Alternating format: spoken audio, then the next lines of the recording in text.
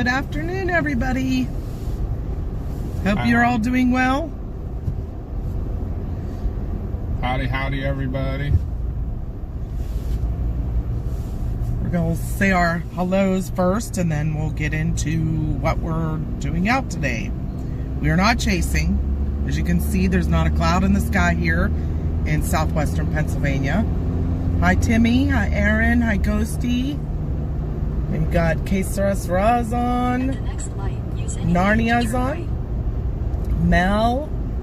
Jay is here. Dylan is here. Christopher is here. Yes, I am. Joshua, if he's still here. We got, let's see, Locked F22. First comment of the day and said, why not Twister X? Well, it's Twist X, first of all. Very tragic. It's May 31st, so there have been a lot of weather instances that have happened on this day. And we're going to talk about all of them, including Twist X, but we are not in Oklahoma, so we cannot do, a memorial to Twist X. But 1985, May 31st, was also the outbreak in Northeast Ohio and Pennsylvania. The very only F5 tornado we did last year. We took you on a tour of the areas that F5 tragically took quite a few lives up there in Northeast Ohio and Northwest Pennsylvania. And today we're going to focus on Johnstown. Johnstown is about an hour and a half or so from us, and we're on our way there now. We got out a little bit late. I apologize. But we'll have a little bit of time to talk to you guys and lead up to everything too. So, and then we're going to follow the path. Hey Noah. Of the flood. Hi Joel. As best we can. A lot of it is rural, so. So, like I said, May 31st had a lot of different weather instances that were very deadly. So, 137 years ago was the first Johnstown flood. And I don't know if people know this, but there were three actually. Very big Johnstown floods. We're going to focus on the May 31st. I don't remember exact years, but there was one in the 1930s, which was the same one that did Pittsburgh. That caused a big flood in Pittsburgh. And then I think it was 77. Does that sound right? 79. 79. And also, like I said, the F5 outbreak in Northeast Ohio and Northwest Pennsylvania. And also Twist X. Paul Samaras, Tim Samaras, and Carl Young were tragically killed in the El Reno tornado. But like I said, we are in Pennsylvania. Obviously, we're the PA Storm Trackers. So today we are going to focus on the Johnstown. Because we actually did the 85 outbreak the last 2 years. Yes, we did. Yeah, we did the F5 path last year, and then we visited a lot of the different locations of different storms the year before. Yeah, with memorials and stuff. Yeah. Yep. 1 year ago today, we attended. Joel was there. The PA Storm Trackers were there. We met up with some other storm chasers. Pez was there on his pink bike. Yep, Pez was on his pink bike. Bill Mill was up there with us. Rust Belt Ruthie, Logan and Sarah were there. Nicole and Suzanne was also there. We attended a presentation by Dr. Greg Forbes and Jennifer Naramore in Ohio. So that was pretty cool. And then we took you guys all on kind of like a ride to show you the areas that tornado hit. So today's focus on the flooding. We're going to ride up to Johnstown, show you the areas, show you where the dam was that breached. We're going to take you to the cemetery where 777 unidentified people are buried. A lot of the other people that were tragically killed in those floods are also buried in that cemetery. I forget how many are actually that they never did find, too. There was a good number never found. And they found, what was the furthest they found? Someone in St. Louis, I believe it was. And they found a little boy in northeastern Pennsylvania, I believe. Somewhere, I just read about it.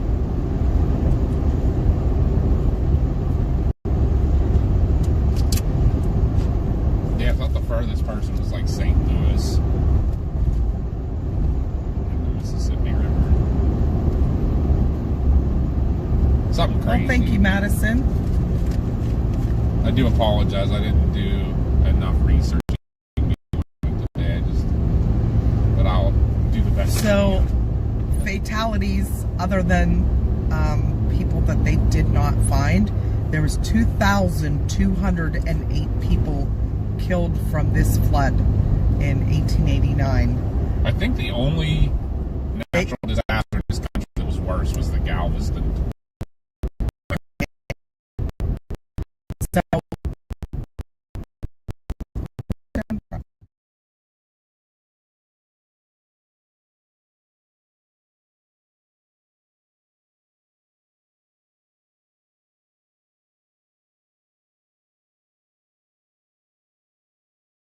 that was able to crawl out of the debris, and he walked to another town and then moved out of state.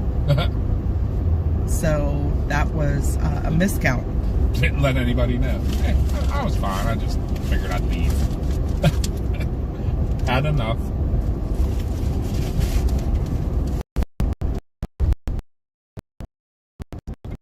David McCullough. And that's an interesting little tidbit. I didn't know that. He survived. I read that interesting fact.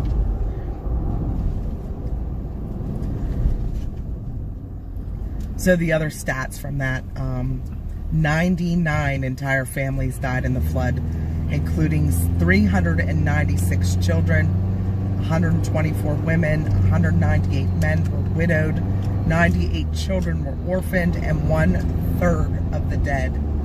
777 people never were identified. That number is so creepy to me, like angel number for sure.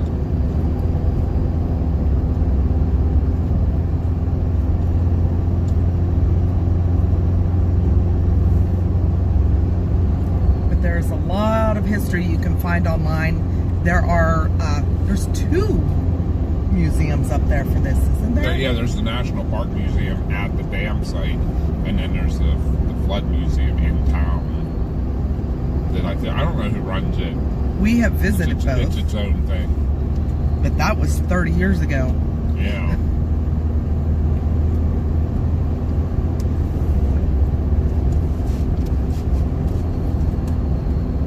A lot of people actually did not die from the flood itself. Did you know that? They died from the debris that caught fire.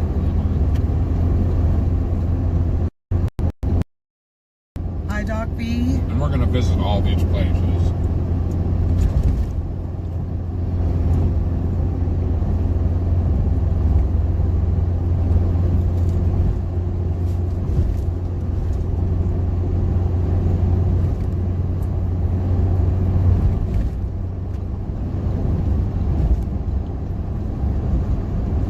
Actually, Joplin, Missouri was May 22nd.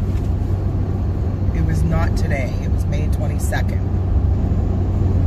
Yeah, this year marked 15 years. Yeah, on March 22nd.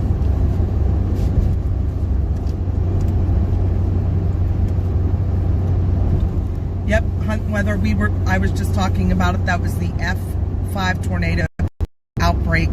Well, the F5 tornado was in northeast Ohio and came into Pennsylvania. We did that whole tour last year. You can go back in our lives and see that. And the year before we also did. The first year we went out, we went to the memorial sites in different towns.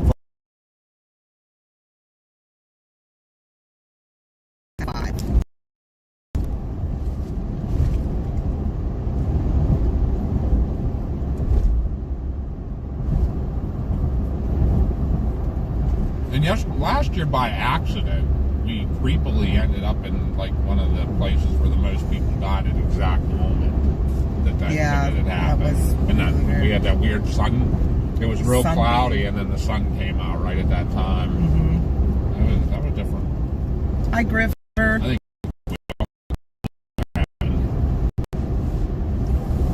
Hi, Michael. Yeah, we have no storms today here. Clear blue skies, not a cloud out there. Such a difference from what happened 137 years ago. Jared Vogel's planning on coming to the Paris Storm Fest. You should set up, Jared. You should literally come and set up a table. Yep. Reach out to us on XDM or on our Facebook, but you should come and set up. That would be awesome.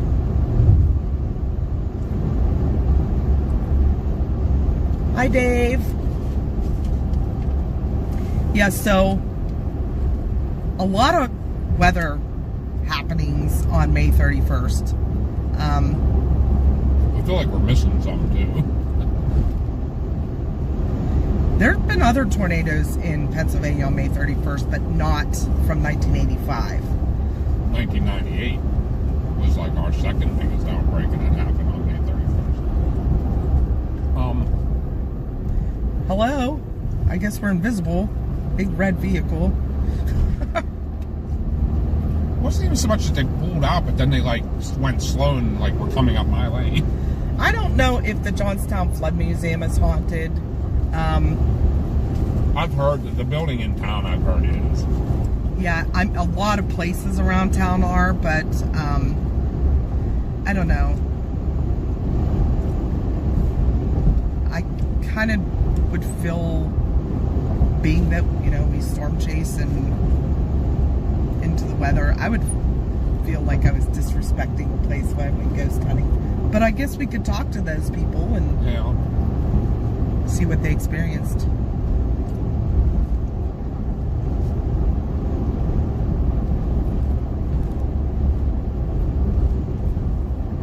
If I'm correct, the film at the museum in town that they made about it won an Academy Award.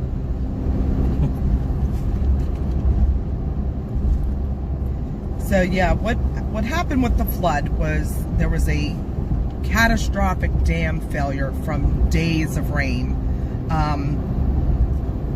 The water and poor maintenance. It was at the Conemaugh Lake, wasn't it? It was the South Fork Hunting and Fishing Club. You want me to do a little history on But it was at Lake Conemaugh. It wasn't, huh? I can't remember if that's what it was called. I think that was what it was called. Yeah, Lake Conemaugh. It overtopped and breached the dam, and the floodwaters, 14-mile path. Want me to do a quick history on the dam? Absolutely. So the dam was built by the Pennsylvania Canal as a reservoir to hold water for the canal boats and everything. And literally, if I think I'm correct, it was only used for like 3 years, because then the railroad came in and basically made the canals obsolete. So the railroad ended up owning the lake for a little while, and the lake was they were able to control the water initially when they built it. They built it okay. It wasn't the best dam, but it was like to typical standards. They had pipes like at the bottom of the dams, cast iron pipes that went through with valves on them, and that's how they could control the dam. And they also put a spillway on it. The spillway, though, was only half what the engineers had said needed to be there. It was supposed to be 150 feet wide, and I believe it was only 75 feet wide. I'll tell you another reason that happened. They said a lot of the slate from the coal mines and things, they dumped in there. They used a lot of crappy. Because they wanted to build more industrial area. So they used the slate to fill it in, and that ended up actually closing off that spillway. Okay, because it like just kind of moves constantly. Slate slides around and very loose. And then when the Pennsylvania Railroad, they didn't need it anymore. They sold it as a private sale. And then it changed hands one more time, And in that changing of hands, I guess the initial person who sold it to the next person was going to lose money on the deal. And they said this isn't confirmed, but he supposedly took the cast iron piping out and sold it for scrap. So the only control of the lake was the spillway at that point. But then the South Fork Hunting and Fishing Club, which was like all the super affluent from Pittsburgh were involved. The Mellons, the Carnegies, the Fricks, all those people were all members there. And they bought it for hunting and fishing. And they would, one thing they did is they lowered the top of the dam to make it wider so two carriages could pass each other on the dam, which that also, obviously weakens it a little bit. They put a net up across the spillway to keep the fish from escaping, but always constantly was getting caught, like collecting debris and basically blocking the spillway. And so those were all the things that were going. And then just the construction of the dam itself, it started having problems with a lot of seeping, and supposedly it actually had a minor failure one time prior to the big one, but it took an entire day for the water to run out. It didn't have the same force that it did because it didn't have the rain situation, I guess, happening. But then, yeah, on May 31st, they got between 6 and 12 inches of rain, and it just started to overtop the dam, and there was, I guess, the caretaker of the club made a very valiant effort of trying to save it, and he couldn't, but he supposedly told a courier to go to Johnstown to tell them to evacuate because it was an imminent failure, and somehow that message never made it. Let's see. Hi, Titanium. Yep, we're heading up to Johnstown. We're actually going to be at the dam site. We're going to go down through the path through town, and we're actually going to visit the cemetery. Yep, we know Mike. Just real quick, guys, we're kind of taking a little bit of the scenic route up because we wanted to go more to the pretty route than all the just boring highway. So there will be a section up here where you might lose us for about 30 seconds. So just stick with us here and check all our cool pictures out while we're Hi, Clay. Going through that area. But it's probably the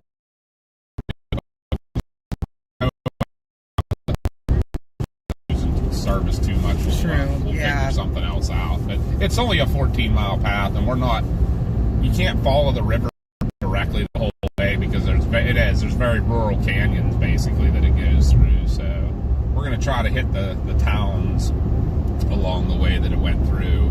I know Mineral Point we're going to go through. That town was completely wiped out. So Cybertruck.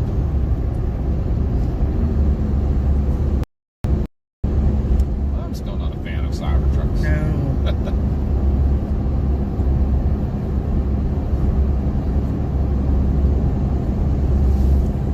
But like I said, you can see the weather's way different today than it was 137 years ago. It was just a big low pressure that just kind of was moving super slow over the area, just dumping the rain.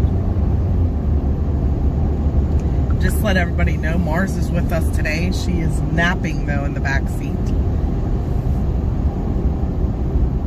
She stays up all night with her girlies, and then but she wanted to come with us today. But she said it asked if she could nap in between while we're traveling. So, what was school like in the 80s for Gen X? What do you want to know about? So, we're both Gen Xers.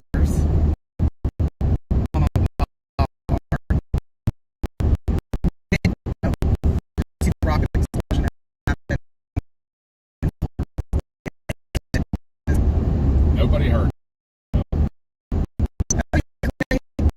16 people are in the ditch.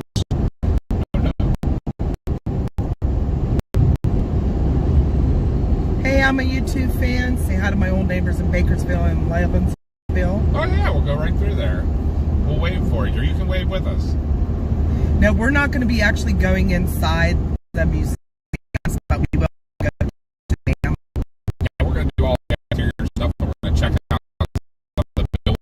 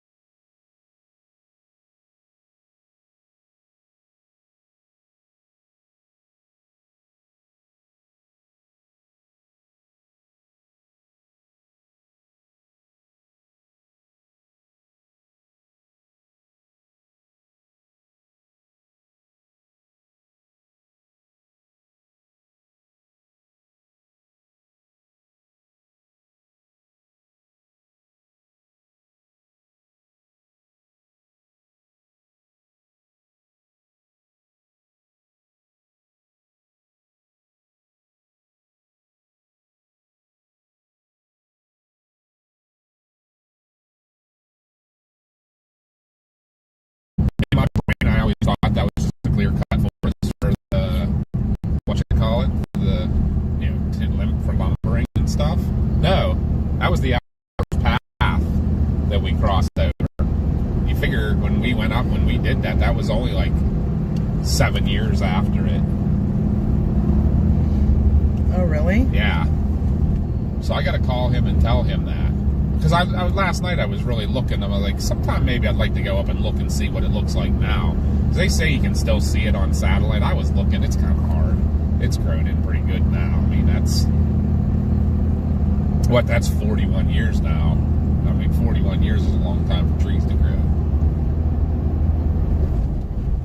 But yeah, remember I told you how there was a PennDOT truck stuck and stuff when we went on that trip? You're reading it. Yeah, I'm sorry. I'm answering somebody real quick. But that's what it wasn't lumbering. It was the F4's path. Really? And it was 1.5 miles wide. They call it the Moshannon tornado. It was 75 miles long and 1.5 miles wide. That's crazy. In Pennsylvania. Yeah. I mean, you think about it. Plevna was a 2 mile wide Yeah. wedge when we saw it. So imagine that going through the forests of Pennsylvania.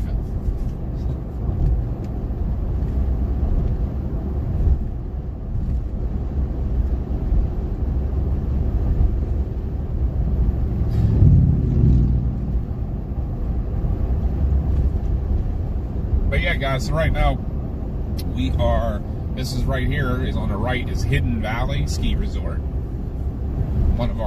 We have 3 ski resorts right up here on this mountain. There's Hidden Valley's in the middle, Laurel Highlands is to the north, and Seven Springs is to the south. Seven Springs is the biggest one. Hidden Valley's pretty big though.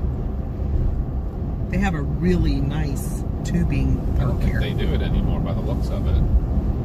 Look pretty. It was a nice park too. I don't wonder why they don't do it anymore. Use it. But we will wave to the people here in Bakersville. We're going to be going through here soon.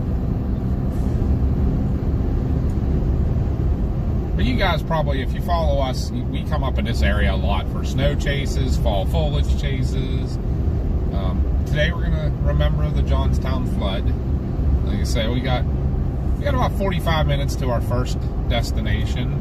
So we'll just talk. You can ask if there's more questions about the Gen X stuff.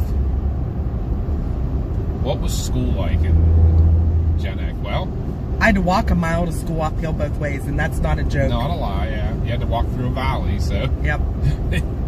You lived on one hill and the school was on the other hill. And I wasn't as bad as her. I only had to walk uphill one way. I lived on top of the hill and my school was at the bottom of the hill, so I had to walk uphill coming home. Mine was... Now, I kind of lucked out, though, because if I would have stayed... I grew up in Jeanette in elementary school, and I only had to walk a half mile to school in elementary. But imagine that. Like, there wasn't... Like, your parents didn't take you or anything. In first grade, I was walking to school. 6 years old, you know. Had some older neighbors, the kids that watched out for me a little. So walked to school, and then if I would have stayed in Jeanette, I would have had to walk as far as Bonnie did. It would have been a mile and a half for me to high school. Because Jeanette didn't have any buses. But what else? You got capital punishment, they called it. The corporal punishment, they called it. You get paddled in school. I got it a couple times for stupid things I did. I was by no means a bad kid, I don't think, in bad terms. But I laugh at those memes all the time that they talk about, like, how, you know, Gen X parents, like, hovered over their kids and stuff. It's because they knew what they did. I saw a meme today that said, you left the house with a "see you later," and you'd ended up in some random field.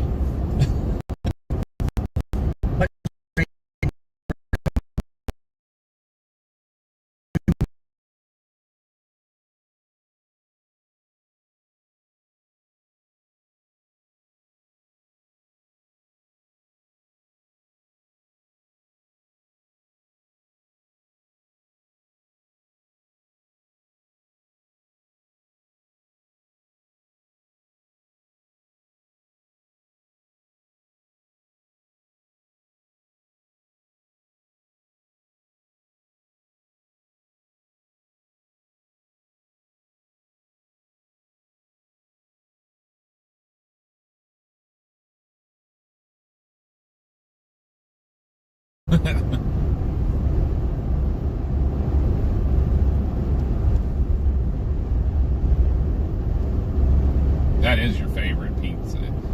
That between that and Joey-O's, right? Yep. I think I like Rustic Mountain better. Really? Mm-hmm. Joey-O's is very specific. Like, you have to be like, I want Joey-O's pizza. But Rustic Mountain, you can eat anytime, right? I think that's the difference. Yeah, like, I don't know. They're totally different. They are. I'm just saying, like, Rustic Mountain's more like a general, you can eat at any time. We were Joey-O's, gone for a little bit, they said. Oh, I'm sorry. Hopefully you didn't miss anything cool. If there's any questions that were asked that we didn't answer, go ahead and throw them at us again. We may have answered them, and you may not have heard us. Unfortunately, we did know coming through that area that there might be a little bit of a gap in service. And I apologize again, there might be some gaps up when we follow the path of the... We'll try to make sure that doesn't happen. We'll keep an eye on that. We'll try to adjust if it seems like it's going to be more of a problem. But we just wanted to come this way because it's a pretty ride. This is Route 31 between Donegal and Somerset right now. Let's call it Glade Pike.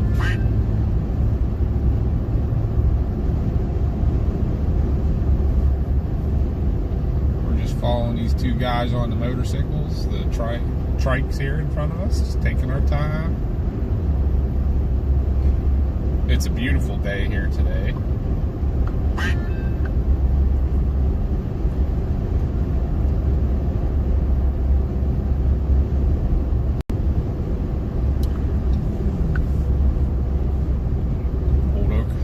First Tea Room. I don't know if it's quite as popular as it used to be or not. I know the last time we went, it wasn't the greatest.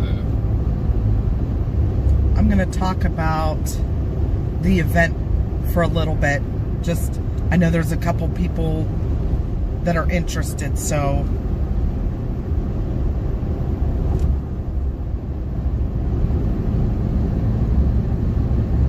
that's cool.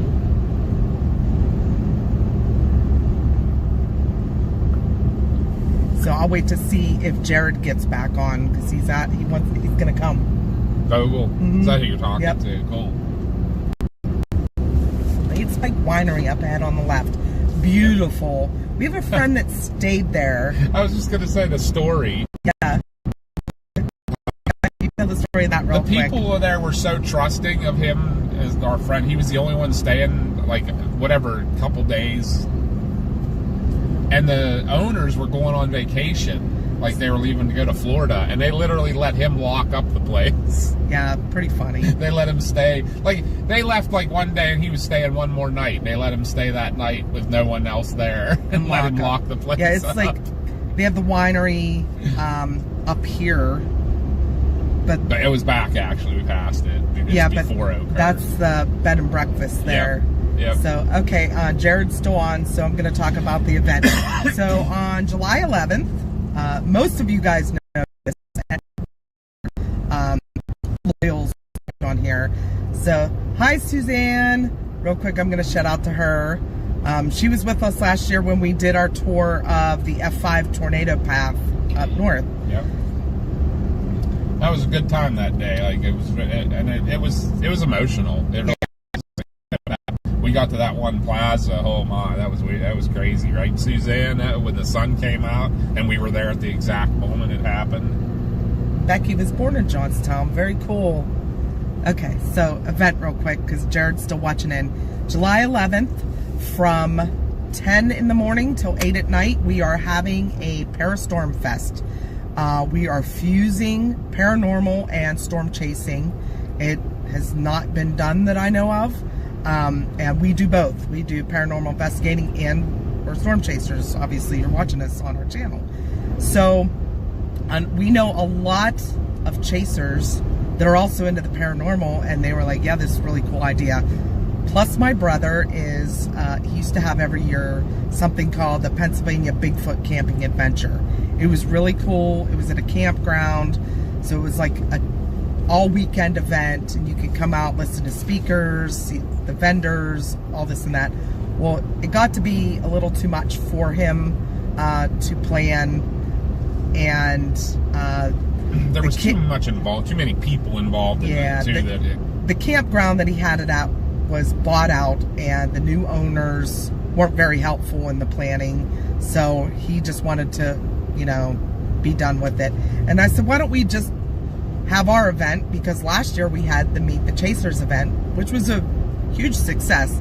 I mean, for our first year full event, we raised $2,000 for the fire department. The year before that is when this whole concept was born. We got asked by the local drive-in theater to come out for the release of Twisters, and we invited some other Pennsylvania chasers in. We had 8 of us there, and that was like huge. We shut down the road. There was like a mile long back up to get into the entrance. They had to close the gates early because they sold out so fast. We actually did a huge thing for them. We did it 2 nights, and then Josh went back like a month later. They actually had Twister and Twisters playing. They did a double feature. Yeah. So Josh went back again, a huge success for them. We got them a lot of money raised. So we said, why don't we start doing this? We'll raise money for charities, and we're going to have it at a bigger venue. So, being that Chris and Josh are both firefighters at East Huntington Fire Department, they were gracious enough to give us the whole field for the day, and we raised money for them because they're volunteer. They have a hard time, you know, raising money as it is. So we had 40 chasers come in last year, but it was hot. So we decided this year with my brother's event, we kind of merged the two together, and we have the hall this year. So we have 6 speakers coming. One of them, the featured speaker, is Dr. Greg Forbes, who is retired from the Weather Channel. He is the inventor of the Torcon, so y'all might know him. He is the featured speaker, but also on the weather side, Nick Wilkes is going to be doing a paranormal weather fusion. He's going to be talking about how the weather can actually kind of like attribute to paranormal events and vice versa. Also, we were going to speak as the 3rd speaker, but because we're hosting, it's going to be so chaotic that we are actually going to have a panel of chasers. There's going to be 6 of them sitting in the room where the speakers will be, but it's going to be like a Q&A session. You can ask anything to them about storm chasing, weather, anything like that. We're also going to have a few workshops. The weather workshop is going to be, they're all the workshops are outside under the pavilion. So meteorologist Cody Barnhart is going to be doing a weather workshop on Radar 101, teaching the public how to read a radar. You know, the things we talk about in our stream, like velocity and correlation coefficient and, you know, vertical lift and things like that. He's going to show you how to read radar. He's an awesome guy. We love Cody. He was there last year. And then we'll have a bunch of paranormal speakers and paranormal workshops. We're also going to have a Chinese auction. A lot of people are donating, and we ask all the chasers and paranormal teams to donate something for the raffle. All of the proceeds from the entire event are going to 2 charities.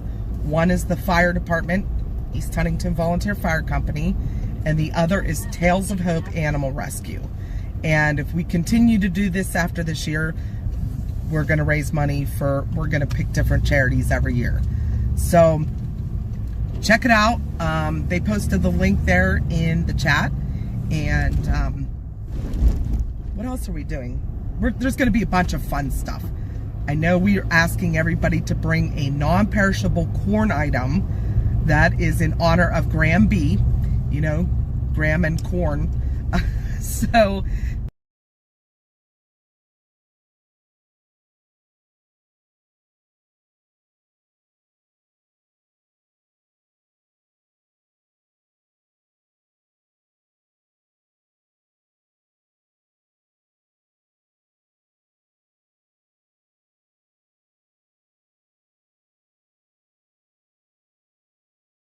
corn chips, because the food bank accepts that stuff, because they have so many people that they donate out to in the community that it goes fast. Yep. So doing that, that's also in honor of the great state of Iowa. Yeah, the corn hub.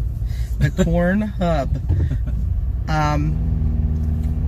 Well, we're going to be doing, what else are we doing? There's going to be food trucks. We have 6 different food trucks.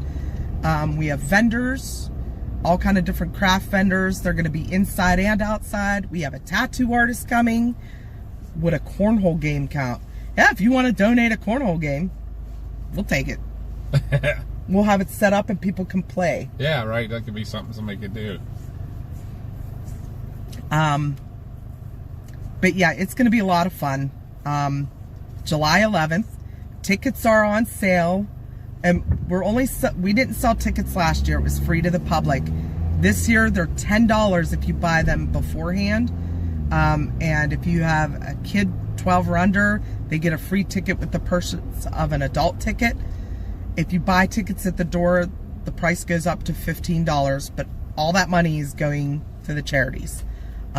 We are not profiting from this at all. Right.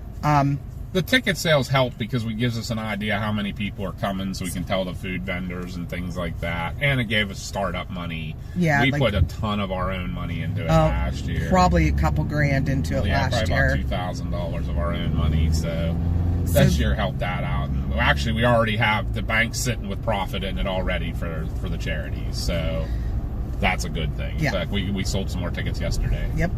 So, very cool. And there's also event t-shirts, mugs, hats, stickers on the website as well.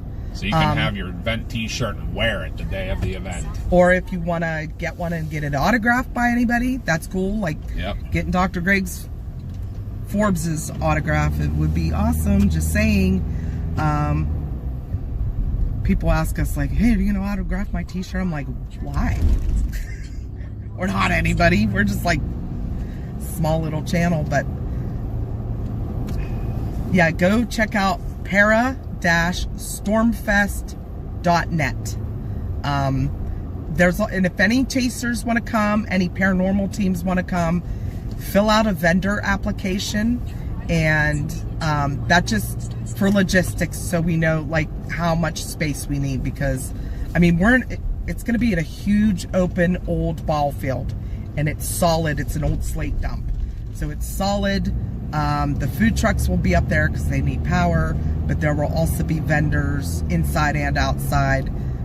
Like the tattoo people will be inside because they need power, obviously, and stuff like that. But guys, gotta come check it out. It's come hang with the cool kids, meet all the different storm chasers and paranormal teams. Did you talk about the after event stuff too? Oh yeah, so it runs till 8 o'clock. So about 7 o'clock, we're gonna be giving some awards to some of the attendees, not the public, but you know, the chasers and the paranormal teams.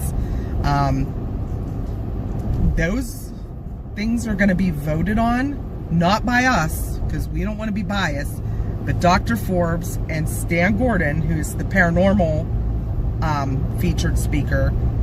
We're going to have them vote on different things that we picked out, like best chase vehicle, furthest traveled. Furthest traveled isn't a vote. Yeah, that's not a vote. We'll know who's the furthest traveled. We already know who the winner is as of now. Yes. So, yeah, it's going to be a fun event. But the after, so it's open to the public. If you purchase tickets, you can stay. We are going to have a fire that we can sit around and tell ghost stories or talk about your favorite chases, things like that. We also have a DJ that's going to be doing karaoke. So you can stay after and hang out with us, just chill, That's going to be super laid back. Yep. So yeah, like, it's going to be great. We had such a blast last year. The only thing was it was so hot, but now we have the inside that's air conditioned. So if you buy food, you can go inside to eat and cool off. That's where the Chinese auction will be set up. Just take a break from the heat or whatever, but there'll be, one of the food trucks is Kona Ice, so that'll help keep you guys, you know, keep cool. But if Pennsylvania does Pennsylvania things, it'll be like 50 degrees and rain. Last year it was 100. Yeah, last year was 100 and no rain. But any chasers or paranormal teams that want to come, bring a canopy and a table and chairs to set up outside. Obviously, if like the vendors that want inside access, we only have very, I think we only have 2 spots left for inside. But they pay a little more so that they can be in the air and they get electricity and things like that. But there you go. Hey, thanks for the sub, Laid Back. So we're not too far. Less than a half hour to our first. We're going to start at where it started. But yeah, Jared, if you can go on to the website and fill out a vendor application, you don't have any of the chasers or paranormal teams, you don't have to pay a fee. You guys are free. Yeah. So it's just we want to for have logistics. For a list. Yeah. So we have a list. And we know you said you're coming. Hey, Salty, how are you? Salty. I've been bad at saying hi to people. I gotta get better back, but I always just get so excited. I'm always so concentrating now. Sucks getting older. Hi, Hannah.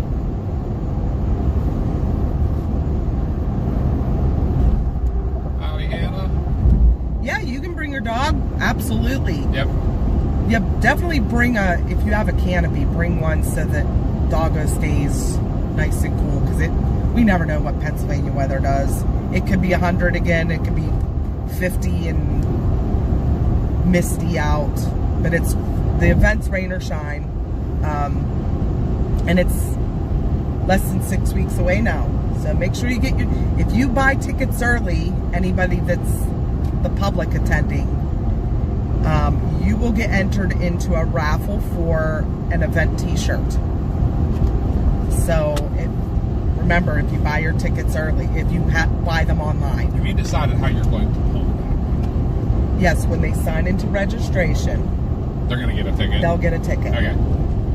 So, because they have a list. Thinking about that, I'm like, I need to make a wheel. No, yeah, we have a list of all the ticket purchases, obviously, because you have to bring your ticket or show it on your phone.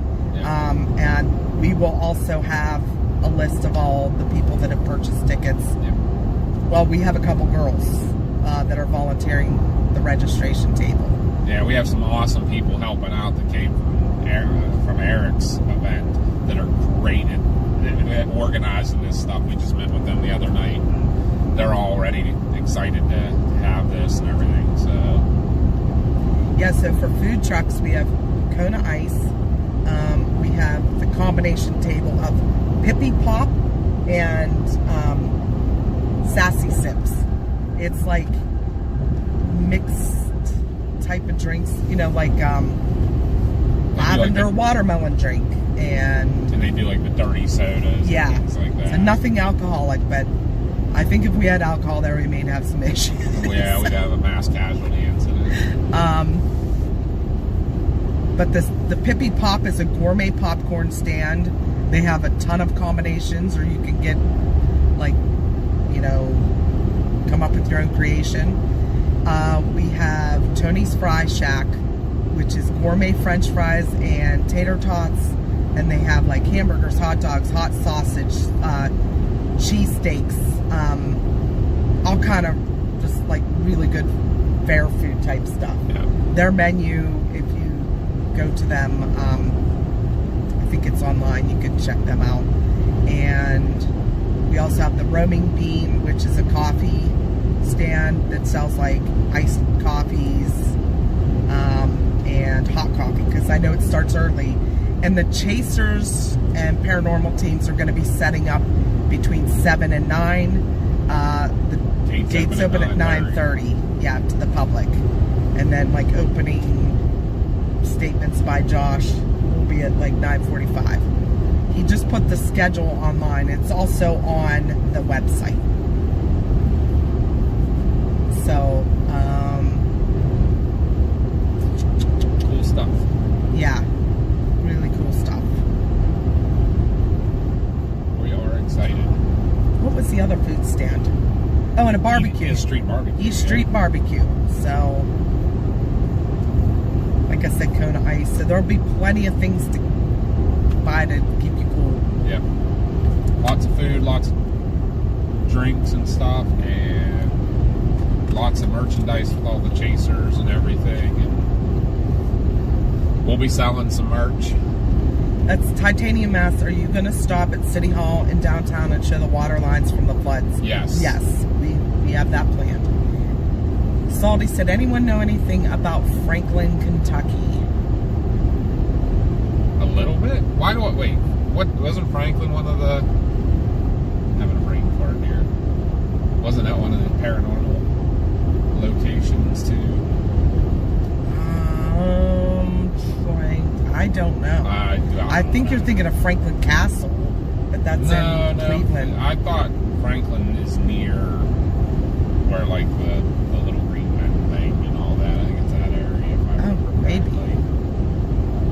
But what about Franklin, Kentucky? Salty just asked if does anybody know anything about it. Are you moving there?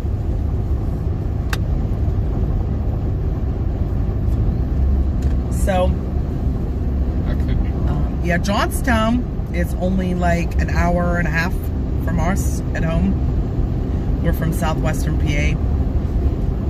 Near Pittsburgh, well, Westmoreland County, so Yeah, Johnstown's in Cambria County, which is one of our neighboring counties. It's actually one of the ones that we touch the least.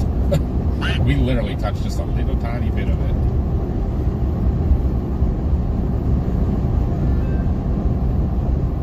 But we get into Cambria pretty regularly, even with our job and stuff, because like our northeastern sections that we cover on the ambulance, Johnstown has a level 1 trauma center in it called Conemaugh Memorial Hospital, and so anybody in our northeastern districts of our ambulance service area go there with their traumas and their heart attacks, stuff like that.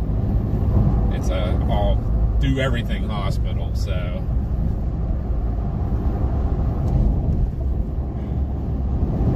Franklin near Tennessee border. I was looking at houses there, just wondering what area. Like, been 12 years since I've been down there. You know what? I think we were in. Is Franklin was where I think we ate dinner the night we had her and Jeremy with us chasing. I think that's the town we ended in. Remember we went when we got Wendy's and stuff? Yeah. It was a nice town. I like that area. Not super mountainous or anything. It's like kind of almost still kind of near the Delta, I felt like.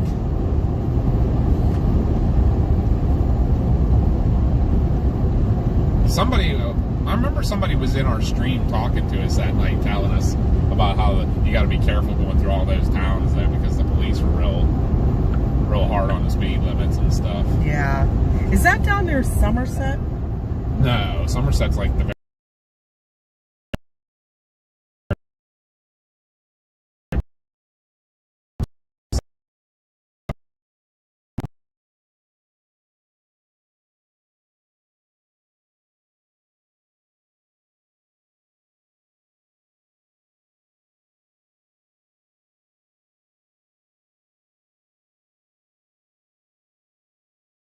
today, Bubbly decided not to get out of bed this morning. I was exhausted.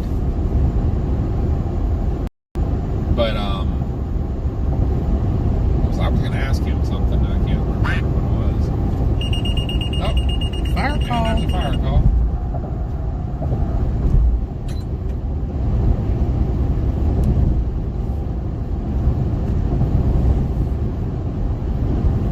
Many of you guys that follow us normally, we're on this road a lot in our winter chases. You see us on this road a lot. And we get up here on thunderstorm chases pretty regularly too.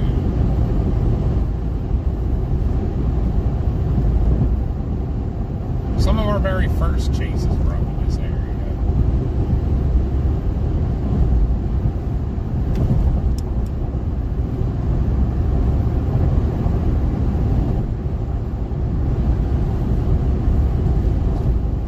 Appreciate you guys. You guys have a million things you can do on a beautiful Sunday, and we appreciate you being here with us. And I hope we can give you a little insight. If you have any questions about stuff, definitely throw them out there. If I don't know the answer, I will look it up. Like I said, I used to be better. I've gotten a little rusty on some of my knowledge about this, but if it's something you want to know, I'll look it up. I'll try to remember what I can. That's kind of a test for me today, too, to see what all I remember. Titanium said, avoid Dale and Moxham areas, elevated in those areas. No. I don't even know where that is, but we just drove. We had to drive. We're both paramedics, so we both took I don't even know what I'm saying. I'm tired, sorry. I took a patient to Conemaugh the other night. And going back to our station, we had to go through town. So I'm not sure even where we were, but Dale is actually pouring down rain along the river. Well, I don't know if we actually come through it, but it's the river from town. I do know that. Moxham, I think Moxham is too.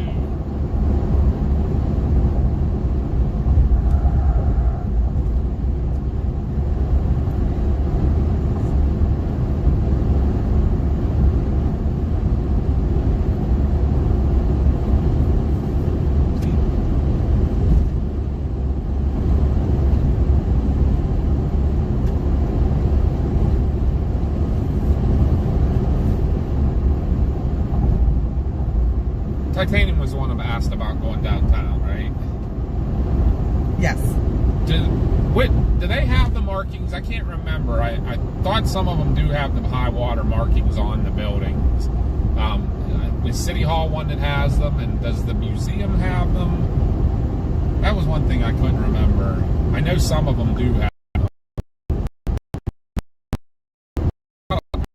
I know the church, the Presbyterian church, is like the one thing that, like, it withstood the flood like the best. Like, it actually divided the water around a lot of stuff. Solly said East Cleveland, after 6 years, finally got funds to clean up the 30-foot mountains of trash blocking roads in dead neighborhoods. He said, I guarantee they'll find bodies in that mess. Wow. Oh. That's crazy.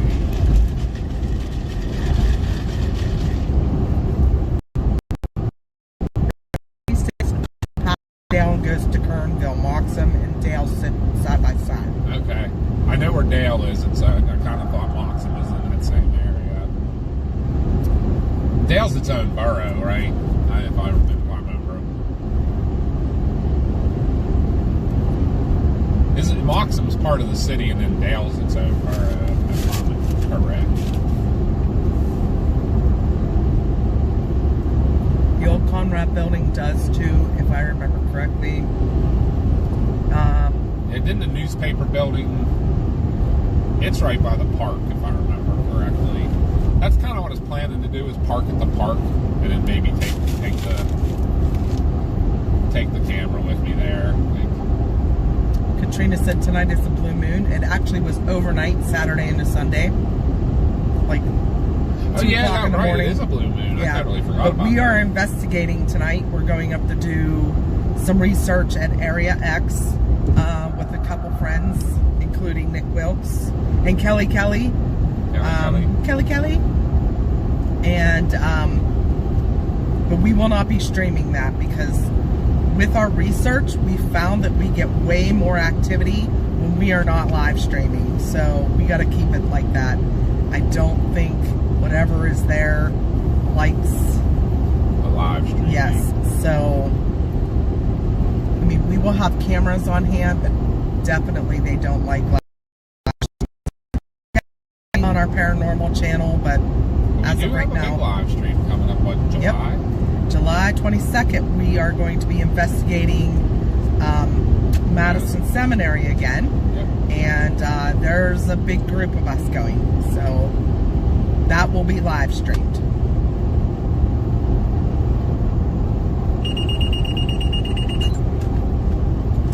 And Titanium said, yes, Central Park is under construction. City Council ruining stuff. Had a lot of history there. Dave said, my neighborhood smells like a giant Band-Aid right now. Someone must be spraying lawn or garden spray. Yep, we've actually been on the incline, Mike, several times. You can take your vehicle on that incline. I don't know if they still do that. Yeah, if they still do it, but we took our vehicles on that incline several times. We used to take every year my dad, before he passed away, up to the restaurant at the incline. That was like one of the best restaurants. I loved it. I don't think it's open anymore. I'm not sure.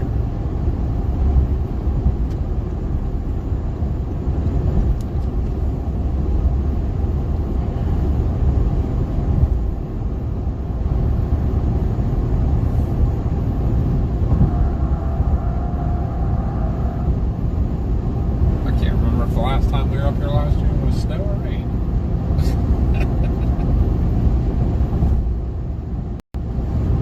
Wasn't super long ago though.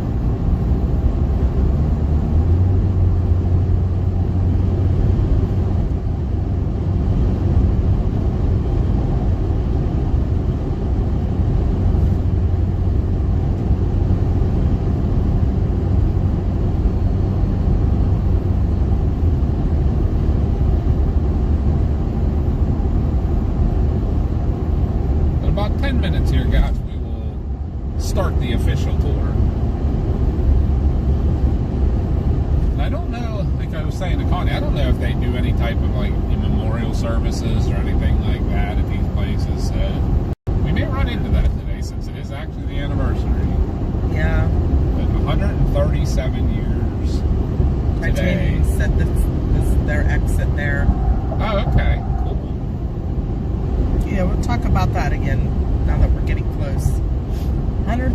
77 years ago today. We're going to be starting the tour almost exactly when it happened, too. Real close. So, days of pouring down rain led to Lake Conemaugh breaching the South Fork Dam and causing the water to rush 14 miles into Johnstown. Very devastating and deadly flood. They say at times the wall of water was 70 miles or 70 feet high. They say 30 to 40 feet when it came through Johnstown. Just imagine that, though. Coming through a city, 30 to 40 feet of water. And quite a few people did not die from the flooding. They died when all the debris got stuck up against the arch bridge and caught on fire. Because they were trapped in the debris and they were still alive, but then... And the fire was caused, you figure, it had been a cold, rainy weekend, or cold, rainy few days, so everybody had their coal stoves and their wood burners going and stuff like that.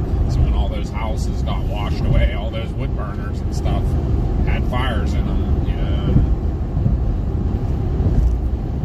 2,208 people perished in the Johnstown flood of 1889. I was thinking 137. Yeah.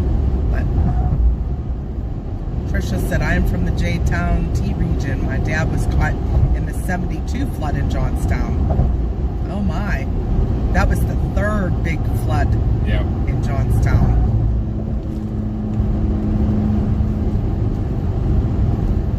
I think it was 36. I think it was 1889, 1936, and 1972. And the sad part with the 1972 was they thought they'd been built good enough flood control that wouldn't happen, and it did. Because after the 36 flood, they completely redid all the rivers and stuff in town and put them in big concrete channels.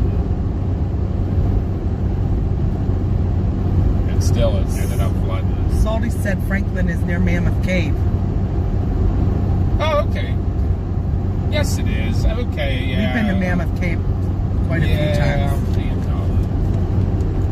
I'm thinking of the wrong. You know what? I think it was What caused the 72 flood? Water? Just heavy rain and water. That one was just heavy rain. I don't believe there were any flood, no dam breaches or anything like that. Just too much rain. And it literally, there was, even with all the flood mitigation canals and stuff, there wasn't enough space for the water. Sorry, I had to be kind of be smart.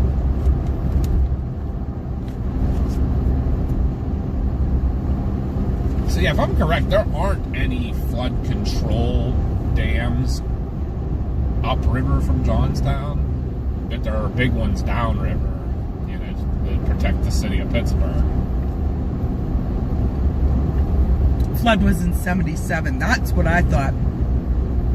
It was in 77. Yeah, that's what I said originally. Yeah. I knew it was like somewhere. I honestly couldn't remember exactly. But we're getting there, guys. Like right now, we're passing the exit you would get off to go downtown Johnstown. Whoa, hang on. Water caused it? No, he asked. I had to tell him. Yeah, all of the events, all the flooding events were just heavy rain. If I'm right, was 77 was the remnants of Agnes? Hurricane Agnes, I think. Because it also caused, like the whole state of Pennsylvania had heavy flooding. The Susquehanna River over into Harrisburg and all that got horrible flooding from that too. This area is very susceptible to that, to remnants of tropical systems causing bad flooding, like Helene did to North Carolina and stuff. That's actually was a good view right back there. You can see the Conemaugh Gap. Mm-hmm. I don't know if you can catch it again or not. I don't know if there's anywhere to park right there. No. Dang, hi, Justin. But I was saying there's a good view back there to the west. You can see the Chestnut Ridge, and then you see the Conemaugh River Gap. You can see where the Conemaugh River flows through the Chestnut Ridge. Super said 77, a rainstorm hung out over the city for like 3 days. I did not do that. We get those this time of year around here. Numerous small ponds and dams broke like a Laurel Run flooded shell plant. Okay. They never really fixed the areas from the big Mississippi flood, so that's going to happen again likely at some point. Yeah.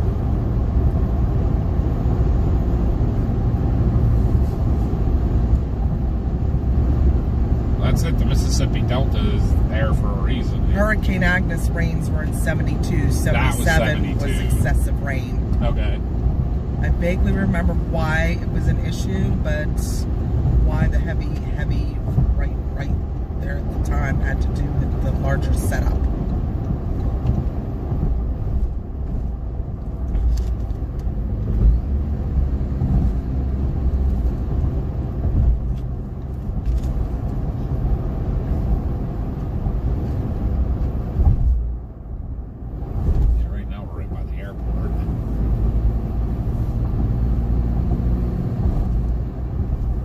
I do know a big problem, the 1936 floods was a big reason that the national forest systems were put in place, because that was a big contributor to the 36 floods, was the clear cutting of all the forests on all the mountains and the watersheds that all came into the city of Pittsburgh.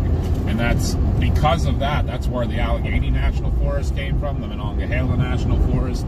They created those because they couldn't have all that empty land letting that water run off into the rivers. That's what caused the 36 flood, which is still the worst flood the city of Pittsburgh has ever had.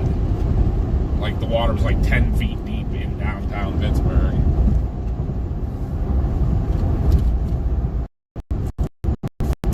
If you want a good view of the Conemaugh River Gap, go to the Giant Eagle on Scalp Avenue. Really good view from there. Is it? That's pretty cool. That's pretty close to where we were. We were on 219 looking.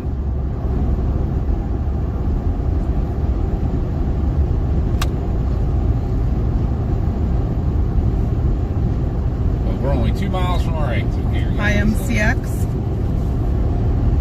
He said, yep, trees are good. Trees are the answer. Pennsylvania has a lot of them. Yeah, but back in the 30s, there weren't hardly any because they cut them all down.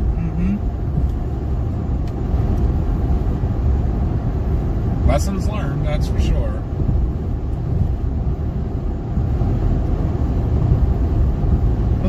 We take you out today and show you some of this. This is very much weather related, obviously.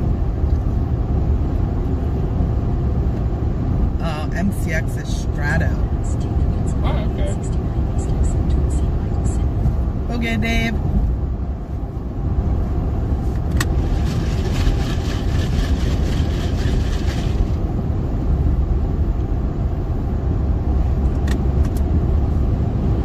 We do appreciate the locals, you know, input. giving us some. I was saying, Yeah. sometimes you guys definitely have much more knowledge on these subjects than I do.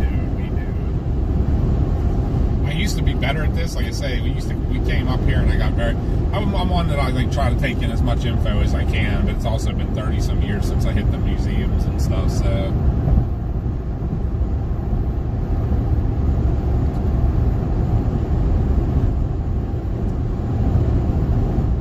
Kind of cool to see some of the places because they still exist, you know. If I remember correctly, the National Park Museum was the caretaker's cabin. It was his home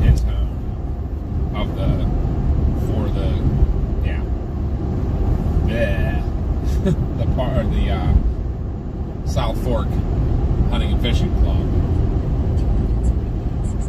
And you'll see that. We'll show you that. We're going to actually show you. So what we're going to start with today actually is the clubhouse. This would have been where all the affluent hung out when they were up here visiting. So Super Stu said, impressive you know that much about Johnstown since you ain't from it. Pretty cool. We're an hour and a half from it. We used to come up here all the time. Like I said, we would just come up here for a day drive and ride the incline and eat at the incline restaurant. There was something we go to the about Tomahawk games all the time. We always said there's something about up in these mountains that drew us to them. But I know my family, you know, some of them settled in this area and came from this area. So we love coming up for Tomahawk games. Yeah, we do like that. Everybody tells us we got to come up for some baseball games and stuff. Okay, too. Justin, if we don't see you before then, we'll see you in about 6 weeks. Right? You can still hike through the old turnpike tunnels. Yeah, we haven't done that yet. No, I keep talking about it. Trisha said the weather's changed as far as severity of storms go. I lived in PA my whole life. In the last few years, the storms are insane. Like hail, just hailed last week here. Yeah, I agree. I grew up in Pennsylvania my whole life too, and I barely remember hailstorms growing up, and we've had so much hail lately. Like big hail, not just the pea-sized. I mean, last year at work, we had a hailstorm that came through, and it was very hit or miss in Westmoreland County where it hit. But we had probably right in front of quarter-size us, hail. I'll stop here for a second. That is the clubhouse. That's the clubhouse that was here. So that would be where the Carnegie's, Mellons, and Fricks and such hung out. And it is part of the, I'm pretty sure it's part of the National Park Service now. So Yeah, there's a sign there. Yep. Kind of cool. So this would have been the clubhouse, and the lake would have been behind us, and that would have overlooked the lake. I'm pretty sure there wasn't anything. Are you able to tour this? I don't know. I can pull in the parking lot real quick anyhow. I can take a walk up on the porch at least. If you would like me to. I'm going to turn around here in the parking lot. But so that building was here. Like I say, that was the clubhouse that they built. So that building, I don't know, probably tells you when it was built. That building's like probably near 150 years old. And the lake would have been down that way. Like, obviously none of these buildings and houses would have been here. I feel like the lake shore probably was about where that tree line is, you can see down there behind the houses. And we're going to go down there and take a look. But let me take them for a quick walk up on the porch real quick. Yeah, you can. I'll plug this. Titanium said, we don't talk about the incline. It's been under maintenance for 4 years now, with false promises of this year to open each of those 4 years. So it's closed right now still. Yeah, huh? I love that. We could take the vehicle. Car on yep, it. that was so cool. I'd love to do that on the stream. That'd be pretty awesome. Well, it's under maintenance. I'm going to hand the camera to Chris. He's going to take you around and show you the different signs. Remember, we're doing all this today because it is the 137th year? What's that? Since the flood? Yeah, 137. May 31st, 1889, for the first great Johnstown flood. 2,208 lives perished. This was established and built in 1879. So 10 years before the flood. Yeah. So this building's 147 years old. Do you want the camera to show them? Yeah, I'll take them real quick up and take a walk up on the porch. Just walking on some history here, right, guys? All right. So there's that. Just tells you about the building.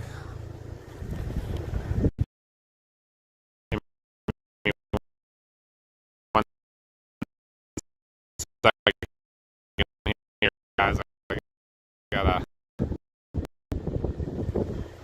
Hey, You see? he's a Moab member. Sponsor. Thank you so much. Thank you.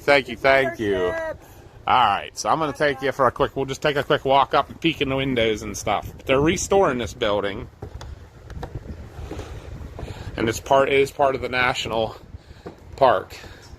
See if you can peek in and see what's in there.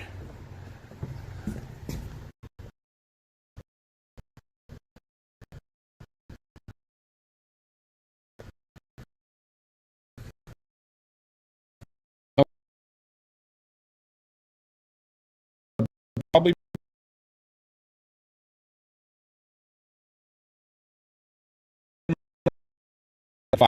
fire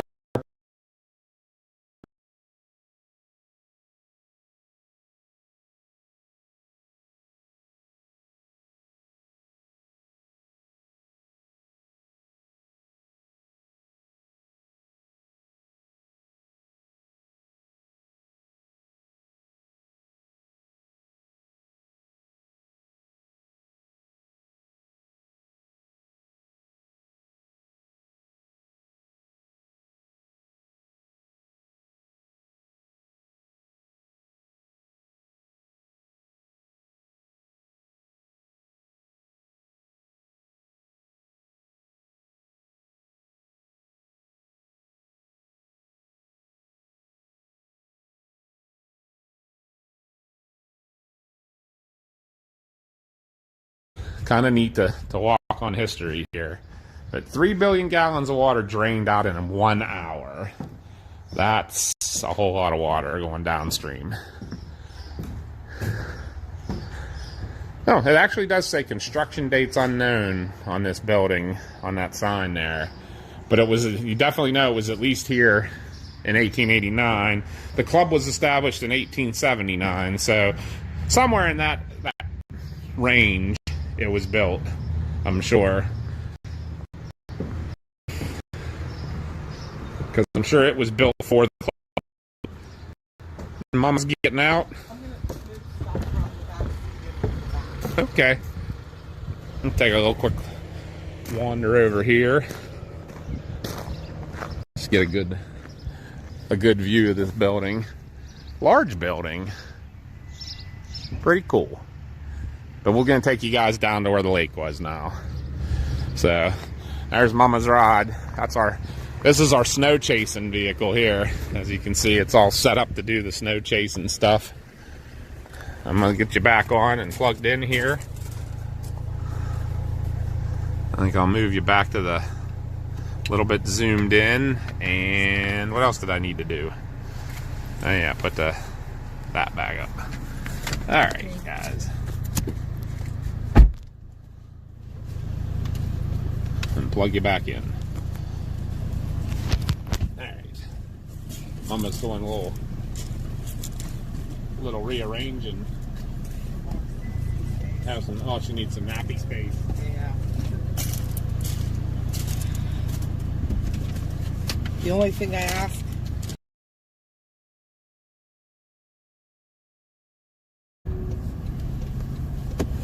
Turn left onto Lincoln Street, then immediately turn right toward Franklin Street. Turn right toward Franklin Street, then you'll take your first left onto Franklin Street. Turn left onto Pennsylvania 869 West Locust Street. So the lake sat all behind those trees. Yeah. And that was called Lake Conemaugh. Correct. In a quarter mile, turn right onto South Abutment. And there's no lake there at all now? No, you'll see here in about 30 seconds probably. I caught a little bit of it when we were coming down this road.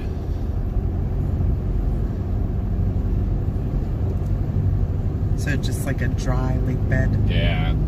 The railroad tracks run through it now, and the river still runs through the middle of it. Okay. Gotcha. There you can see it here. Oh, okay. Turn right onto South Abutment Road, T308.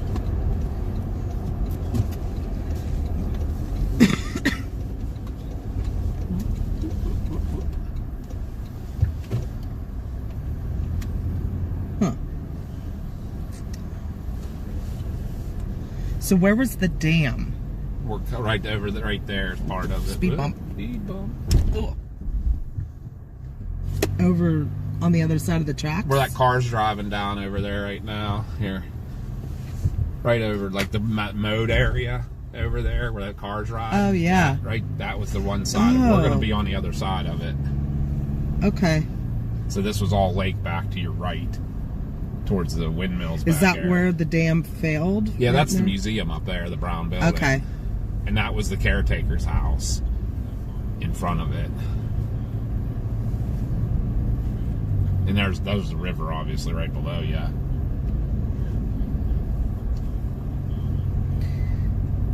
Yeah, the building was there since World War I days, yes. It was built in, what did you say, 18... The sign out front said that construction date unknown, but obviously built sometime between 1879 and 1889. Because the club just after the Civil War, basically. Yeah, the club was formed in 1879. In 600 feet, your destination will be on the right. Oh, you can walk out that. There's like a trail. Yeah, you can walk out on this side of the dam too, which it looks like it's a little busy today. That's all right. I'm gonna imagine. Beautiful day. And it's the anniversary. Yeah, there's the dam right here. See, there's the other side with where those railings are, and this is the side over here with the railings, and then Okay. between's where it failed. But this is part of it right here. You can walk them out to that. That's what I'm gonna do. I guess it's not that busy. There's a few peeps here. Your destination is on the right.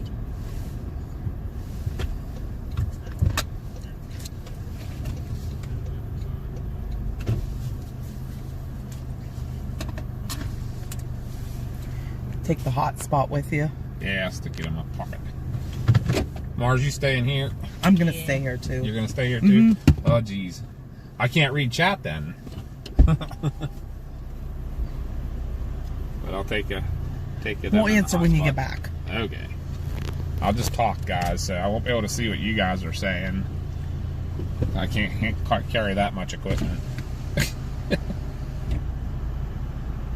don't know if I should take one of the mounts. It might be easier to...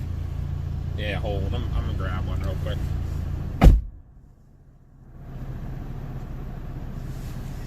The live bag is now in the back. Oh, okay.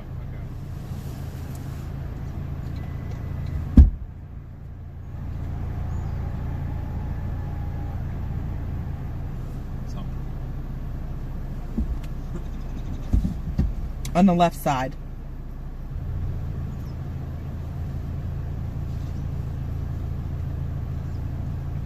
Wait, there's no mount in here. Really?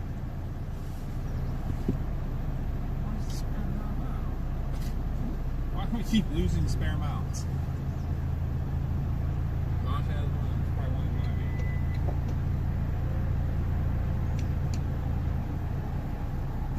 of mine. Wait. I know where there is one. That's alright, I got this. This will be good enough. Okay. I was gonna say there's one in my book bag. I won't be able to set it down, that's all. Alright, guys. Let me change this so I can actually see what I'm looking at. Alright. So let's take a walk here. We'll be right back. So this is the dam. They have all kind of hiking trails here. You can walk down in front of it, down to the creek itself and look up at the dam. Gonna walk over here and take a look from the dam itself. Hello. You're over at the visitor center? I have not been. Can I interrupt you a minute? Yeah. Well, we're live on YouTube. Oh, lucky me. This is a map of the area. Are you okay to be filmed and on there? Yeah, I'm not telling you my name. That's all right. That's fine.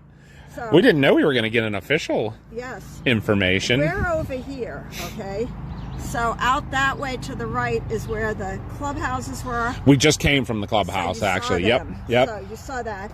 And then over on the other side, have you been over to the visitor? I have in the past. I haven't been today. So, and of course this gives... That was the caretaker's house that was over there, correct? By the museum? Yes, more or less. Okay. Yes. And in here, here's some of the pictures of the houses. And it goes into a lot of detail. And it has a picture. Where are you from, sir? Just down near Mount Pleasant. Oh, okay. But there's a lot of information here. I'll give this to you. Oh, well, thank you. I'll have to get another one for those nice people. But if you don't understand the geographics of where the dam was and that, I'm pretty well educated on, we're storm chasers. So we do okay, weather-related stuff, and there's not a whole lot I'm going retired. on. I know what Yeah, storm chasers. right. If you want one of those, I'll get it to you. Would you in 2 like? minutes. Because I could even give him this one, yeah, because I'm going to be here for a minute. Okay, I appreciate that. Thank you. That gives you a so lot of Out information. and everything. Yeah, it's pretty interesting, that's for sure. Right. He's filming me. We're on live on YouTube. Oh, gee, That's not me. Not I've you. been doing this for like 12 years now. Oh, really? When I retired from working, I come out more. Okay. But now I'm getting to that peak age in my life. Right.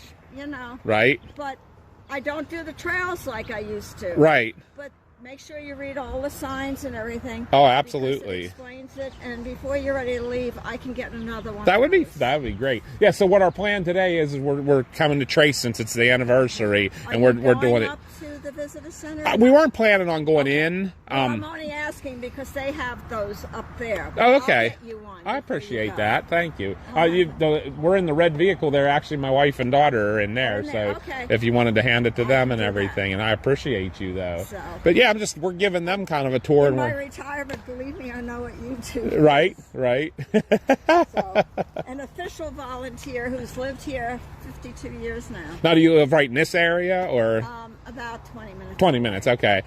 We have I'm actually. closer to Johnstown. Okay, right. Easttown. We have a local that was in our stream on chat giving us some more information than what we knew. So, And of course, there's the museum downtown. correct. too. And we've been to both. It's been years, Yes. but like last year, we did the tornado outbreak that happened in 1985. We did like a thing on that. So this year we're doing the flood because this is kind of a big day in weather history of Pennsylvania. Still filming? Oh yeah, it's live. I'm not sure how many people are watching. I was going to tell you my background, but I'm not. If you No, yeah, want to you can maybe tell my wife and that, or tell us later. And Okay. Well, so make sure you walk out to the end. There's more yep, information. I'm gonna do that. And Thank you so much for your steal my time. Gatorade. No, I won't. Thank you.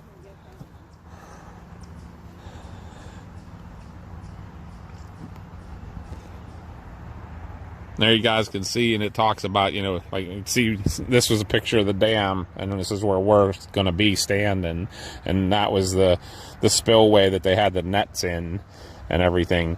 And as you can see, the dam already had an area, and that's what they were talking about. I guess it had trees on it, and this area had already failed once, so, and been repaired. And you can see how large the lake was, which you'll get to see here in a minute. So let's head out there, guys. That's pretty awesome, though, that young lady there out here volunteering. But yeah, so as you can see, we're on, this is the crest of the dam here, and as you can see about how wide it was and everything, they wanted it wide enough. It actually used to sit, forget how many feet they said higher. It was either 6 or 10 feet higher than where it is now. And they wanted it wider for the carriages to be able to pass each other, and then the carriages would have came across obviously and went up that way to the clubhouse and everything. But this is actually the dam that failed,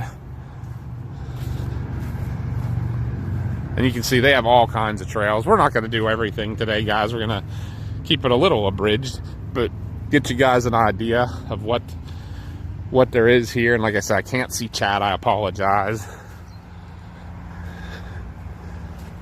but you can see, I mean, when you start to look at how far down this was a lot of water. Like, this was a very large dam, and and honestly, it was almost right about this time that this happened, this time of day. There it tells you all about the dam.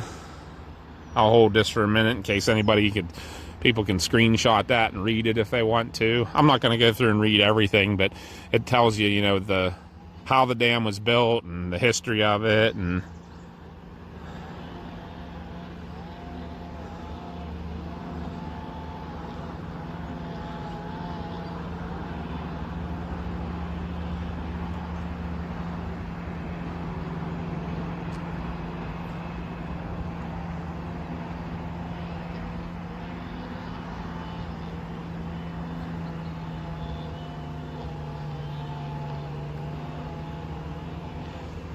crazy. But here, we'll look over, and there's the edge of it, and part of it's still down there, and then the river running through the middle, and there's the other side of it. So this gap's pretty large. I'm zooming out to the big zoom there, and you can see, and that was the caretaker's house up there, if I remember correctly. I'll zoom in, and that's the National Park Museum up there. Very neat place. Has a really good film in it. And actually, yeah, you can see, my screen's not very bright, but you can see that bridge over there. That bridge is the spillway. So that's where the spillway was for the dam, and was all clogged up with debris And as you can see, when you look, it wasn't very much lower than the top of the dam. It actually looks like the dam, you can almost see over there that how the dam, the middle of the dam actually is lower than the edges. So the middle of the dam was probably almost the same height as the spillway. So that's not good. That's never good. That's not going to do what needs to be done there. So that's why it was so easily overtopped, and then it just let loose. And I'll go back out now to all that 2 miles long this lake was. That's a lot of water. And now you can see the railroad comes right down through the middle of it. But this is where the dam was. This is 3 billion gallons of water all flowing down. Only took less than an hour to flow downriver that way to Johnstown. And that's where we're going to head now, guys. We're going to head down that way. We'll get back, see if there was any questions you guys asked while I was out here that maybe Mama...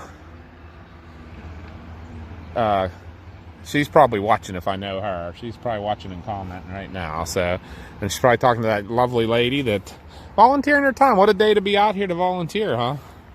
I'm surprised there aren't more people. You know, like, I mean, I guess something that's happened 137 years ago doesn't mean a lot to people, but the second largest weather catastrophe or natural disaster in our country, it's kind of a big deal, I think.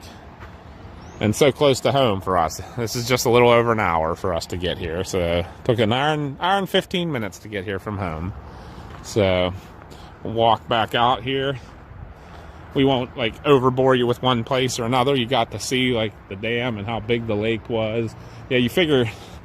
I have pictures. Actually, if the thumbnail of the thumbnail today is from up on this side of the lake, up towards the clubhouse, looking down, you can see how much that picture was taken.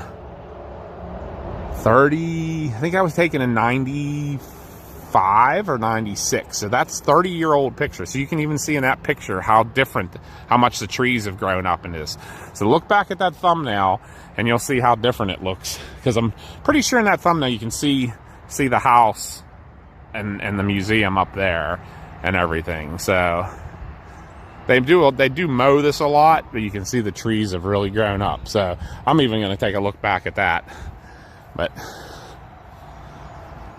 that's how long ago that picture was taken. I actually took that picture out of a photo album this morning and took a picture of it with my phone to put it on. So, because we haven't been up here since taking film pictures. I was like, I thought maybe we had something, but maybe not. But she's over talking to Connie now, so we're gonna mosey over there and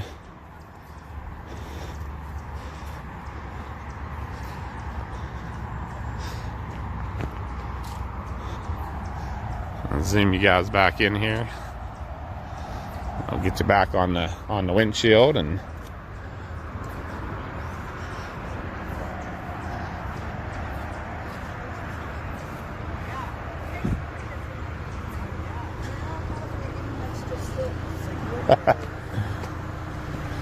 I'll give you back. Okay. Well, you might want to see this. This was from last year, how they lined the bags up with the lights. Oh, wow. With the name of all the people, the 200. 2,208 people. Yes. All luminaries. Yes. Oh, and they put wow. them all the way out to the end, both sides and up by the visitor center.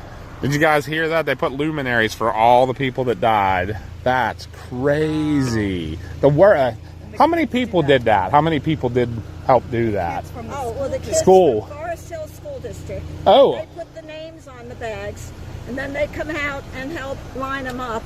Oh, wow. And I supervise. Well, sometimes you Somebody have got make to. sure the bags stay upright. Right. Because over the 12 years I've been doing this, you have to watch that once you start lighting them, that nothing goes on fire. Yeah, right. Now, do they do that all the time, or Oh, every year. what? Rain or shine. What today is that? Today, this evening. Oh, maybe we'll be changing our plans. They'll put That'd be cool to they come put see. The bags out and that, but they won't start lighting them until it gets a little bit of dust. I did not know they did that. Something. That is You amazing. just saw my picture. Yeah, that is That's amazing. From this side from last year. And I'm so glad I didn't believe it. Yeah. That's So amazing I there. handed her the brochure. Okay, And I thank gave you. her a business card. Perfect. I'll give them back to you, Mama. You can. Okay. Alrighty, guys. We need the hot spot too. That's fine. That's fine. Hey, Chris, I need the hot spot. I would have actually guessed that. Yes. You have the accent. Give me 1 second, Josh. You're fine. You wrote letters to me. Yeah. About every 2 weeks. And she said, Eileen, you should have stayed. She said, they're getting big raises and they're moving us to a different building. We'll be right over by the Hudson River.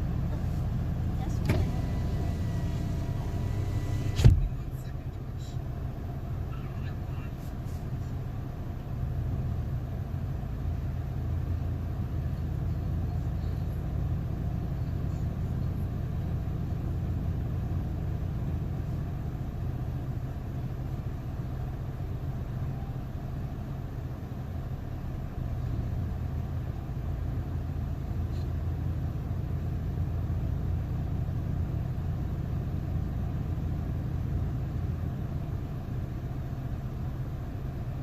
All right, he'll be back in here in a second, guys.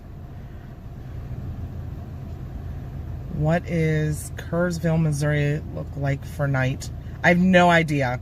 We're not out chasing today. We're doing the Johnstown flood path from 137 years ago.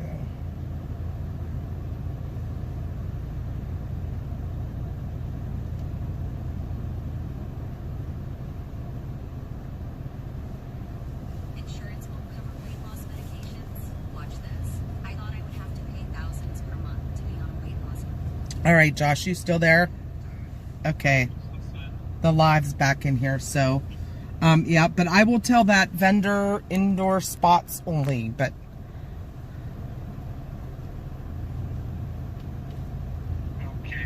okay, and I'm gonna go then since Dad brought the live back. Okay. We'll call you later. All right. I'll talk to you later. Okay. Bye. Excuse me. All right, guys.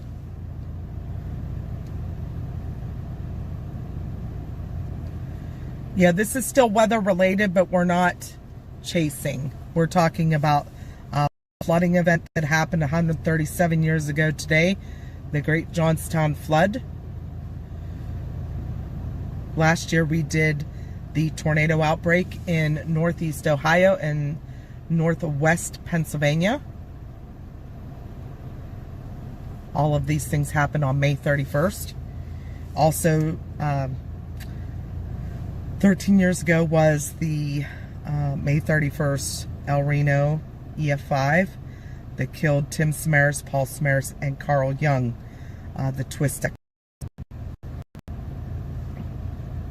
Eventually, we would love to go back out. We've been to the memorial several times, but maybe one day we'll get out there on May 31st and do a little tribute video to them and to the path that the El Reno tornado took. What a sweetheart, huh? She's so sweet. Oh, I guess I need to get Dakota, this out. I don't know what Kerrsville, Missouri looks like. Looks like a town right now. Ugh.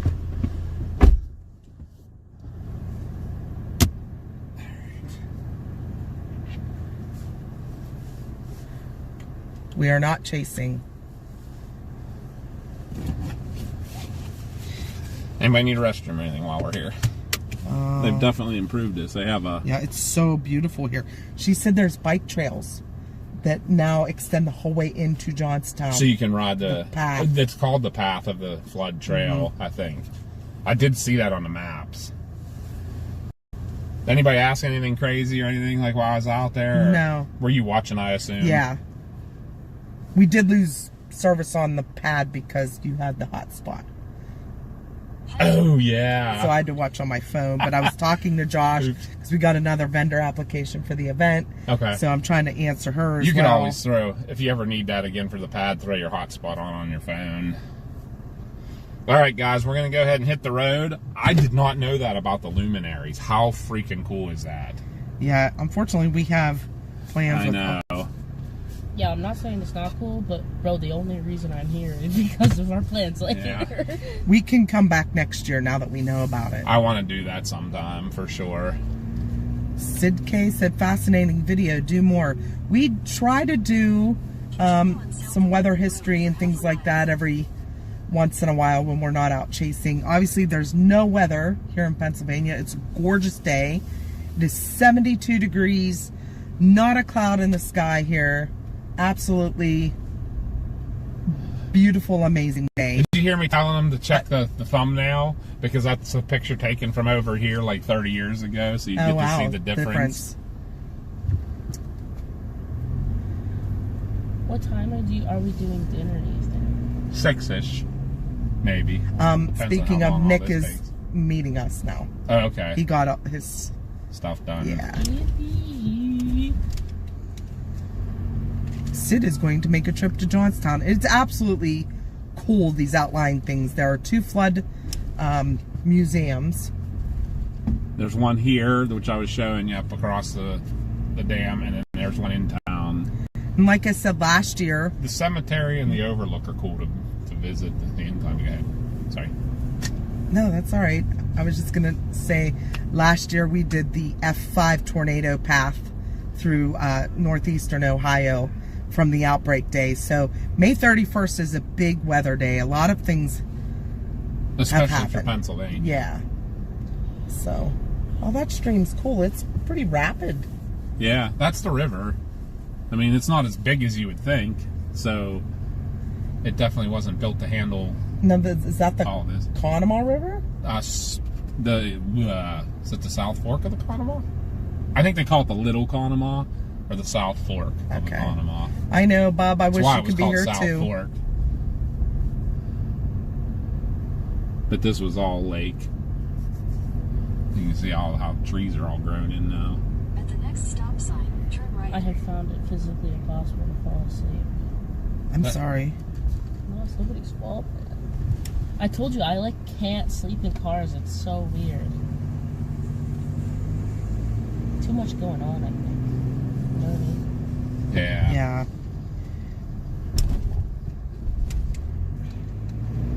So I will semi-participate in the live stream. At the stop sign, turn right onto Pennsylvania 869 Oh, West. my headphones are ripping. Big sad.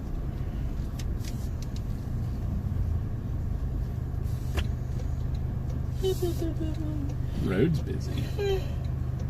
All right, so the next stop, I believe, is the town of South Fork. So this would have been the first town that got hit. Something, Mama, I meant to look up and I forgot to. If you get a chance to. Okay. The story about the engineer that ran his locomotive with the blowing the whistle to warn people. I think he started in South Fork. Josh said that is the South Fork Little Conemaugh.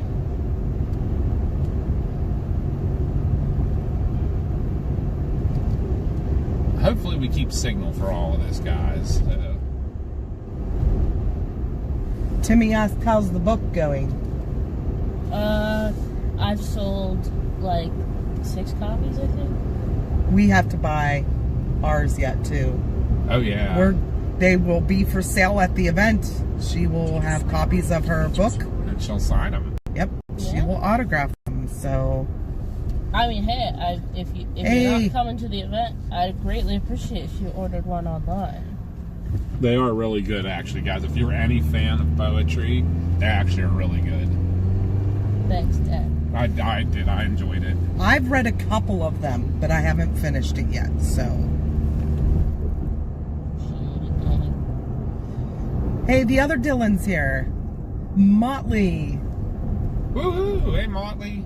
I've been lurking in some of your streams, but I apologize I haven't been talking. I'm usually doing stuff, so I throw you up and listen to you while I'm doing things.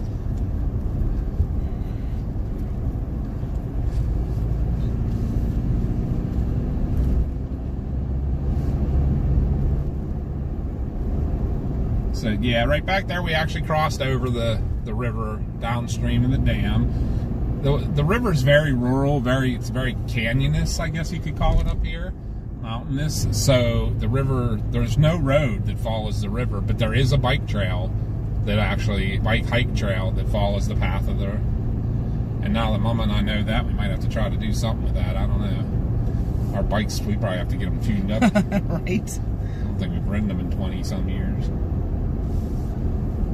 I'd love to come ride that sometime. That'd be kind of neat.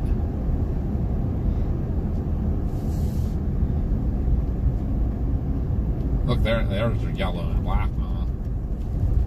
Yeah, I see that. We're talking about garbage cans.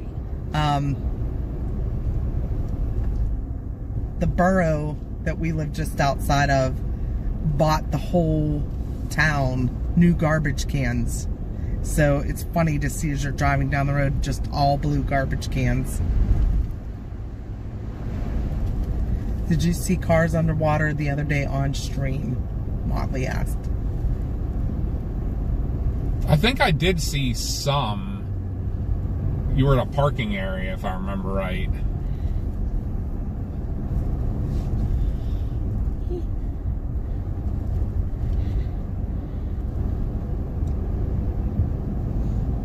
Josh went out and tried to do some flooding the other day, and all he found was some mild, basically running across the roads.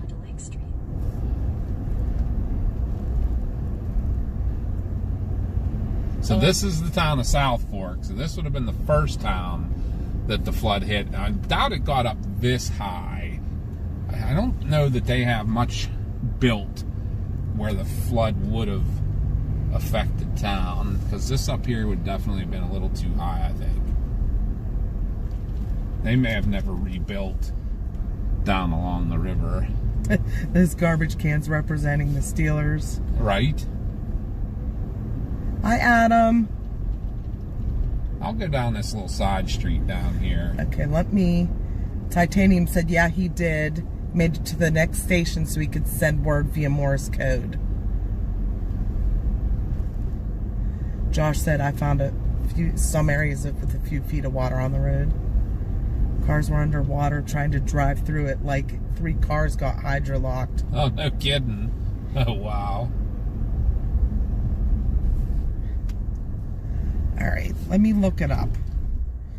See what I can find here. Well, since I'm awake... I'm going to just make a left on this street here for a hot second. Since I'm awake now, can Mars do a little Mars ramble for us a minute?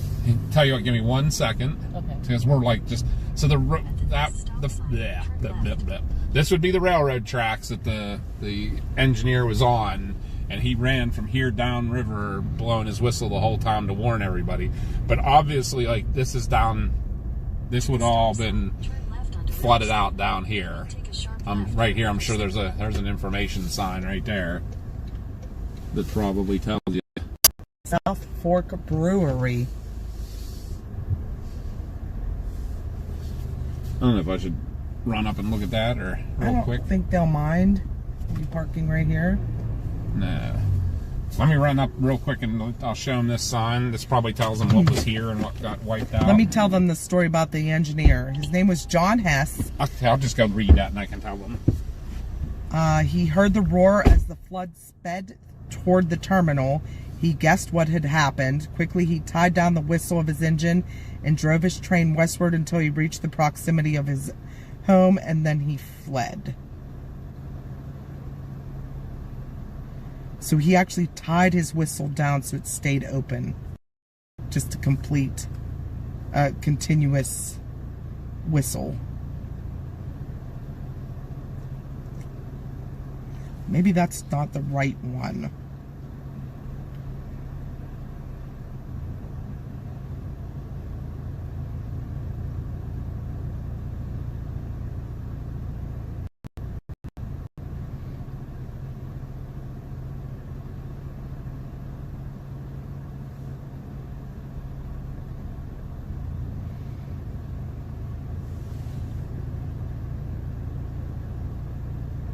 Oh, hi, everybody. Everybody say hi to me now that I'm awake. And hi, Julie.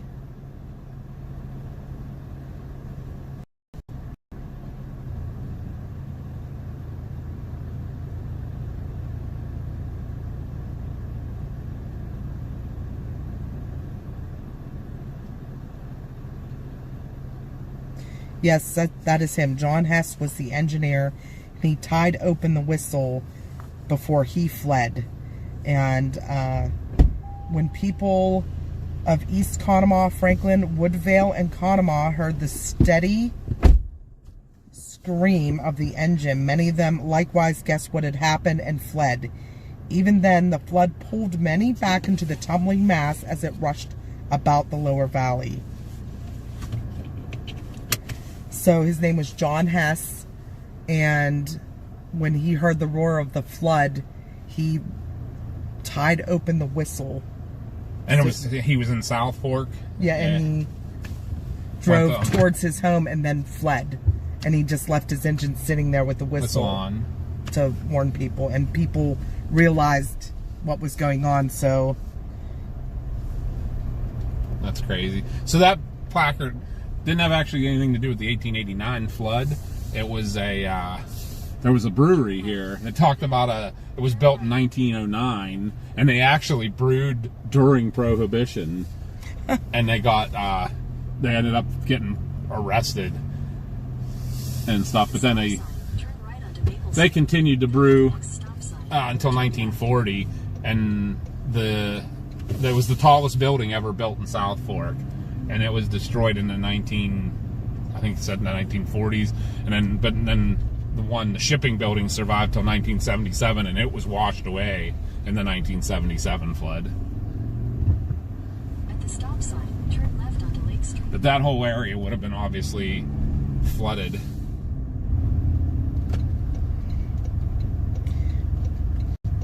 She able to cover Grant.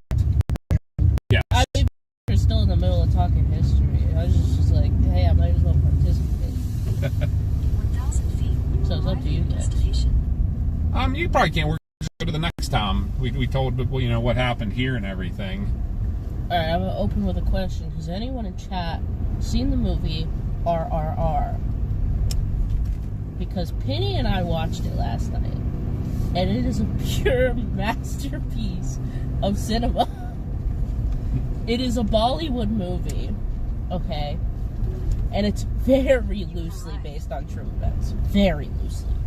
But when I say I have never seen action sequences like that in my entire life, there is a scene.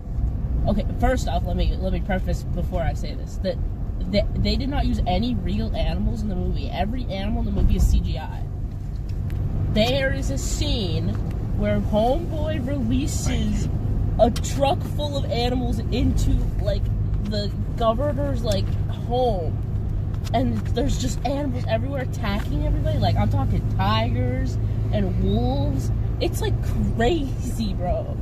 It is next level of movie magic, okay?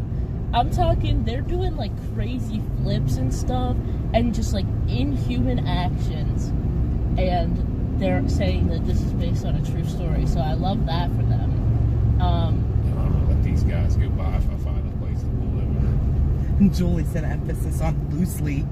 Yeah, no, very loosely, and if you watch it, you'll Apparently realize Julie why. knows what you're talking about. Yeah. If you've watched it, it's very loosely. But I think that it is worth a watch for everybody because I think the storytelling is really good. I think it's a really beautiful story. It's really funny, unironically. They don't mean to be funny, but it's just the combat and the action sequences are hilarious to die for, frankly. Like, they're hitting shots they shouldn't be able to hit. Like, Boy is firing off arrow after arrow in like seconds, like unrealistic. They're hitting bullets that they shouldn't hit. There's a scene where he's breaking his friend out of prison, and his friend's like knees are broken from being in the solitary cells that are like really tiny underground. So he puts him on his shoulders, and they're like running around, and he's like beating people up with, like, the guy on his shoulders is beating people up with his hands, while the guy carrying him is like kicking people with his feet. And then they start climbing a tower as like one person, basically connected to each other. And then Homeboy gets his hand on two rifles, and he is firing the rifles while he's on this guy's shoulders. and then the guy will reload the guns for him. He's just like hitting shot after shot. It is, I don't even know how to explain it. It is the best movie I've ever seen in my entire life. Real quick, I gotta answer someone in the chat. Chris wanted to know where South Fork in Pennsylvania is. We are just outside of Johnstown. We're doing a kind of a tour of where the Johnstown flood was from 1889. It is May 31st, so this is 137 years ago today. And pretty much happening right this moment is all when all this was happening. Sorry, Mars. No, you're good. It's like, but it's loosely based off of when England was still in India, and like the people were starting to revolt. So that's what it's loosely based off of, and it is very good. Cannot stress that enough. Like, you can't take it seriously, right? You're not supposed to take it seriously. Although there are moments where I was like, oh, whoa, this is like actually really emotional. It is like messing me up, but I highly recommend it as a journey to anybody that would love to watch it. I will say it's 3 hours long. Nice. Holy cow. It's a long movie. Yeah, I couldn't sit through a 3-hour movie. It's so worth it, though. That building had to have been here. You can tell how old that is. Yeah, I'm thinking. It, like, I'd say, like, within the first hour, there is an unironic dance sequence scene Jackson Street. where everybody's dancing, they're breaking the fourth wall, looking in the camera, like, and that's how the movie ends, too, with a dance sequence. Nice. Hi, Granby. I'm just saying, I don't want to spoil too much, but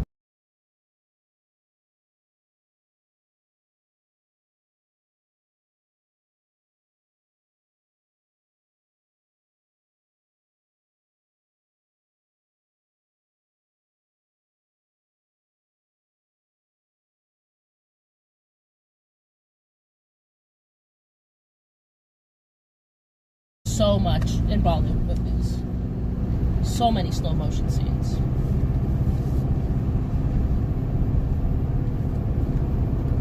No, Timmy, it was so good. It was really good. I liked it a lot. I forget what the dance is called that they were doing, but they were popping off. I was like, dang, man, these guys got moves. And it's like a dance competition. Like a white dude is like, you guys don't know how to dance. And then a bro pulls up and it's like, yeah, I do. And they bust out the moves. It's so crazy good. It's so awesome.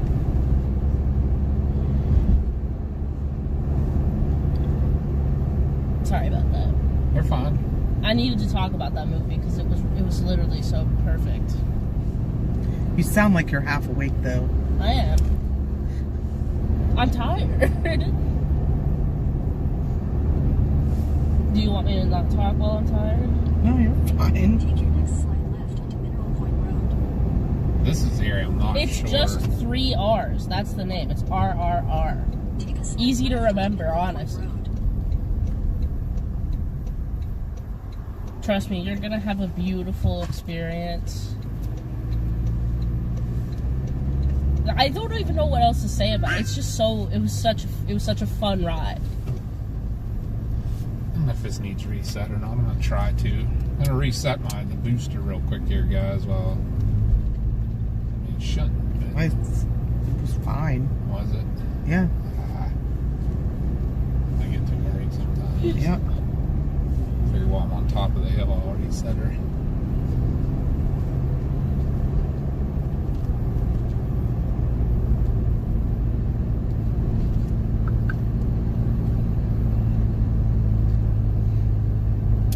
It is a beautiful day out. 72 degrees, not a cloud in the sky. Low humidity.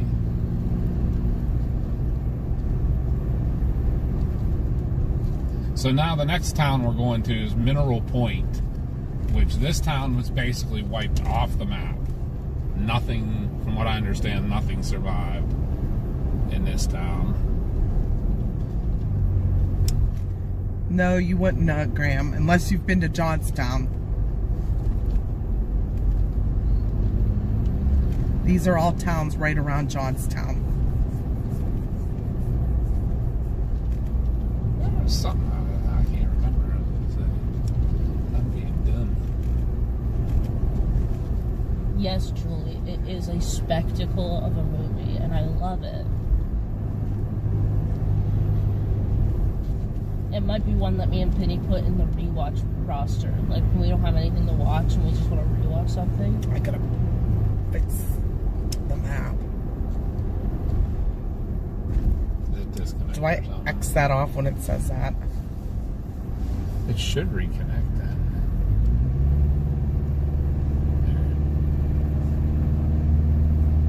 The radar went away It disconnected. because you had the hotspot away from it. So Yeah, that's right. My bad. you're fine. That's gonna be an issue. That's all right.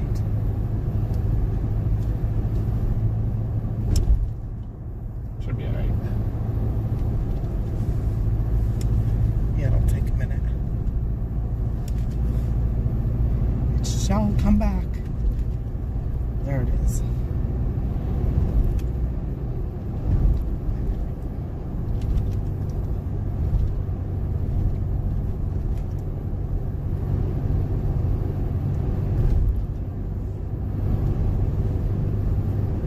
This is really pretty back in here, though. Yeah, I don't think we've ever come back through here. No.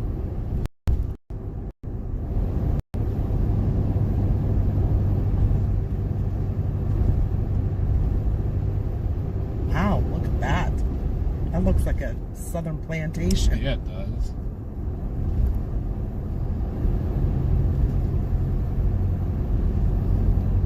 Service back here might be a little sketchy, looks like.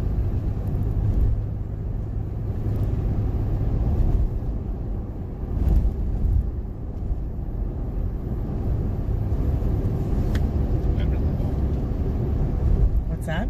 Definitely looks better though than on So what else do you want to talk about this? The flooding. I did have the timeline. Hey, if there's ever a lull, though, I got you. There was something else I was going to talk about when you honestly had it in my brain and then I totally lost it now. I distracted you with You the did plot of distract me. RRR. You Was did. it about the brewery? No. Graham wants to see cows And corn. and corn.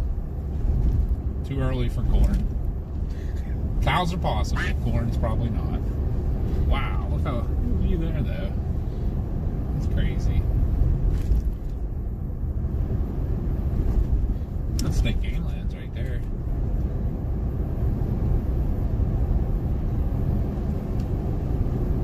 So yeah, like I was saying, this is pretty rural, so there's a bike trail that runs along it if you'd want to do the whole path. It's 14 miles. So obviously we had to get a little bit away from the river because it goes through a very mountainous area right here, as you can tell by the roads we're driving on. And we're working our way. Mineral Point kind of is like kind of isolated little town, and like I say, it was completely wiped out. And I do believe there's... Well, there were times that the wall of water was, what 30 feet? up to 70 feet, they said. Wow. Because of these some of the narrow canyons that it came through. That would wipe out any town. Right. And I think they said it was moving up to 40 miles an hour.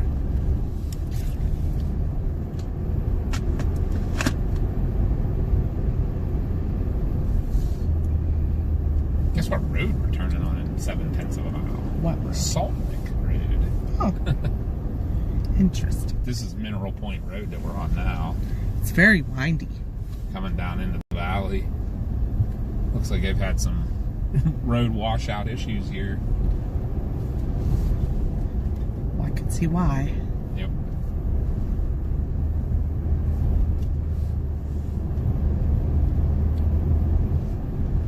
But I'm still super impressed by the luminary. I did not know they did that. Every year on the anniversary they light, was it 2,208 luminaries? That's pretty crazy. That is really neat. That's what a tribute.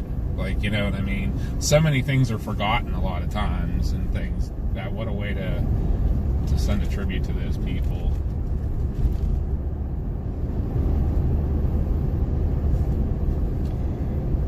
Sometimes people call this the curse of May 31st. Right onto Salt Lick Road.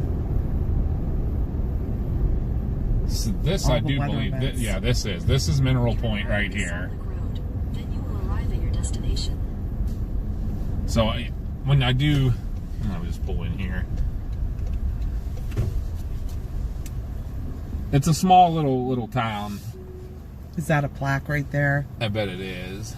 Where can you park? I think I can park. I think that's like a little bit of a pull off there. Yeah, I wouldn't pull. There's like posts. I wouldn't pull past those. No, I'm gonna pull facing that way since we're gonna be going that way. I think I can just kind of pull right here. Head southeast on Front Street.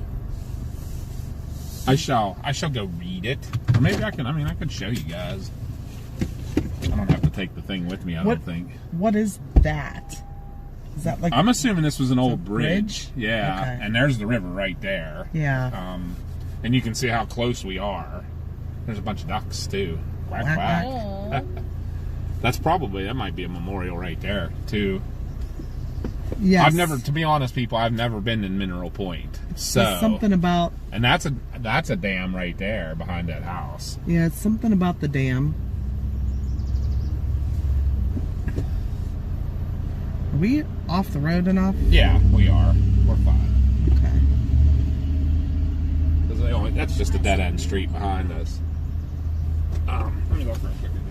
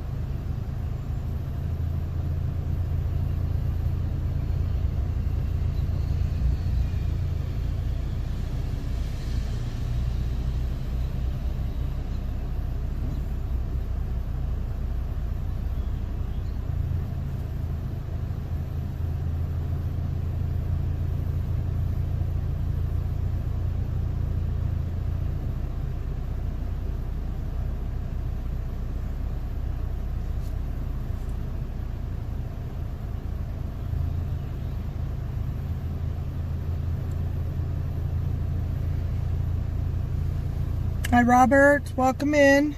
All right, so Mineral Point, 30 homes were destroyed. 16 people died. The telegraph operator, which would have been just down past here, was in his tower. He received no word of the flood.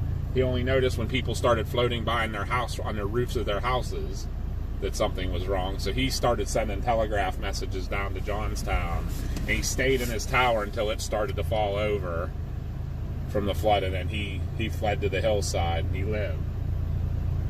But yeah, so out of 30 homes, 16 people here died. And this was where I forgot. So the flood came down, and there was a viaduct for the railroad across upriver from here. And when it first flooded, it actually dammed back up against that viaduct, and then that viaduct collapsed, and everything came. A bigger rush. A bigger rush, and this was the first town it hit, and pretty much took everything here. So I was just looking online at a couple things too. May 31st is such a big, like they say, it's the curse. The weather curse. We have the Johnstown flood. We have the EF5 tornadoes that went through Wheatland up in western PA. We also had the 1998 tornado outbreak.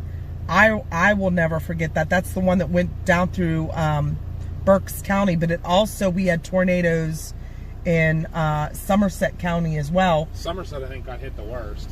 Yeah, down in Salisbury. Meyersdale. But also, it was the micro burst that hit Kennywood that the people got killed in the whip because they were hiding under the pavilion. Same day. Yep.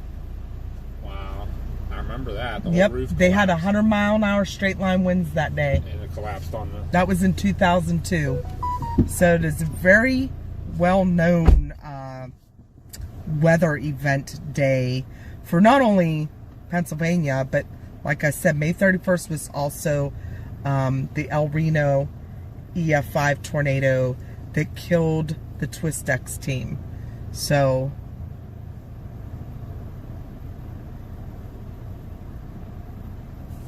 all right, we're gonna keep on rolling downstream. and the people in Mineral Springs still live right at the base of a dam. Did no one learn from what happened before? Yeah, right. I don't know if you guys, when I turn out here, I'll show you that dam. I can over show there. them. Do you think I should take them out real quick and just show them? Yeah, you can. I don't know what this is here. I can walk over there real quick. All right, guys, we'll take you out real quick and just show you. I'm not going to take the hot spot with me, so hopefully the signal stays good enough. But this is the little sign that shows you how big the town was. And then there's the picture with the tower in it. And that's all the people in this town. I'll let you look at that for a minute. But there's the river. I mean, that's how close it was. I'm assuming, obviously, a brick roadway here with this. This was probably the original bridge. Looks like a pretty old stone house over there. I may have actually been here during the flood, I would guess.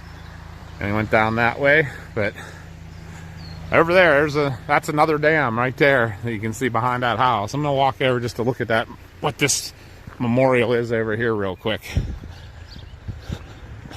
But this is just a tiny little town.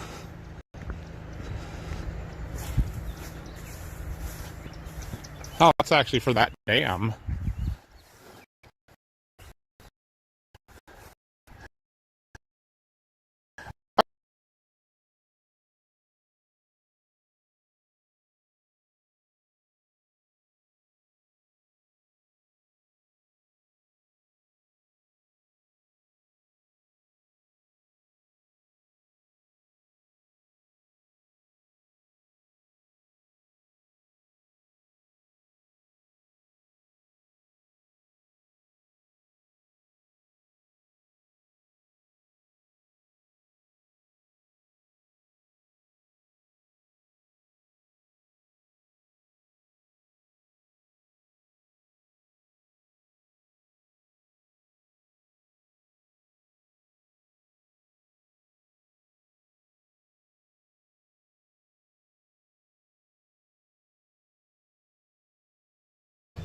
So this is 6 miles downstream.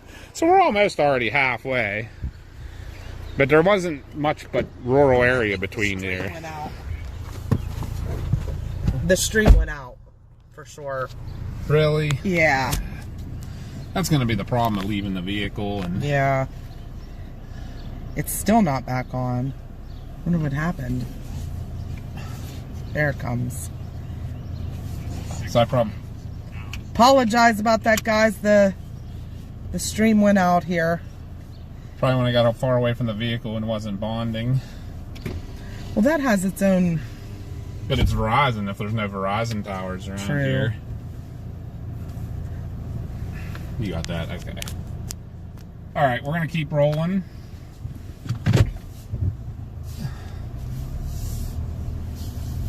But I think per capita, this probably had the worst. Continue on Mineral Point Road for 1.5 miles. There's also a trailhead here that follows the path. Yeah. I imagine every town along the way. We're at the 6 mile mark already. If on each one of those signs was a little blue plaque at the bottom that says path of the flood, and then it has the mile. So we're 6 miles downstream now.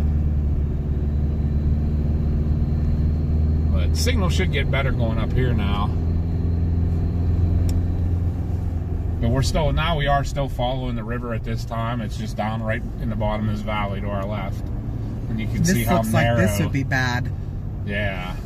I mean, you can see how narrow these canyons were. Yeah, but I mean, rock slides, mudslides, Yeah. even now. Yep. Super steep. So I feel like they probably, I mean, I do remember reading that they were having flooding problems anyhow before the dam even broke because of so much rain up in these narrow mountains. And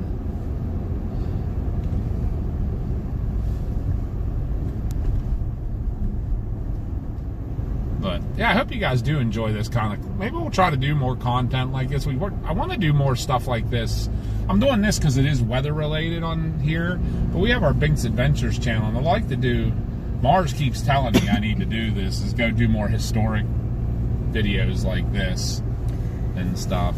And a lot of people don't know that about us. When we have downtime, we're spending it with family, but Chris loves to go out for rides everywhere and just talk about the history of areas and learn more about it, and this is how he knows all this stuff. So we may go out and start doing that on our other channel, just historical places. That's why we'll do it on that channel. But yeah, this is all still weather related. This was about the flooding, so that's why we did it here. But if we're gonna do anything like about those places and everything, we'll post it. We'll post it on. You're right, Cremo. This is very important weather tragedy history. Like I say, there's only one bigger than that, and that's the Galveston hurricane. And I don't think they ever did figure out how many people there.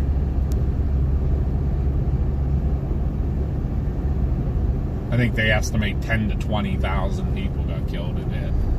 Yeah, the Johnstown flood was 2,208.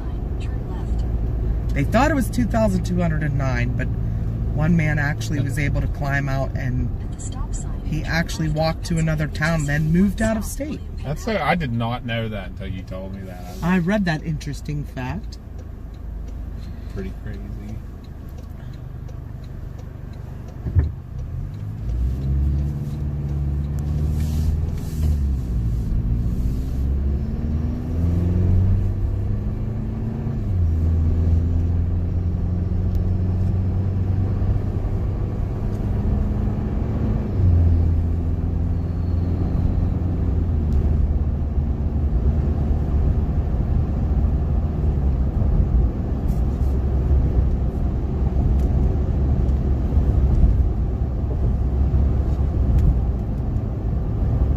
Yeah, if there's any questions or anything anybody has.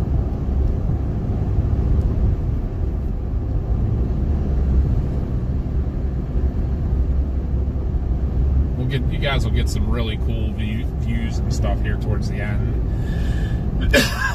And I think we're going to end it in the cemetery. Yes. Dylan said between 6,000 and 12,000 people died during the 1900 Galveston hurricane, with most historians and official reports citing approximately 8,000 fatalities. That's from Google. Okay. Madison Zep said, I learned more from you guys than I never learned anything in school. That's funny.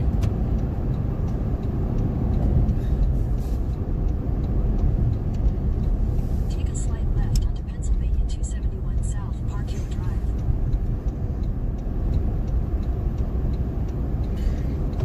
And just a fact about the other weather things that happened on this day. The Salisbury tornado that we talked about in 1998, there was one person killed and 15 injured from that. Did you know that? I didn't. It was an F3 tornado that went through Salisbury and Pocahontas in Somerset County. There was also a tornado in Berks County that day as well. So that's why they call it the curse of May 31st.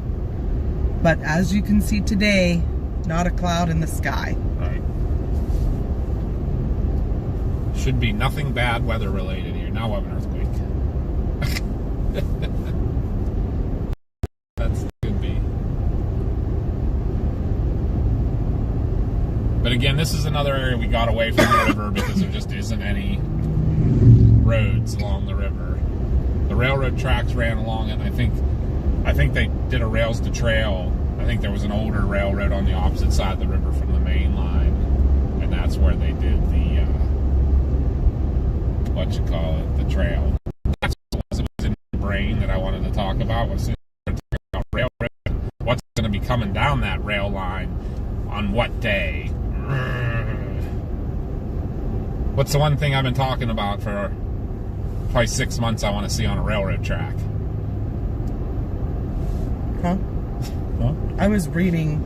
Sorry. What's the one thing I've been talking about for 6 months that I can't wait to see on the railroad tracks? Oh, yeah, the big boy. Guess what? What? Guess what day it's going through Horseshoe Curve? What? July 11th. Are you kidding? Nope.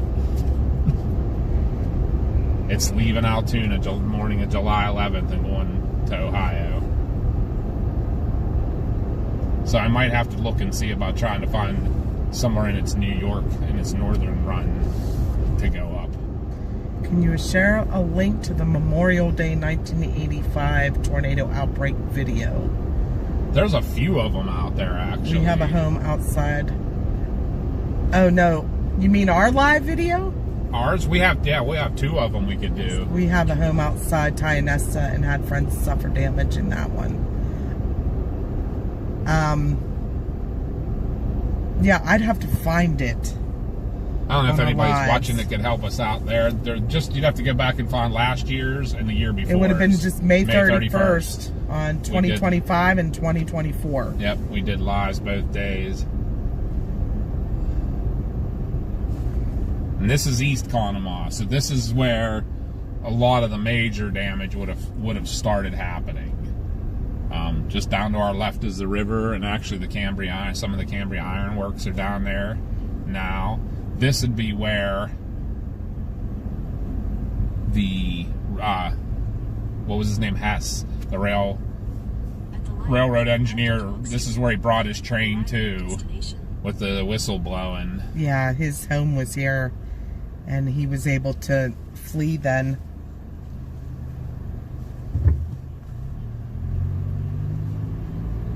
We're gonna actually get down and cross the river down here, so we'll try to find somewhere to look. We'll try to stay as close to the river down through here as we can. At the next stop sign, turn left.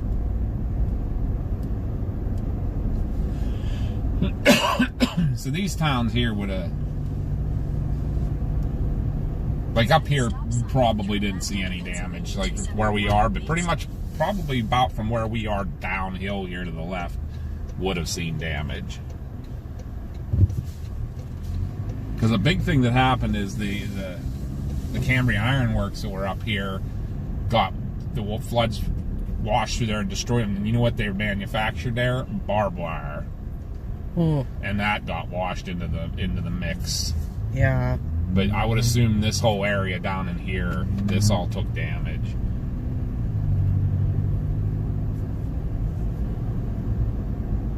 And looking at a lot of this construction is probably 1900s.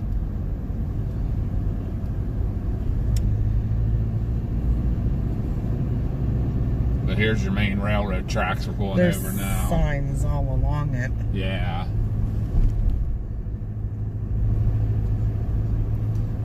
Where was the rail yard we brought Josh to when he was little? Altoona. Okay. That was the big one up in Altoona, yeah. Here's some of the ironworks down here, too. And then the river's much... It really did pick up the amount of water it has here. It's a lot bigger than it was up in near the dam. 1985 was a bad tornado season in Oklahoma. Yeah, that was a bad one here. We had the outbreak all over the state that day. But yeah, this whole area that we're riding through here was all... The water here was 30 to 40 feet deep. Now imagine that coming through here, you know. That's crazy to think.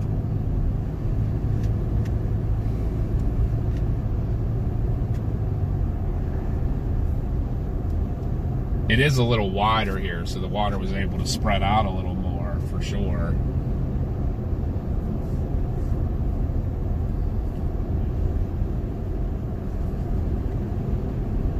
Oh, thank you, CG.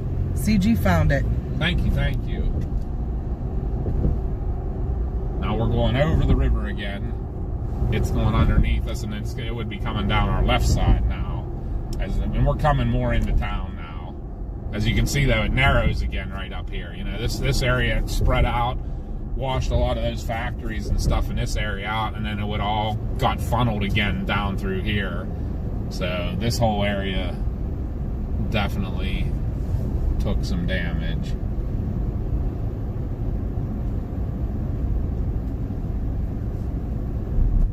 And I'm just looking like the company housing and stuff that I'm seeing at probably 1900s.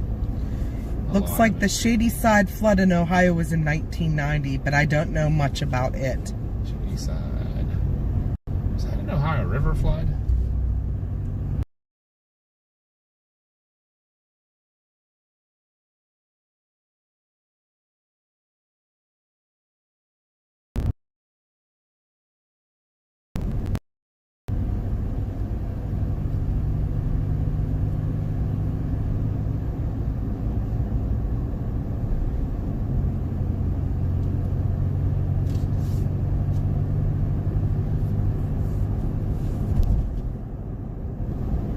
Yeah, I don't know anything about the Shady Side, Ohio. It sounds familiar to me, so I feel like I remember. It's around Wheeling, so it's probably the Ohio River. Yeah. Similar to the last year's flood that we had down there. 1990, I was a senior in high school. Yeah. But yeah, your flood would have definitely gotten funneled a little more right through here too.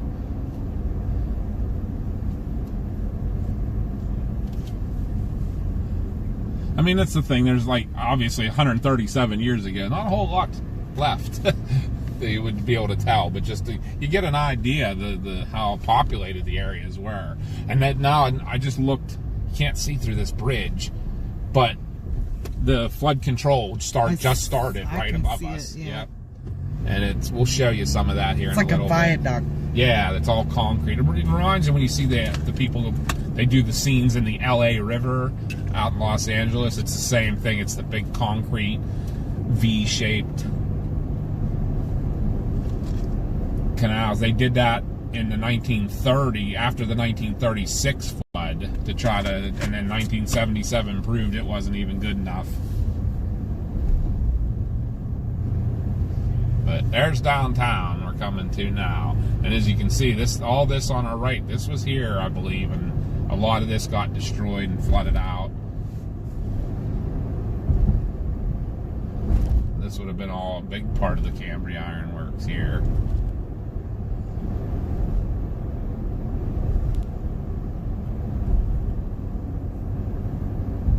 I'm gonna have to get my bearings when I get down here. Straight onto Washington Street.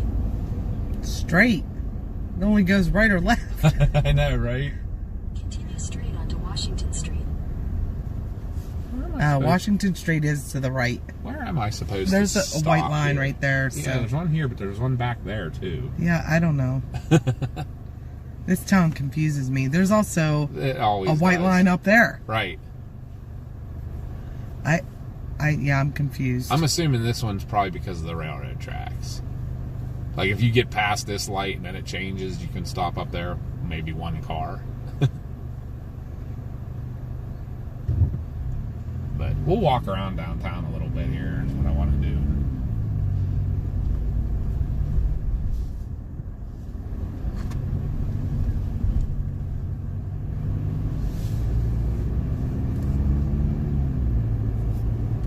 Go past this light and turn left onto Gazebo Park. Oh, it's having a wrong turn. Yeah, well, I'll turn here. Because, if I'm correct, this is one of the churches that survived. There's Central Park right there anyhow. That's what I was going to park near. I might just park right here. In 600 feet, turn right after Ameriserve Financial Bank. I mean, I can always bring this back up, so bring the hotspot with you. Yeah, for sure.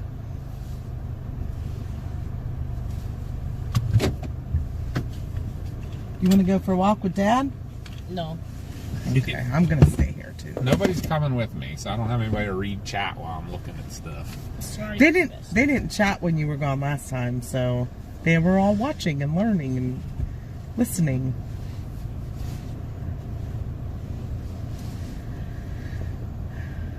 Alright, let me look.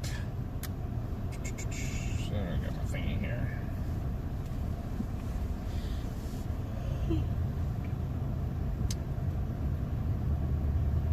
reference material here. Doggo. So anyhow, I didn't look at this. So going back just a little bit. So the first wave reached South Fork. They were talking about the wave being 30 to, or no, I'm sorry. Mineral Point, it was 30 to 60 feet high when it went through Mineral Point at 2 o'clock. And then when it came into East Conemaugh, it was 40 to 60 feet high. Wow. At 2:30. That's like just a wall of water coming at you. Yeah, and you figure full of debris. Yeah. Like, I mean, I can't even imagine. And then at 3 p.m. was when it reached Johnstown. And it spread out over the city, but when it came through, when it went through that narrow area I was talking about back there, it was 40 to 60 feet high when it came through. Because it all funneled. Yeah. So it made it It spread out in East Conemaugh a little bit and everything. It was only 30 feet high. Only 30 feet. That's horrible.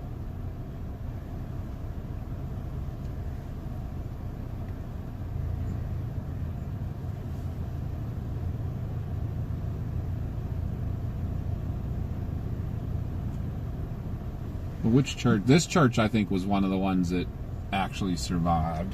Where are you going to take them now? I did a bad job of getting my map ready here.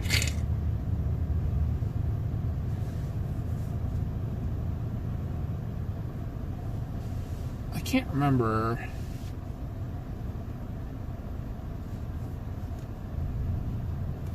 Oh, now I'm hitting the wrong thing.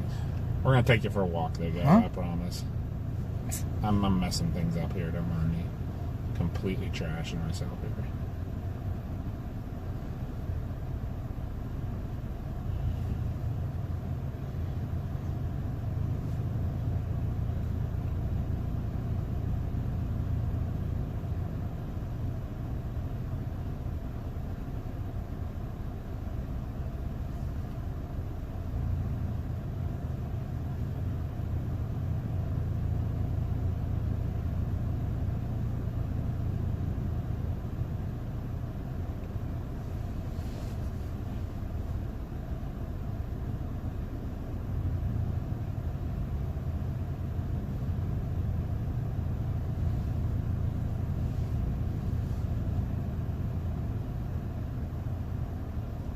No, I can't. I may be wrong. I'm doing horrible. I apologize. I should have made a paper map here to follow to walk around and show. It's not on here? It might be. See if it says anything about what they would survive.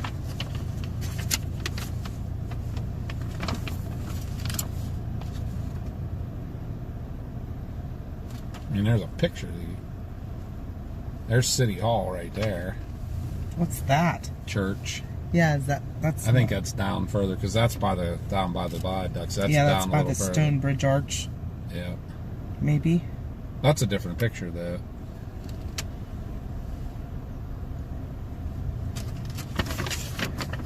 I don't see much more. Let me do something real quick here.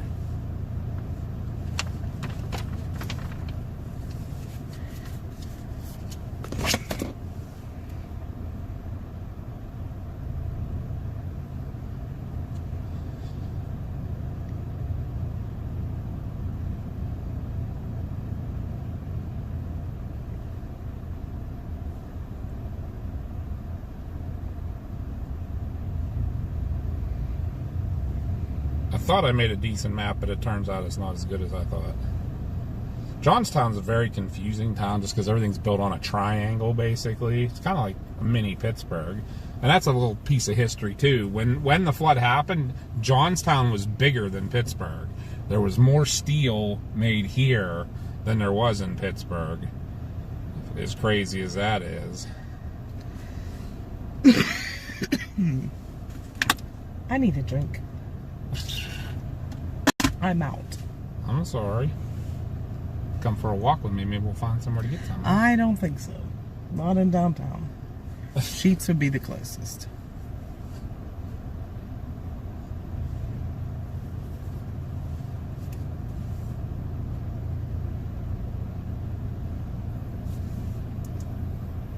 Stand by, folks. Stand by.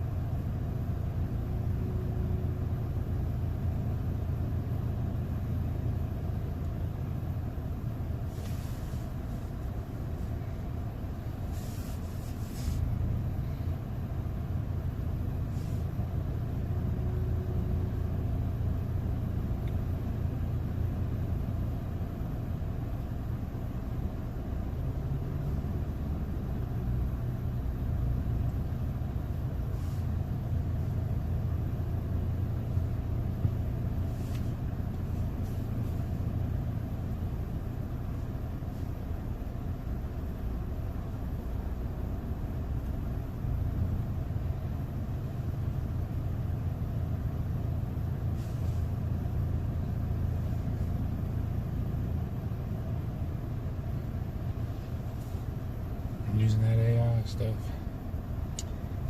Oh, you're gonna get canceled. All right.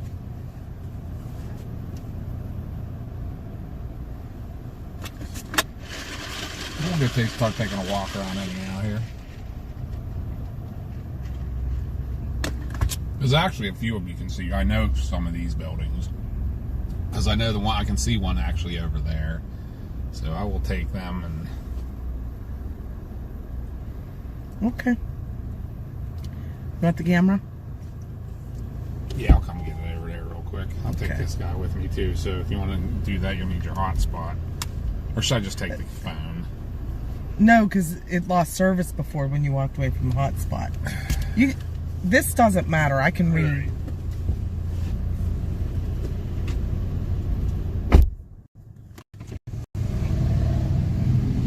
All right, guys. Chris is going to take you for a walk. Show you a few things here in town. Do you want the mount? Yeah. That just makes it easier to hold. Yeah. All right, guys. I'll keep the map up. You'll be able to see stuff. So I'm not 100% sure if that church was here. I think it may have been, but I do know a building across the way over here is. It looks like they're redoing the park, as you can see. So I got to walk on the outside, but I'm going to walk over here to this church. We'll walk this block because this block there's a lot of stuff here.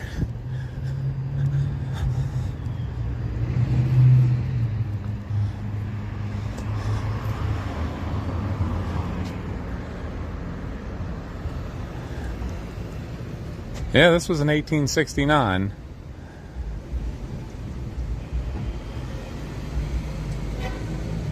I thought this was one. So this building here,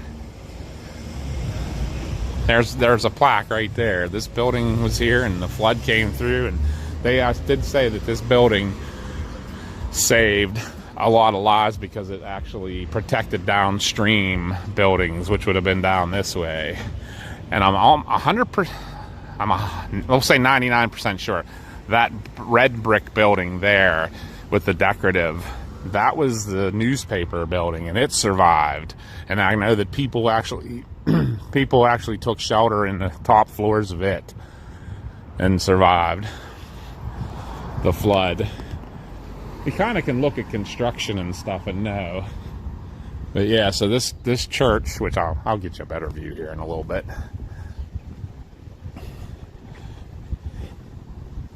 I think they have plaques on each one of the buildings. So we'll take a little walk. I'm just going to do a walk around this block and show you.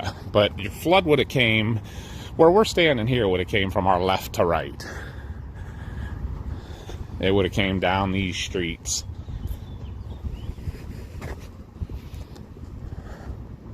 Let's see if this sidewalk on this side with the park's open. But we'll look and take a look up. I don't see any plaques. A lot of these buildings do look a little more new, like 1900s, late 1800s. that your flood would have came down this way. And there is a little bit of a side. We'll be able to see a little better. But if you look at historical photos, there wasn't much left down here. I do remember now, I'll look back at that church.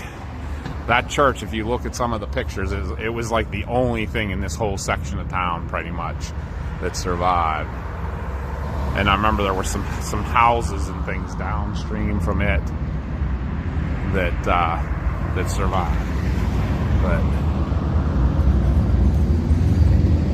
yeah, that building I'm pretty sure was one that stayed, that was here too, and survived. Trying to see if it has a plaque on it. It still has a fallout shelter sign on it. Crazy. Yep, there's a plaque on it. I can see to the left of that door.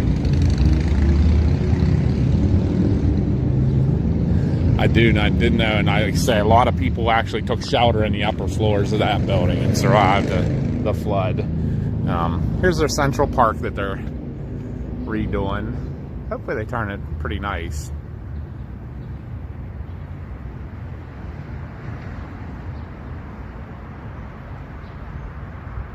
But just giving you an idea, like, I mean, it's Johnstown, pretty big city. Like I said, back at the time of the flood, it was actually bigger than Pittsburgh. Produced more steel.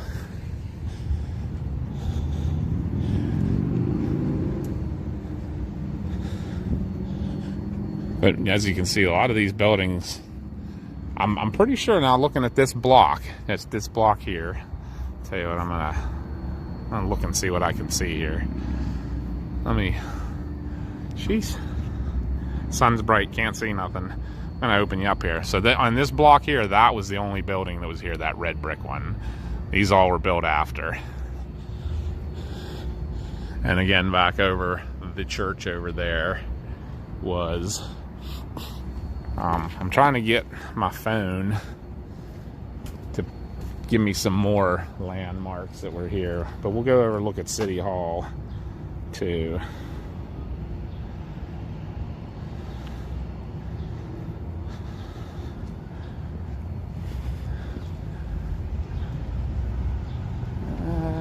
Doesn't look like I can go that way though.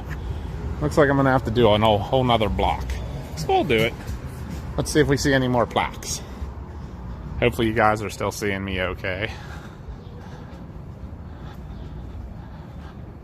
I'm just like looking to see. The sun's so bright I can't see the stream. Can't see the picture real good. But I do know, I think a lot of downtown in 1889, there was still a lot of like wood construction houses and things. It would have been more like your kind of your western town. Almost your two-story wood construction, you know, buildings, hotels, what have you. You know, brick construction was starting to come in, but Johnstown had been here a while, so actually this may be City Hall right here that we're coming to now. So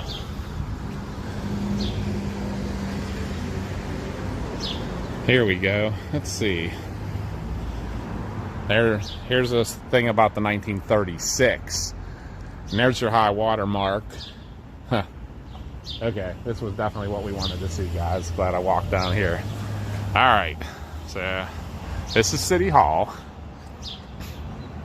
I'm going to zoom in. So that, after all the flood mitigation and everything, 1977 flood. Alright. Now we're going to go up. There. That's your 1936 flood. That's probably 20 foot. And then there's your 1899. Right at the base. Zoom out. Right at the base of the second story windows, which the first story is probably 6 feet off the ground. So you're probably, the water through here was probably, that was about 25, 30 feet deep, as you can see. Where, now you can see like where those are on the building. So that is how deep your water was. I'm gonna take a walk across the street here and we'll look at the building, give you an idea how deep the water was coming through here.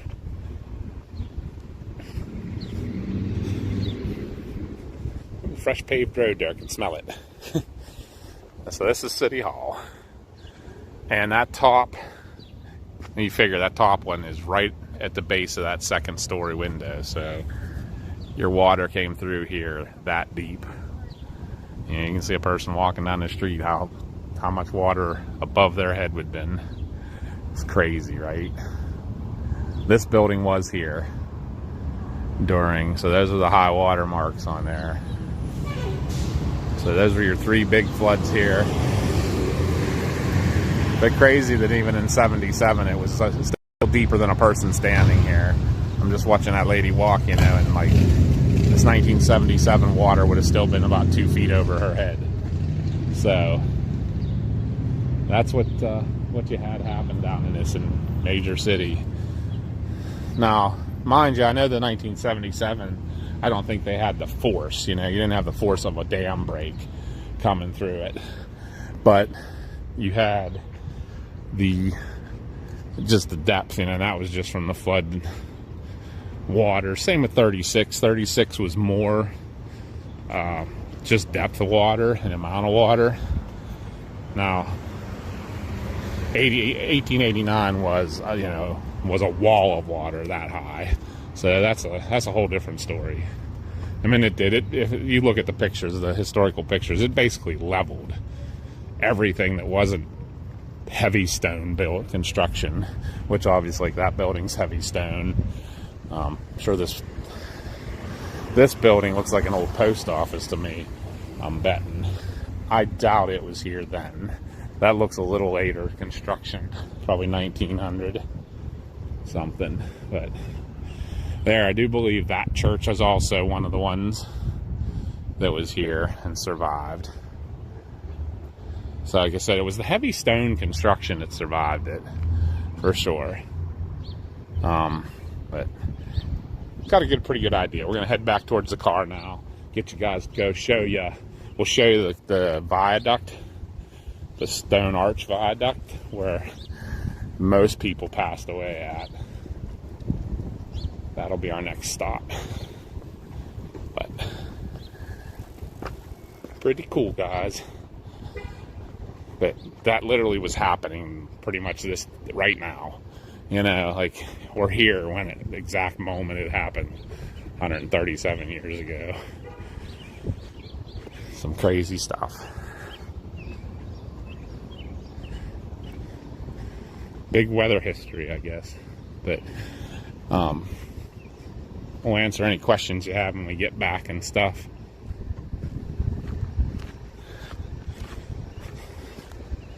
But yeah, Johnstown was a big bustling city back then. Like it was the steel hub of this area. So your big guys, even from Pittsburgh, spent a lot of time up here, and that's why they had the club then. Wasn't that far away. I feel like it wasn't. They would ride the trains up to here, and then ride the carriages up into South Fork. So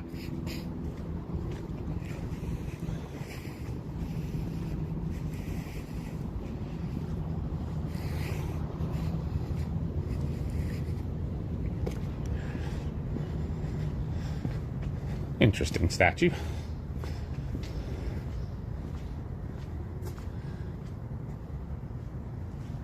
That's the Johnstown Tribune.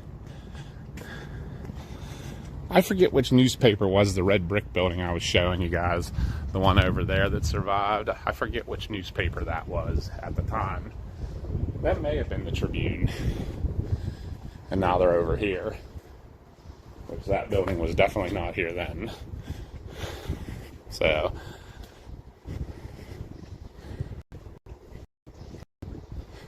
we'll come up here. Mama will be right around the corner. Mama and Mars.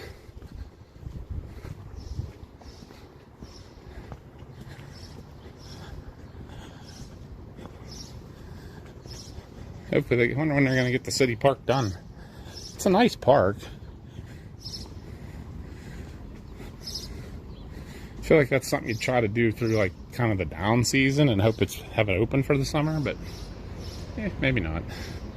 But we're back. I'm gonna give you guys back to Mama here and hop in, and we'll go down and check out the stone. Were you watching? Did I do all right? I was. You did great. Hi, Jen. Jen is watching. Get you that back. I'll come around.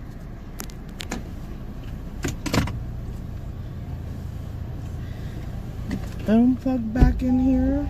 You said you needed a drink? Yes, I was please. also gonna say, you think we could do a gas station stop? Yeah, we can. I was just gonna. Actually, the Sheets is between here and where we're going next. Sheets was definitely not here. Sheets was not here during the flood. None of them, actually. I don't know. I don't know if any of the Sheets were here for the 77 or not. I'm not trying to get arrested because I'm going to beat the bitch's ass. I feel like maybe no. Get this back up.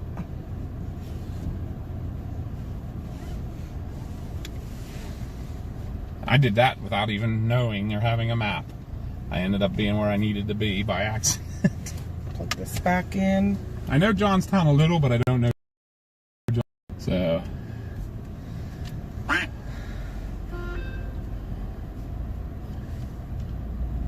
Cannot connect to the network.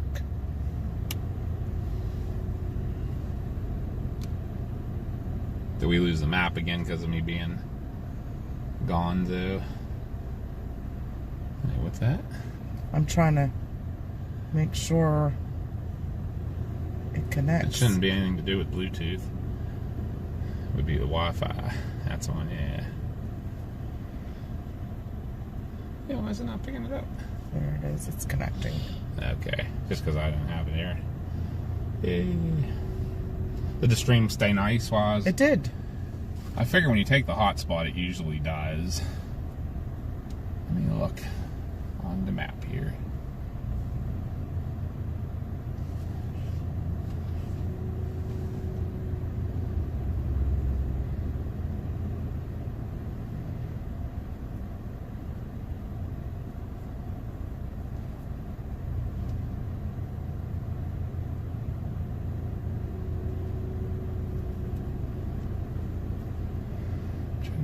There's a good spot.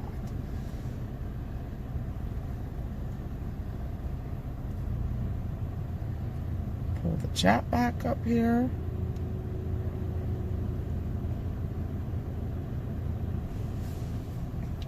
All right, we should be back up.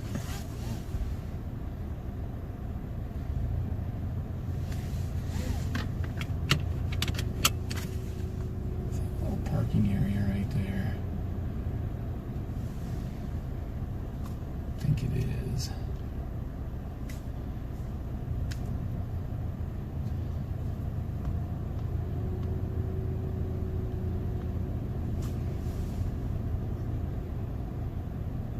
Head toward Dove Place, then turn left after Stonebridge Brewing Taproom. The random lady talking as she's passing by. Wasn't that awesome? Yeah, she says in 1952. Yeah, definitely was not here in 1889. No, but I wonder if there were any here. Altoona is where they began. I don't Yeah, know. I think it was the 80s when they started to really branch out. I remember them showing up in our area in the 80s. Do you think? Trying to see here.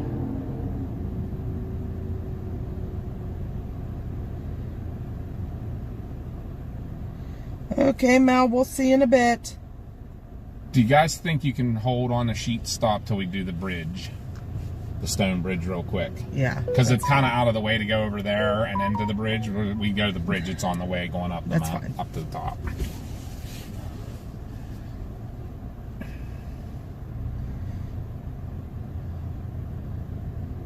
Alright, let's go down there real quick. And Jen is watching. Jen McMahon is watching. Oh, sweet. Sheetz didn't do gas until 1973. 76 has their first Maryland location, but I'm very unsure of their local stores.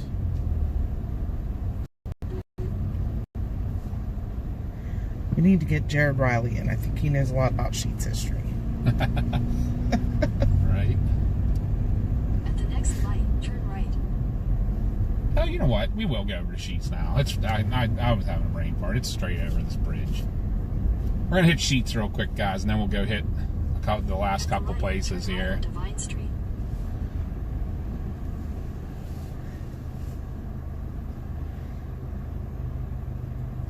Ohio Street? Are we on Ohio Street? Vine Street. Are we on Ohio? Yes. No, I don't know. Franklin, I think. We're getting on Franklin. I know that. Green light. Thank you. Head toward Vine Street. We're just gonna run, grab a drink, restroom stop real quick. Oh, I think I could have showed them that, though, how Viaduct. yeah, how they built the flood control stuff. At the next light, turn right.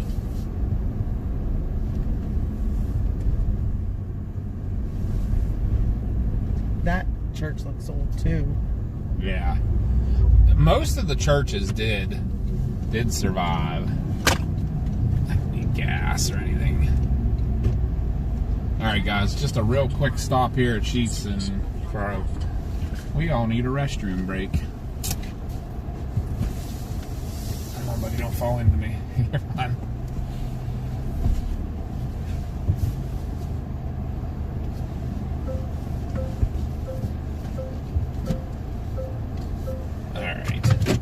Everybody need to go, or Mom? I just need a drink. Okay, you don't need so you can stay in and talk to them? I can. What would you like? Just get me a Mountain Dew, please. Okay. Mars, you're coming in? Yeah. Alright. You need to tell me what you need. I'm not getting, we got a sandwich earlier, and then we're going to dinner tonight before we do an investigation, which we will not be streaming live. We're going to be doing Area X outside with a couple friends. We were up the other night and had a lot of good stuff happen, but we're finding out that we don't get as much evidence or, you know, things happening up there when we're streaming live, so.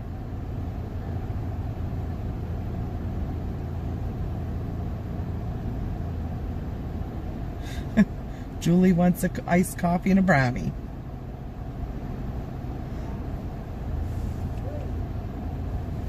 I don't know. Oh.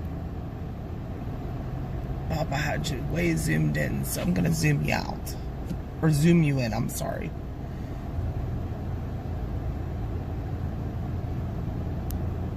So you're not looking at the hood of my vehicle.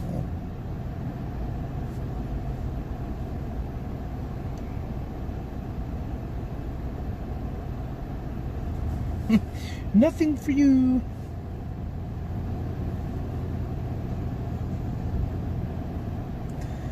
We will be streaming though. July 22nd, we're doing a big investigation in Ohio. There's going to be 10 of us there. It's going to be pretty cool. We're excited to do it.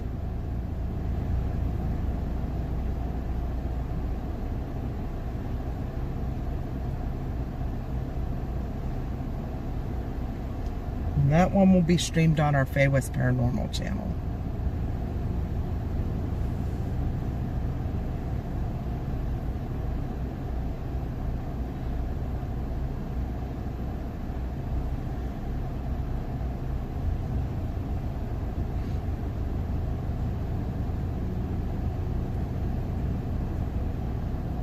People waving at us. I don't know why. It's not like we're in Papa's ride or Josh's. I don't think people know my ride, but that's cool. We wave back.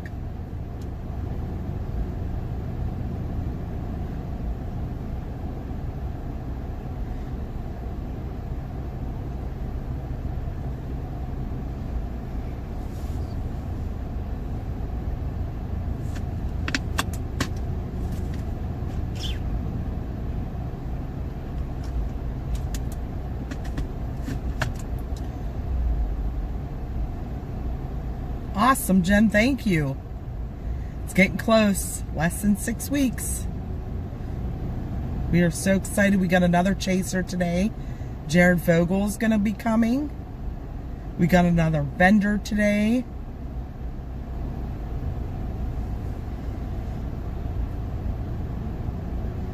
All is coming together. We've had some meetings the last week. We had one with the fire department, and we just did one the other night with a bunch of women, well, and I should say people, women and their family are coming to volunteer and run the registration table and kind of do parking, anything we need. They worked at my brother's event, and they're awesome people. I love them.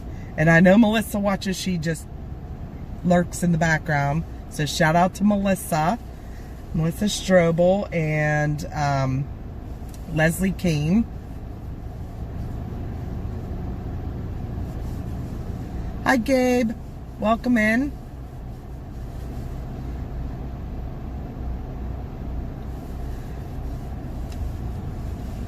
You do get a lot of nice Pennsylvania people, mostly away from the big cities like Pittsburgh. A lot of people are just busy and angry. But for the most part, us PA people are pretty nice, friendly. We'll do anything to help you out.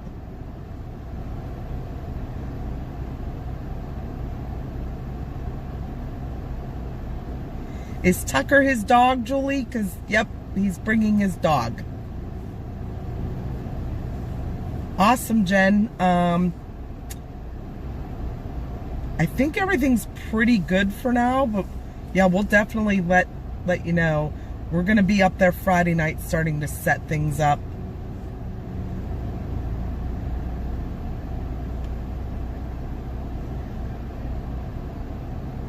Now, see, that guy just came out of Sheets. He looked angry. He was yelling about something.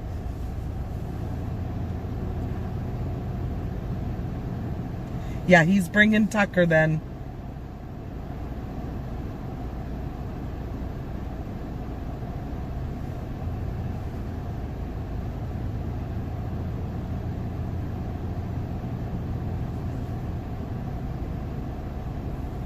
Okay, Jen.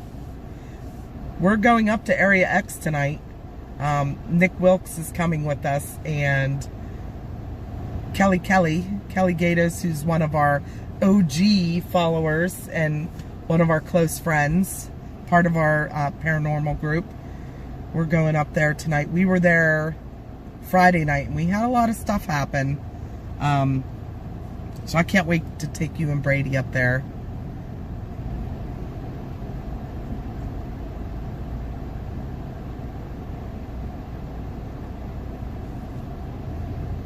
For which stream, Julie?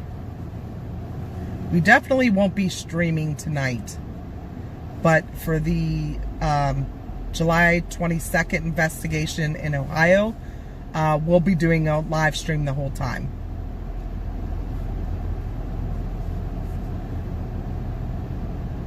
Yep, we're going to take you up there, Jen. Sunday night.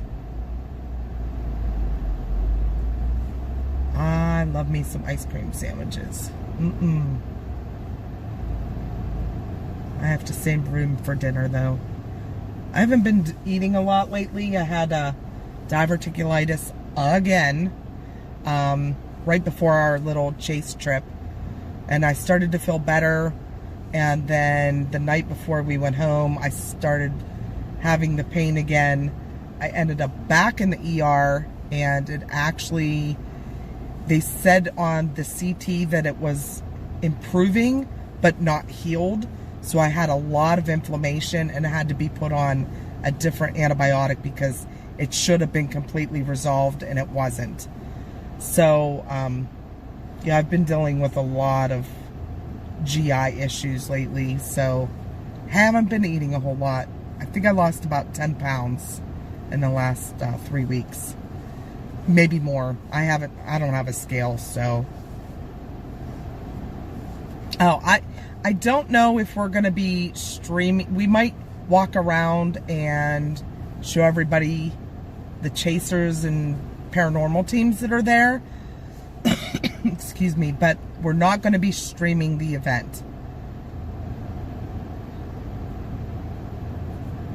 Yes, pickle juice. I definitely would love some pickle juice right now. That would be perfect for that inflammation. Ooh, no, I don't eat gas station sushi at all, ever. This was the 5th time I've had diverticulitis in a year, so I have a GI doctor appointment at the end of July. I just had a scope done too, which is what they think caused this episode.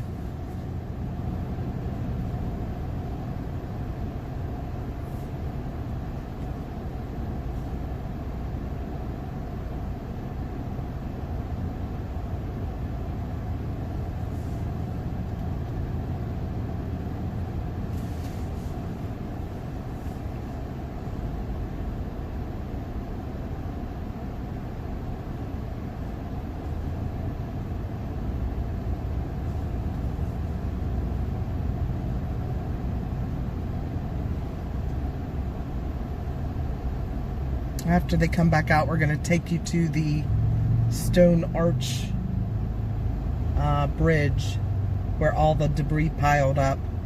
And there were, excuse me, a lot of people actually passed away that were stuck in the debris, and the debris caught fire. And that's what caused them to pass away, more so than the flooding itself.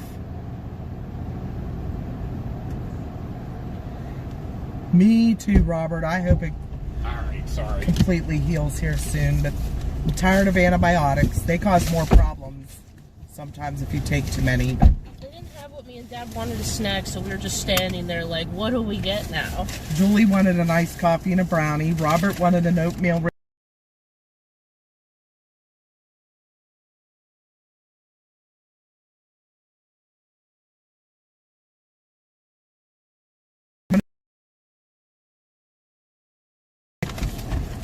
Thank you, Julie. You want to keep this bag for garbage, or you want to throw it out too? Yeah, throw it out too. You can throw the garbage in that bag. Is that what we're doing? This is all garbage here? That it? Yeah. Alright. I'm going to throw that away. I'll be right back. I wanted the berry-only gummy bears, and they didn't have them. Oh. So I got berry-only sour gummy worms. I don't like the sour. I didn't want sour, but they didn't have any very non-sour things. Making me This is the best I could do. I tried to get the pizzeria combos. They had two whole racks from empty. Oh. They had the cracker ones, completely full racks. They're popular in Johnstown. Yeah, the ones with the pretzels. You can get the ones with the crackers, and I know you don't like those, so I was like, nope, won't get them. Me and Dad are just standing in the aisle, like, staring at the racks, like, well, now what do we get? Right. We're going to the...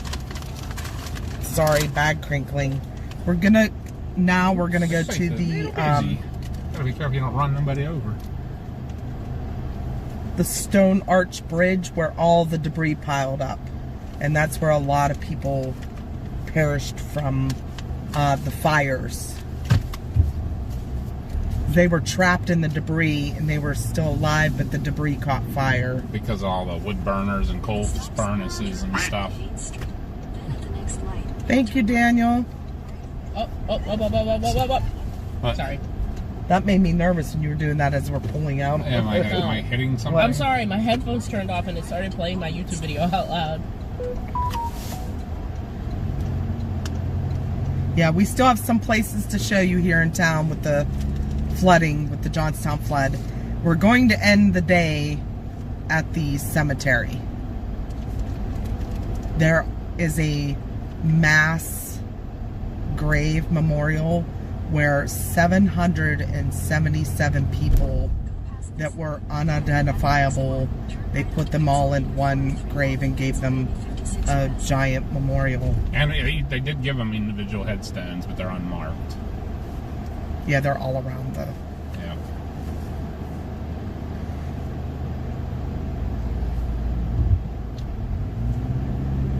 Oh, right here on the left is where the Tomahawks play.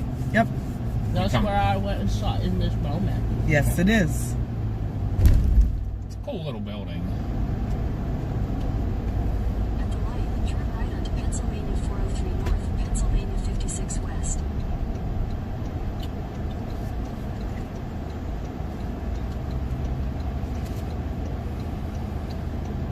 The other flood museum is downtown here as well. Oh yeah, I guess we could have went by there, but yeah. I can't remember if you can see it from over here. I was glad I got to get it. City Hall's what I wanted to run into, and Because of the watermarks. Yeah, how crazy was that? Yeah.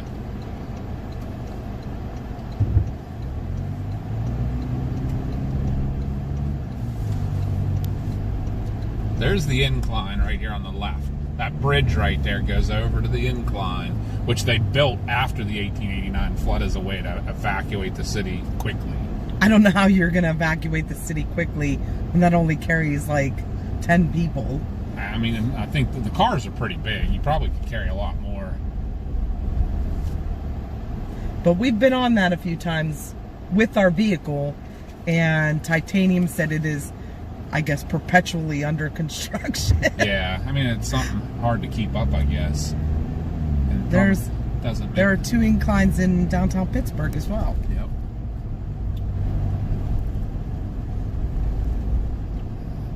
But there's a restaurant at the top of the incline too. Well, it's closed now, I believe, but we used to take my dad there for dinner on his birthday. Looks like there's a ball game going on. Huh. There is. Oh, they can see. There's the... How they did the flood mitigation, and still, that didn't hold it in 1977. You still had, what, 10 feet of water. At the light, turn right onto Washington Street. It helped, but... Yeah, imagine how much deeper that water would have been. It would have been like the 36 flood again, probably, you know. I mean, this place is just bound to have one every so many... Well, they say that they average on every 40 years or something. Sitting in this big valley. There is something going on. So all the parking is taken up Your destination is at the little park that I was going to. Probably the ball game. It looks like there's a concert. Oh, really? Yeah. Huh.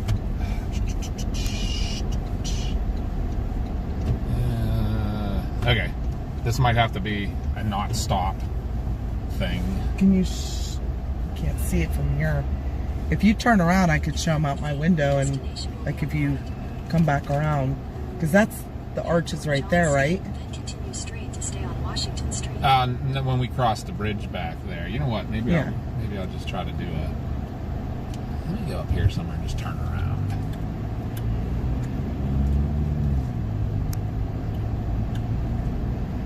You should use your spirit box at the cemetery. Then turn right onto Morrell Place. I don't know if we'll do that.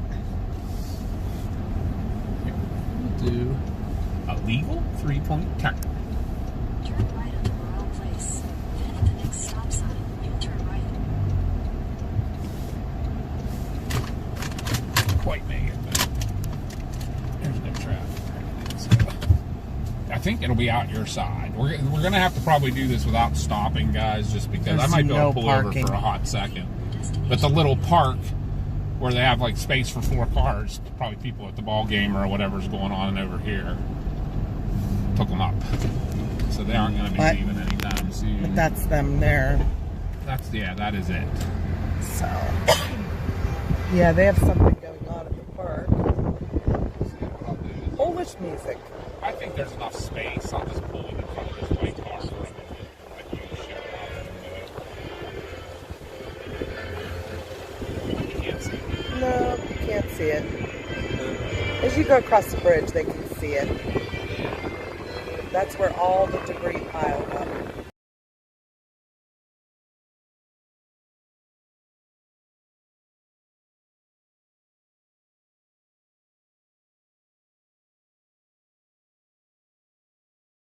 That's where... And that's also what kind of slowed the flood down from doing any more damage further downstream. because it all backed up behind that bridge that filtered it through slowly. Testament to the strength of that bridge, that's for sure, right? But hey, here's some folk music while you're looking at the bridge there. Okay, I'm gonna put you guys back. His car is coming up.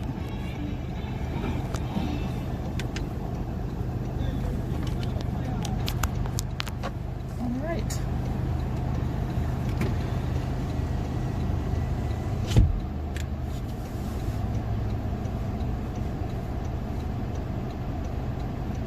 Yeah, it might be busy up the cemetery today, so I'm not sure that I'd want to do that. It actually runs pretty good that way, but I'm already in this lane, so.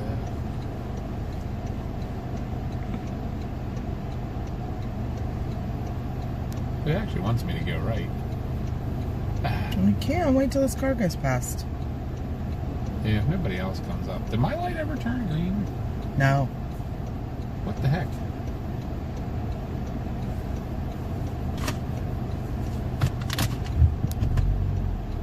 We're gonna go ahead and do that one then. That's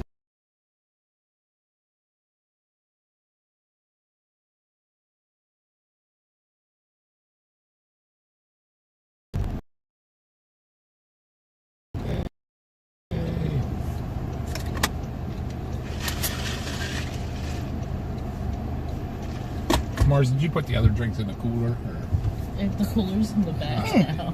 next stop? Aaron said, I just learned of a book. Aaron number 2. I just learned of a book about the area. I think the name is They Planted a Tree. Huh. But yeah, here's a good view, guys, of the Arch Bridge.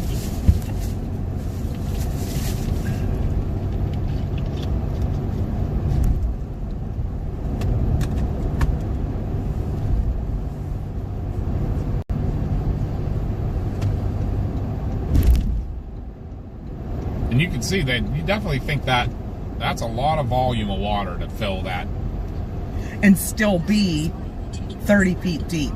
Yeah. You know, up to that second story window that he showed you the watermark. Yep. But even in 1977, I mean, Yeah. 10 feet. 10 feet deep above this concrete chasm that they built. Like, it's crazy. Daniel said, hello, Papa B. Hello. Good to see everybody with us today.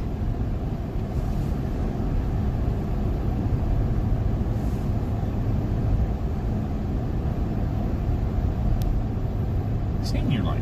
Man, I got a big senior life. Pass this light, then at the next one, turn left onto 6th Avenue. At the light, turn left onto 6th Avenue.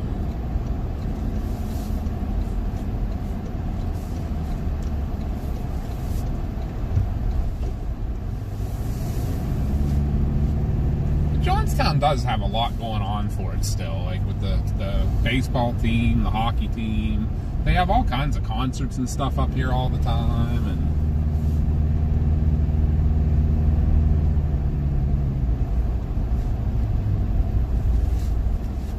Crossing over, the main line river. yeah, double-decker Yeah. train right now. And those would be the same rail lines that run through Pittsburgh, Greensburg, Lake Trobe Dairy. But yeah, the big boy's going to be coming through town on our event. I was like, really? You can't go like the day before. It's going to be on display in Altoona the day before. You got to buy tickets, which I'm pretty sure they're sold out. I don't want to go see it on display. I want to see it running. So I'm going to look and figure it out. It's going to be in Hershey, like, on the 7th. It's going to be in Philadelphia for the 4th and 5th.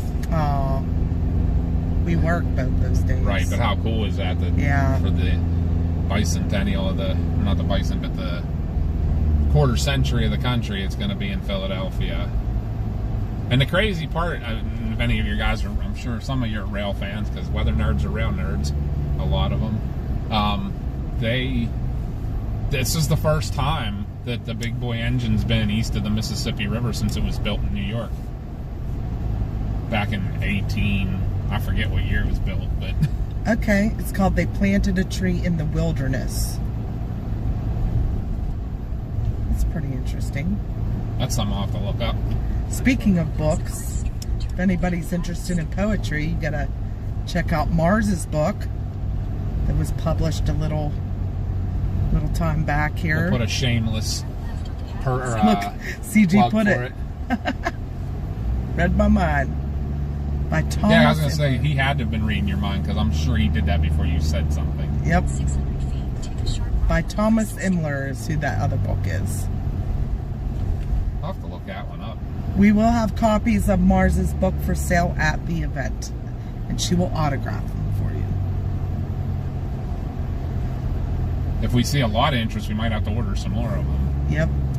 Or you can order them too You can through order. Amazon. Yeah, if you wanted to order them now and get them before, they come in like 3 days. Like when you order them, they come in a couple of days, and you can bring it with you. Yep. To be sure you get a copy that's signed. Our But she'll widow, sign it. our widow girl is an Published author. I'm so zoned out right now. I'm sorry. What's that? I was so zoned out. I said our widow girl is a author. That me. I did do that. That is indeed true. Now you need to just keep rolling with it. I'm trying. Hey, if you start being a good author, then maybe you could write. She is a good author. I mean, like that's not. You know what I mean? Like if you She got published. start getting more noticed. If you, I mean, how would you be doing someone like writing for me? Like if I told you the story and then you could write it. You know what I mean? I don't know sometimes Well, she that I said she could wanted write to it. do that with our. With our jobs. Yes. I think we need to, like, our whole story. Turn right onto Bucknell Avenue. Well, I was gonna like semi-fictionalize it since obviously her and stuff. Yeah. Well, yeah, you have to. But yeah, I did want to do that. Mama and I'll have to start coming up with all of our stories. And I done been telling you guys to do that. well, what would work for you? Would like us recording it, like doing it, recording it, and then giving it to you? You'd be able to write it from there, and put definitely some. I mean, I think it would be easier if you put it in writing Really? because, like, I will have to write it all down so that I have it as I'm writing the chapters. I gotcha. If you just do audio recordings, I would have to write the information down anyway. Robert Right. said if he starts writing bad stories, take his teddy bear away. Oh, this is a little weird piece of. Stop sign. I don't know if it still is. This used to be one of the largest flying flags in the United States, but I don't think anymore. When you start seeing some of the car dealerships Yeah. and crap out west, like some of them got bigger flags. At the But stop sign, turn left I know in the onto 90s, this was the largest flying flag in the. I don't know if it's in the world or in the United States.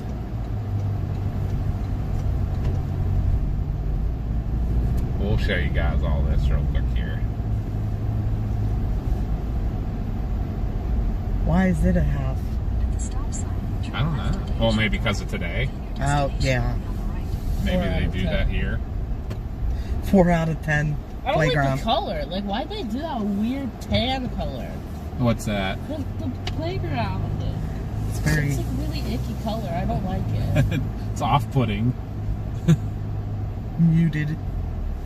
They can park just about anywhere here. There is still a bar and grill here. It's just different name now. Asiago's Tuscan Italian Restaurant. Destination is on the right. All right. You gotta come here. I'll walk along. All right, guys. We're gonna take you for a walk. Mars, you coming? You staying? I'm staying. You don't even want to come see the view? I'm so eepy. Oh, Mom's handing me stuff. Where's the handle? Out there. All right, guys. I'm gonna take you out and Mars is going to guard the ride. Alright, so I'm going to get rid of the map for a minute here. I don't know if I need to take the hotspot. Can you even get to the view? I think so. It's on the other side of the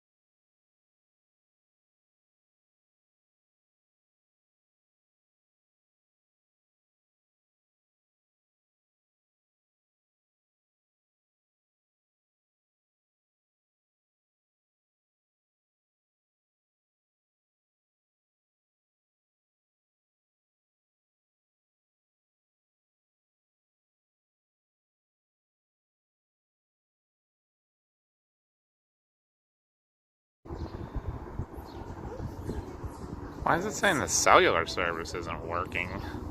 I don't know. I have full 5G. Did I hit something? I don't know.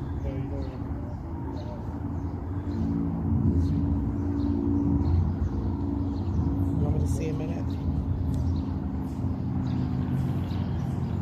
Let's see if the stream's working. Yeah, it is. It is now.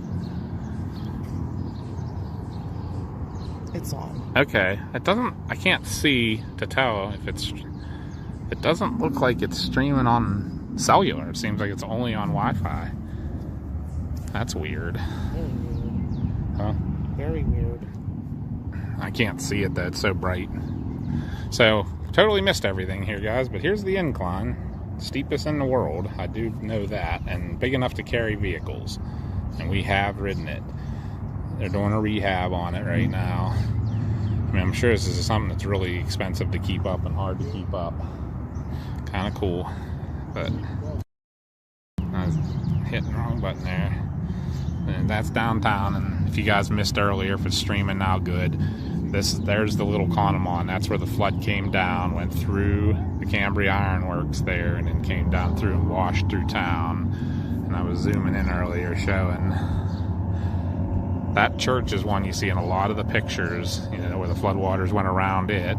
City Hall's back behind it with kind of the reddish colored roof right there. That's where we were standing at City Hall with the watermarks on it. So the water was as deep as those top windows you can see. Where's There. that? City Hall. Yeah. Right? See the reddish roof with the green steeple above it? Can you see the church right here? It's the closest. Yeah. Like, go straight up back from Okay. it. See the red roof Yeah. with the green steeple? That's City Hall, so that's where we were. And then Central Park is that where those trees are Gotcha. behind it, so that's where we were parked at.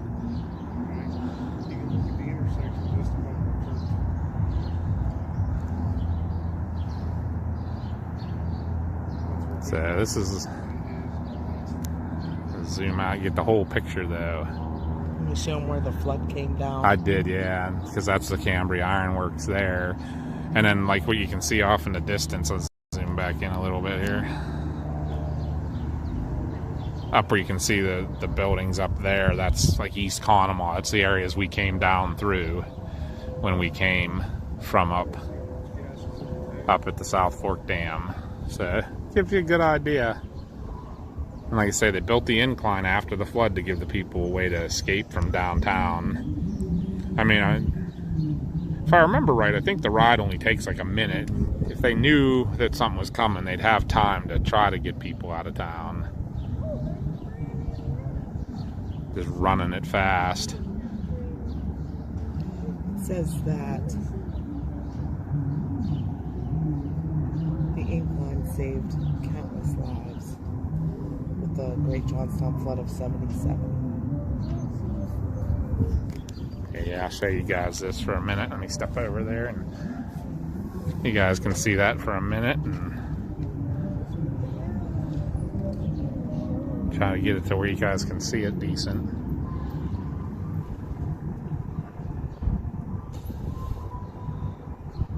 And you can't quite see, you have to walk over here a little bit. You can just start to see the arches of the bridge right there. That's where the arch bridge is that we were showing you earlier.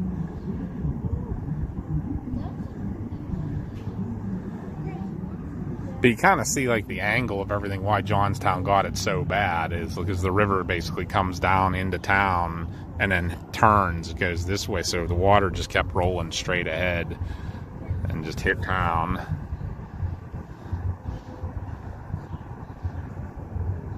If I'm correct, that's Stony Creek over there, where these bridges and stuff are. That's Stony Creek. It comes down and it's right at the bottom of the incline, and then it meets the little Conemaugh right before the Stone Arch Bridge down there. But kind of a neat view of downtown Johnstown. You can see that's Route 56 that goes up and up the hill there and out of town, and that would be like, that goes up towards where the flood started. That would be the areas that we were driving by on the way in to South Fork. Up on top of that hill's where the airport is. University of Pittsburgh at Johnstown's up there. Everything. But the city, yeah, city was a steel city back in the day. And the actual, there's the Flood Museum right there, actually. We were right by it, actually. If I'm correct. Am I correct? No, maybe not. Now I'm having a brain fart here.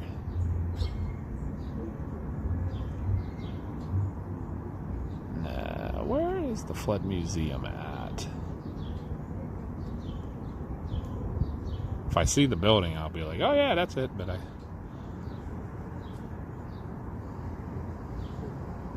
You want to hold them for a second? I want to look and see if I can find the Flood Museum on the map. I know you can, I'm pretty sure you can see it from up here. But I'm forgetting where it's at. I'm having a brain fart. I'm going to zoom back out. Okay. I think I was at 67. Yeah. Get a little better view of the whole town. And then we'll get going here.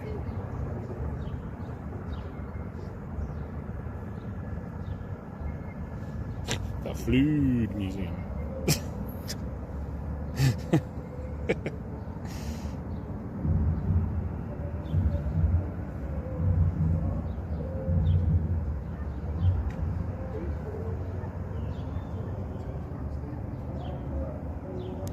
You can see the baseball game going on.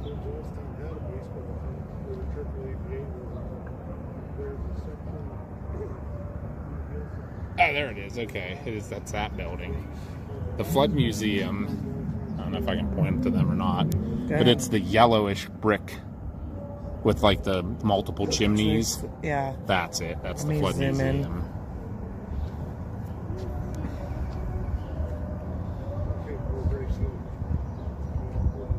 Right there. That will be it. That is the Flood Museum in town. And I think that one, if I'm correct, it's run by like a private commission type of thing. You know what I mean? Like the one at the lake is actually a national park. Here, I'll give this back to you. Okay. I'm nervous with heights. I gotcha. So, but I mean, you guys get the gist. If there's any questions when we get back to the car, we can answer, right? We'll walk you back and we'll go up to our final stop up here. It gives you a pretty good idea. I'll show you over that way. That's the restaurant actually over there with all the glass and stuff. Pretty cool place to eat. You ever want to take someone to a nice place to eat? That's it. But I'll do the 104. But yeah, there's that giant flag. And like I say, I know when we used to come up here in the 90s, that was the largest flying flag in the country, I'm pretty sure. So, pretty cool. It's probably what that plaque says and everything. But we're gonna mosey back, follow Mama. She's all dressed to go do some woods work tonight. Yeah, I'm not fancy. Not fancy. I'm gonna be in the woods. My muck boots, I don't want ticks. Right? Keeping them ticks away.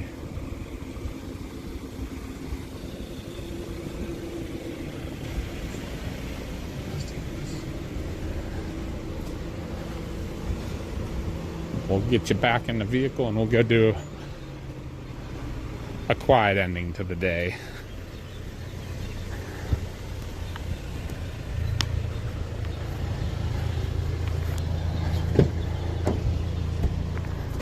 All right, we're back. All right, put you back to the 67 for now, and I'll hand them back to you.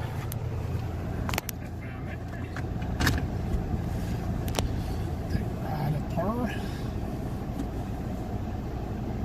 Hi, Sam.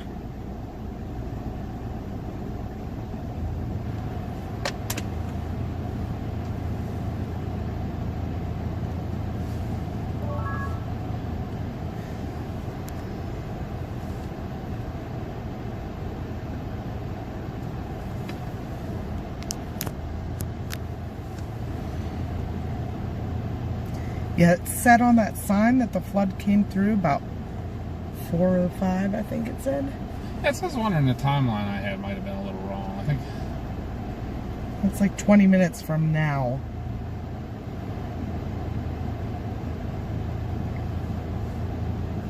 Head toward Green Street.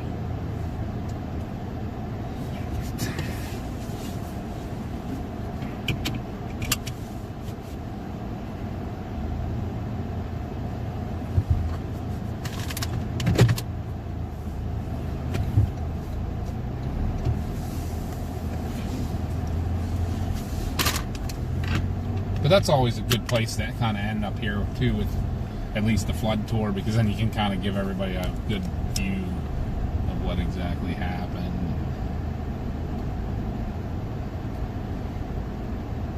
That's what I was explaining when I was walking around, that back then a lot of the construction in town was wood frame stuff. The brick didn't come around until after, basically.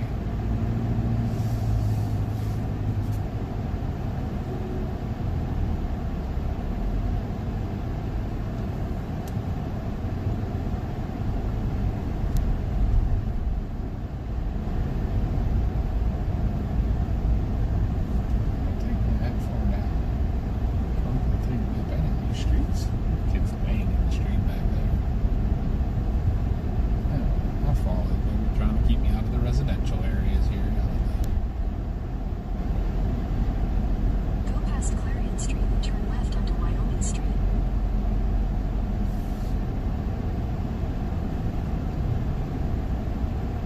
Is it taking me the whole way down here,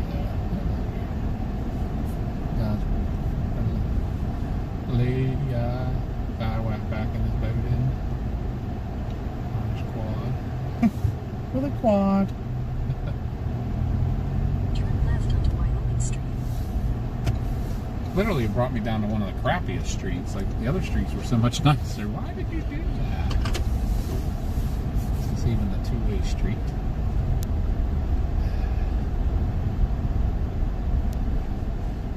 At the next stop sign, turn left.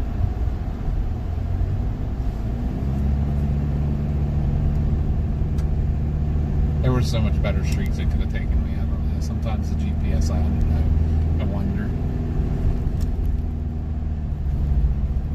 At the stop sign, turn left onto Bucknell Avenue.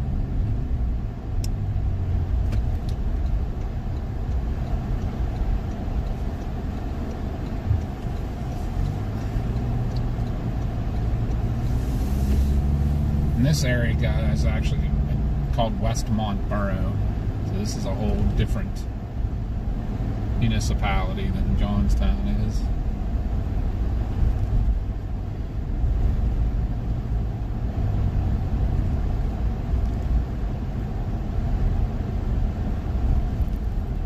I think even back in the when the flood happened, this was like where the more affluent people lived from the city. This is where all the bosses and everybody lived. You have no idea why it took me, didn't just bring me up that street. I don't know. No clue. I should have just went. I knew better. I am sorry for the bag crinkling. Bad crinkle.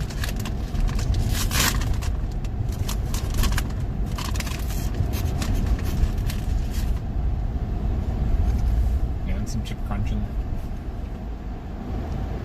I'm trying to be quiet. Yep. We just had each a little sandwich to start the day off, so all a little bit hungry. I was gonna grab a chip or two too. Hey, is that Jason Hawes? Where? It was a Roto-Rooter van. No, really. See, I wonder if he still works for them.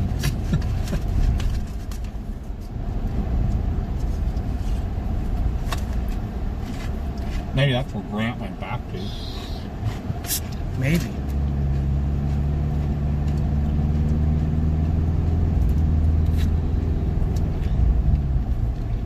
He's like, I made more money there. Yeah, this is a beautiful neighborhood up here.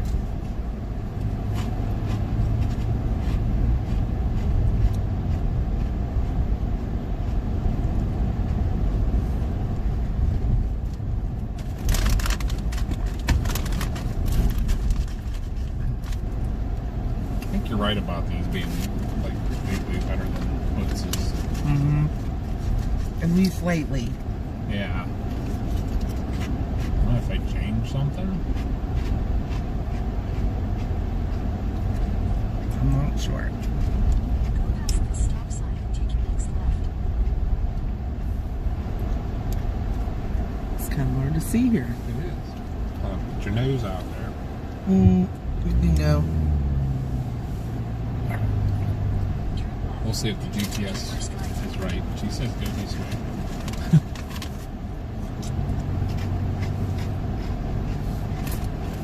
Turn right. That sign had a walking tour sign. Or Oh, that, really? yeah, it said walking tour.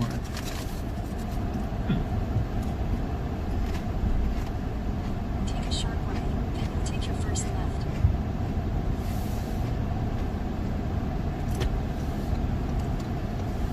I wonder if there's different areas in the cemetery you can stop at, like different Historic. headstones. 300 feet. Turn right. Probably. Turn left. Then your destination will be on the right.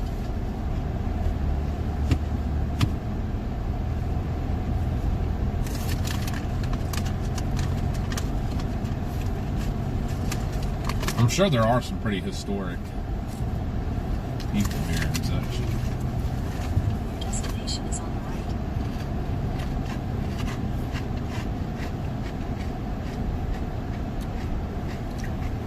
Probably okay. Right here.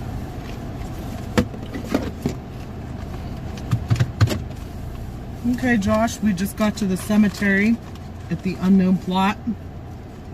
This is where 777 people are buried that were unknown, people that perished in the 1889 flood. There are 777 headstones, but they are all buried together. So we'll take you out and show you that. And if anybody joined us late and wasn't here at the beginning when we were at the dam, didn't know this, but every year the school kids around here set up and light 2,208 luminaries at the dam for every person that was killed. I thought that was absolutely amazing. This is Grandview Cemetery. Correct. This is Grandview Cemetery, City of Johnstown. There are a lot of people that passed away in the flood also buried in here. That were identified, Right. so they're in their family plots and things like that. And that's probably the. Mama noticed that they do have a tour now, like a walking tour of the cemetery. So that may be part of it. But we're gonna take a walk with you guys over here, and maybe I'll.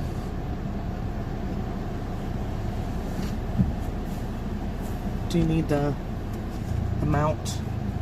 I have it on my knee here. I'm gonna go ahead and take this with me this time. Okay.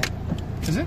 Are both boxes showing up? Well, you can see it in the shade here, like the cell and the I Wi-Fi. can't see because of the lighting with the tree.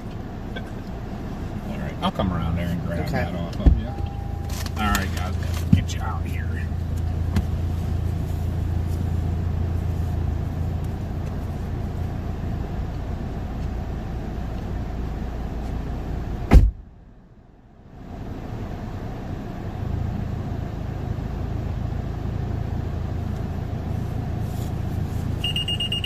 Jeez, oh, Pete. Fire call. Sorry, guys. Let's get you out here.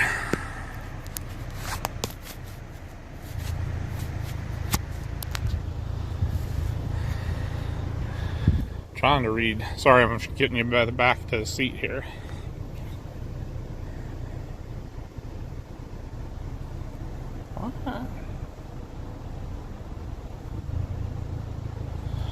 Why is it not showing the cellular?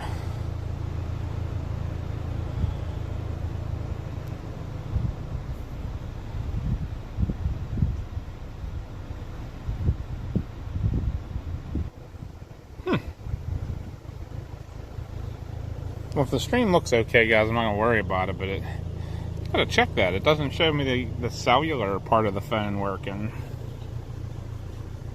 So it's not doing its bonding thing. I don't know what the heck that's about. I don't have airplane mode or anything on. Just trying to look at my settings here and stuff.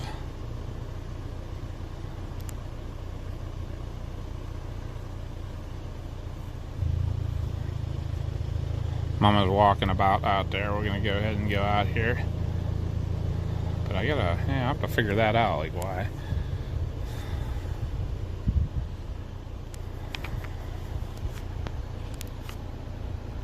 Don't know. Well, we'll look at that later. But yeah, so this is the monument for all the unknown.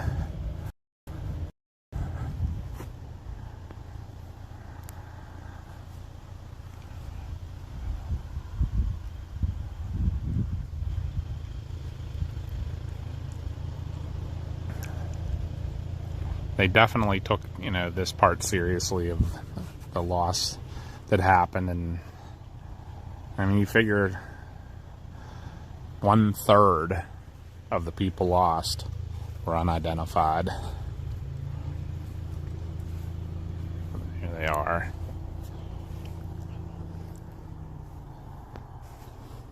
I'll take a walk around.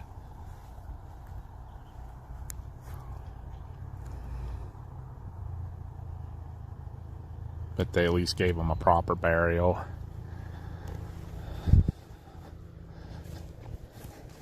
I'll take a walk around it.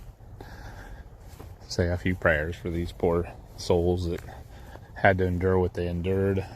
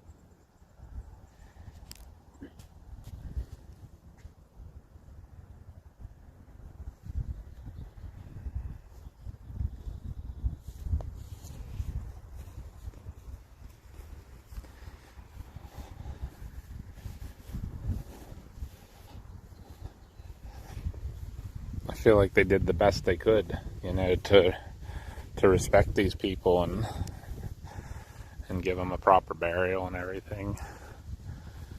But kind of crazy to think, like I said, 1/3 of the people that died.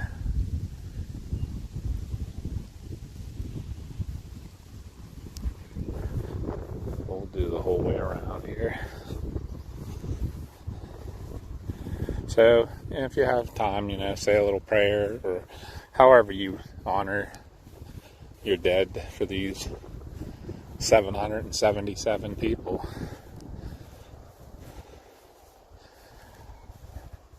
That fateful day, 137 years ago, right pretty much now, this was happening. So,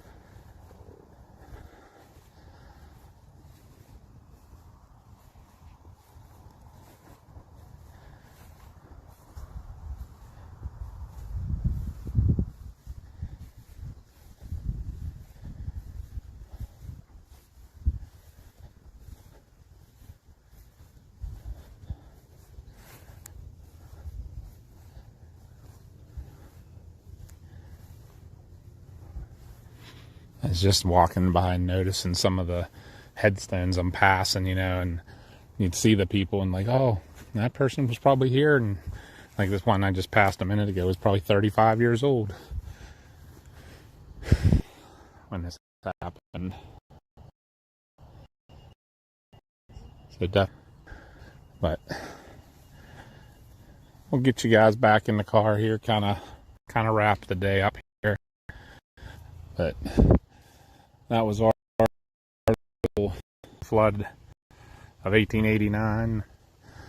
Happened this day, 37 years.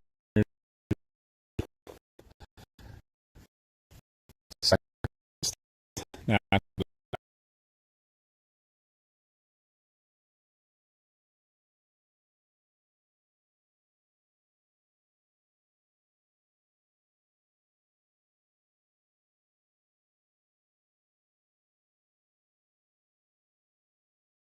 on that little island like that, there wouldn't have been that much of a loss of life either. So sometimes Mother Nature, yeah, I'm still gonna show you who's boss. So, but get you back in the car here, guys. Give you the mama hair. Sid asked if the individual headstones have anything on them. No, They're all blank. They are all blank. Just the one memorial stone has, in memory of the unidentified dead from the flood, May 31st, 1889. Yep.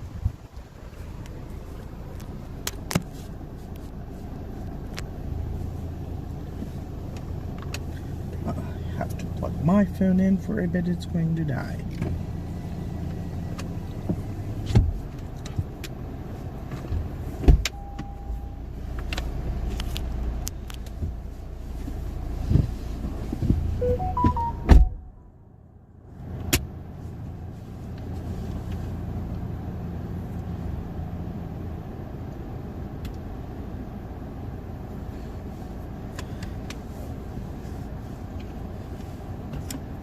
Josh said that fire call was smoke in an apartment Oh, really? in New Stanton.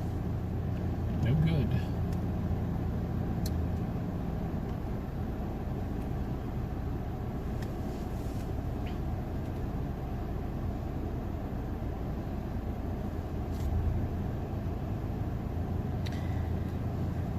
I thought about using the paranormal equipment here, but I kind of feel like I should let these people rest. Right.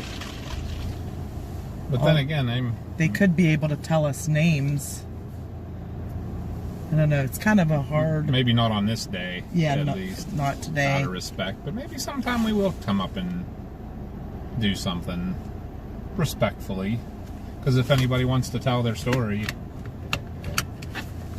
Aaron said, I have many relatives buried there. And Boleen said, very informative video. I'm glad we get to be of some information, I guess. I gotta figure out what's up with the camera there. I don't think it's streaming on whatchamacallit, cellular. So it's not bonding. I gotta check the settings on that. But what do you want to do? You want to keep on rolling, or you want to wrap it up? We could probably. Would you guys want to talk to us for a bit? I mean, this is gonna probably conclude. Well, it will conclude. Anything with the flood, but Yeah. if you want to talk about other things we got, like an hour drive to where we're heading to anyhow, so up to you guys. Let me try to see if I can check the settings on that real quick. I'm gonna take them. Yeah, you can leave it plugged in. You guys are gonna lose the stream just for a second here. You I guys need the plug anyways. Okay, let us know what you want to do. You're gonna lose the stream just for a minute because I gotta go check the settings on this and see what's going on there. So I'll be right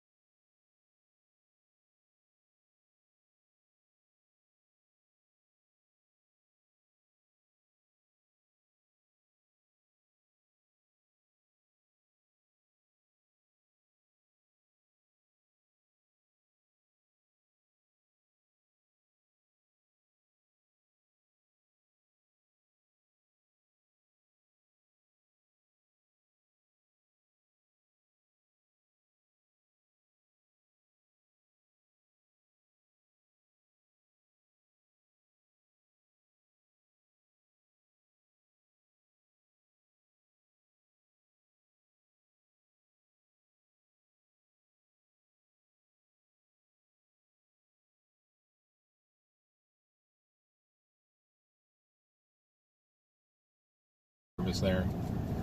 Yep, we're back. We're back, everybody. You can probably Don't plug leave. this into that, because this is Yeah. usually really good. Just at least so that doesn't die. That dies quick. Alright, guys.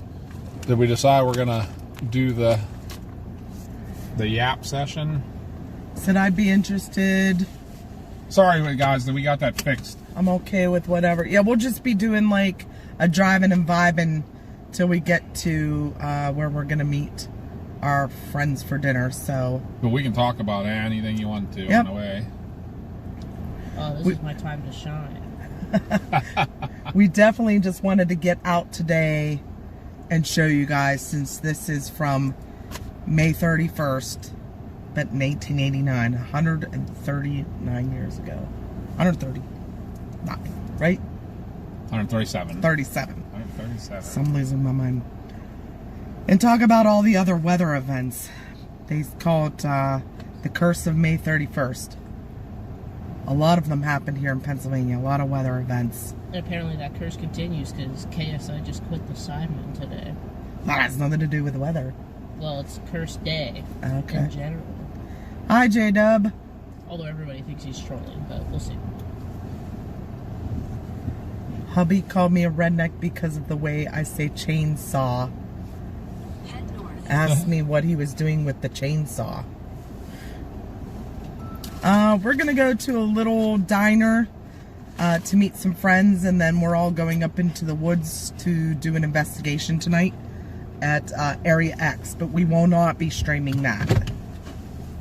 We're finding out that we get a lot more activity when we're not using any of those modern devices. If we're not using a camera or streaming, but we will have a camera on hand that if something starts happening, we'll record it. But we don't want to record this entire time because things don't like to come out. Make a loopy loop. So make a loopy loop. So yeah, whatever we get at the diner, I'm not sure what I want tonight. Maybe meatloaf. Sounds good on a Sunday. I like his music. Turn right. You'll take your first sharp left. That was funny, Dad. It was funny, right? You can tell how Mama does not pay attention to us. I heard you. Paradise by the dashboard light. Yeah, it took me a little while there. I'm sorry. I'm trying to do a few things here. Alright, Always- you want me to take over since I'm so good at talking about Take your first nothing? right toward Mill Creek Road. Does anybody have any questions before Mars takes over talking about nothing?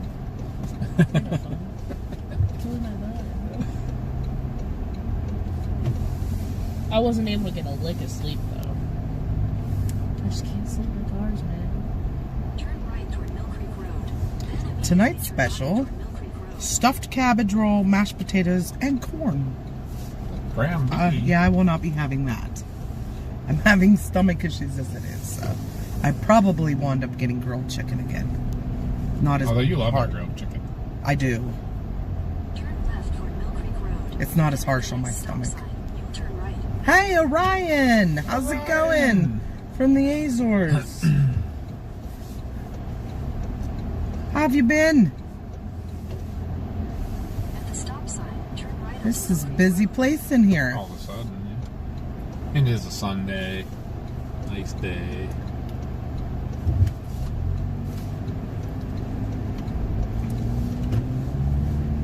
In a quarter mile, merge onto Yoder Street. Yesterday they had stuffed chicken breast. No fair. They usually have that on a Sunday. Hit me with the cabbage rolls today. Everyone's okay. Thanks for asking. Okay, if nobody else has any questions. Oh, we're doing good, Orion. We were talking about all the weather events that have happened on May 31st. Today was the 137th anniversary of the Johnstown flood in Johnstown, Pennsylvania, where 2,208 people were killed by the floods. We're just actually finishing that up. We were just leaving the cemetery where there's 777 unidentified buried together, but they put individual headstones for all of them.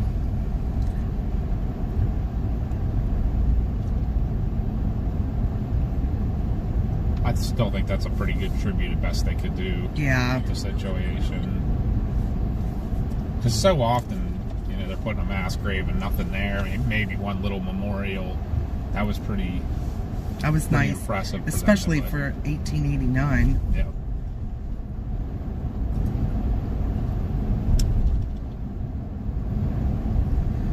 There was also the El Reno tornado. It was an EF5. In 2013. Yeah, 2013 that killed the Twistex team. That's crazy. That was 13 years ago. Yeah, Tim and Paul Samaras and Carl Young. I was in El Reno, And Oklahoma. what was the other? I gotta look up the other gentleman's name. It was like an amateur local chaser. And then we have the 1985 tornado outbreak in northwestern Pennsylvania, where an F5 tornado hit Wheatland. There was the 1998 tornado outbreak. It was from May 31st to June 2nd. There were several tornadoes, like Salisbury, Pennsylvania, which is in Somerset County. Berks County had an F. I think theirs was a EF3 as well. Was it? But yeah, several tornadoes that day, and then there was a they called it a macro burst. That hit Kennywood Amusement Park in Pittsburgh, and a woman was killed when they were trying to take shelter under one of the rides. The roof collapsed on them. I will never forget. I was at work at Rescue 8 that day. That was in... Say 2002, right? Yeah. That'd be about right. Yep. Because I was on maternity leave. I mean, I was working, but not on the truck. And everybody got called down to Kennywood. But I didn't go because I was very pregnant. No, you'd have been... Or maybe it was post. Post. I was going to say... Was that around the time I broke my leg then, maybe? Maybe. Because I would have just got home from Arizona not too long before that. Not funny, Camp. Not funny. The dew point here is 81 freaking degrees. Help me, I'm drowning.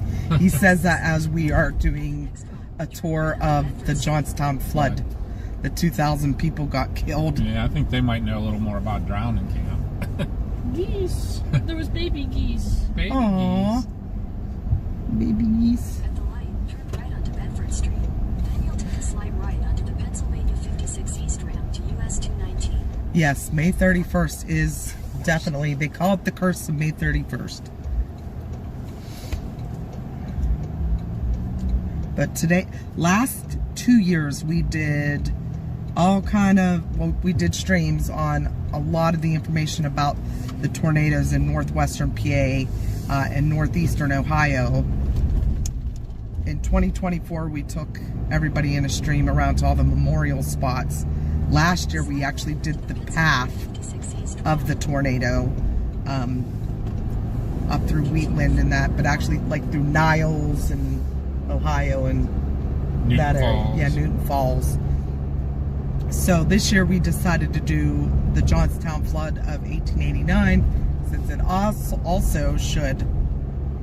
it fell on May 31st. Take a slight right. Next year maybe we'll do Salisbury. Pennsylvania 56 East. Not much to show up there because it's mostly farmland, but We can show you where the tornado was. I don't know signal-wise if we could ever do anything up in like the Moshannon Forest or anything to show you. I think it'd be crazy to go back and visit though where I was just to see the difference maybe. And now that I realize where I was with Casey that time, I'm kind of a little freaked out by it actually. yeah. Anyways, Mars wants her time to shine because she's with us No, don't today. make it sound like I want it. Like, I was just like, I don't know. I like talking if you guys want me to talk. You can talk. Let's let Mars talk for a little bit since she has been so quiet and patient all day with us doing our history tour. I've just been sleepy. So I think she likes that. She tells me to do it all the time. She's Yeah, like, no, today I was just really tired, so. Yeah. No fault of yours. And tonight we're doing an investigation in the woods, so we will not be streaming. So she's going with us for that and said she would ride along with us if she could sleep, but she hasn't been able to sleep, so. I made a valiant effort. Yes, you did. I laid in many different positions. None of them.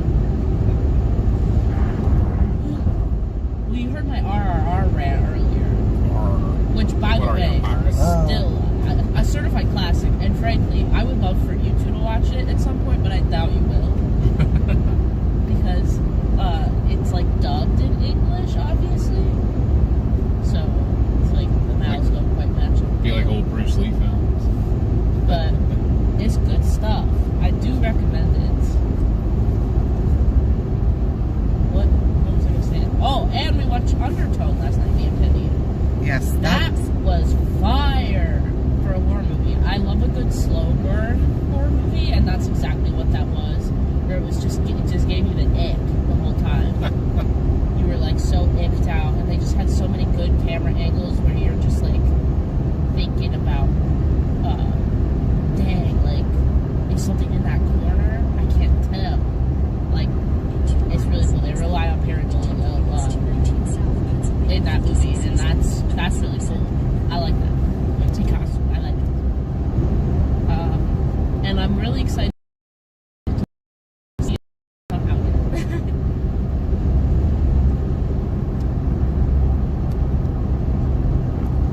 trying to think what else. Subnautica 2. If you watch my YouTube channel, we've been streaming Subnautica 2 over there because Subnautica 2 just came out. It's still an early release, so the whole thing isn't out yet, little parts of it. But if you love underwater, if you have thalassophobia, don't watch it. Don't watch it. I assume you're underwater all the time. 99% of the time, you are underwater. It's a water planet. Gotcha. So you can swim to the surface, but there's no land for you to stand on. You're in the water 20%. And it's spooky, and there's big giant squids that attack you. Love that. I really wasted all my breath on that RRR rant earlier, didn't I?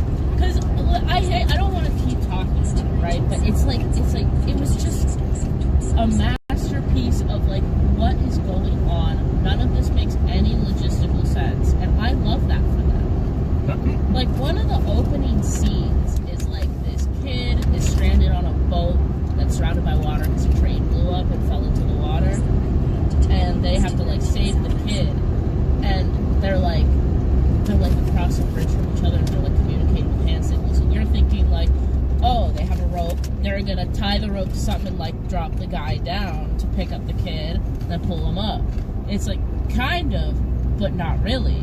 No, instead they're both gonna tie themselves to each end of the rope, and then they're both gonna jump off opposite sides of the bridge, and then he's gonna swing down, grab the kid, they're gonna swing in where he's gonna throw the kid to the other guy that's hanging on the other side of the bridge, and then that guy's gonna throw him a wet flag so he can go through the fire without getting burned, and then when he swings back again, they grab hands, and that's how they did it. What are they, Cirque du Soleil? Yes, pretty much. It was very much that, and the way they jumped, they both needed a running start, right? So one of them is on a motorcycle, and the other one's on a horse. Jeez. and that's Somebody was doing something when they wrote that one. That's how they do that, and it's really fun to watch. I do love it because it doesn't make any sense, and that's why it's beautiful.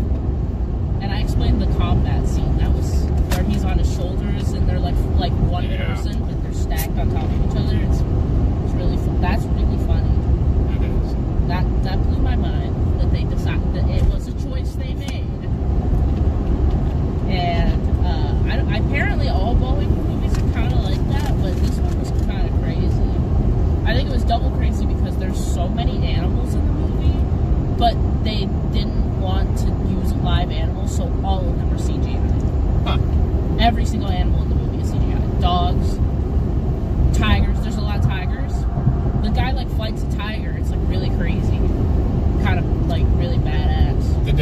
good with the CGI? I mean, Yeah, the does it look CGI pretty looks real? really good. That's good.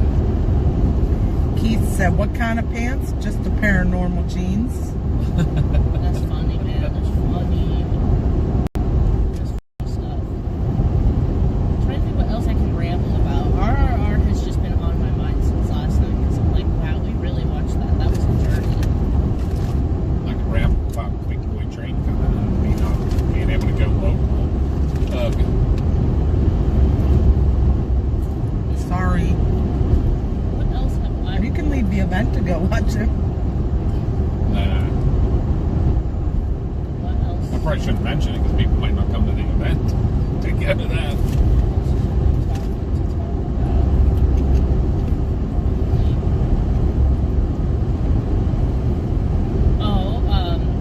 Would be pretty. What? I'm sorry, I was gonna say, would be pretty cool to see that thing rolling through like Jeanette or Greensburg or something. Though, you It's know? not coming that way though, right? Yeah. Yep. On the 11th? Uh-huh. Then why don't you go and watch it in Jeanette or something? Real quick. I'm not leaving our event. That's crazy. You speak crazy words. Axel and I are planning my Star Wars cosplay, and I sent in my form to sign up for the 501st Legion, which is like a group of cosplayers for cosplay. That's who does all the events that Axel will go into. Oh yeah. So yeah, we're working on that. What are you going to go as? John Wellesville? No, an Imperial Bridge crew for now, because that's easy to do for now, but we do want to 3D print me some like Mandalorian armor type of stuff. Yeah. And my dream cosplay for Star Wars is Padme. She's so served. Yeah. I want to say other words, but I can't. But I know what word. no, yeah, she's so serves. I love her outfits. She's so beautiful. She's my favorite character from all the Star Wars movies. Good pick. Yeah. Boba Fett was always mine. Boba Fett and Darth Vader. I like the bad guys. Fun for you. I love that for you. Well, I like Han Solo too. That's also pretty cool. Chewie. I'm not quite big enough to do Chewie.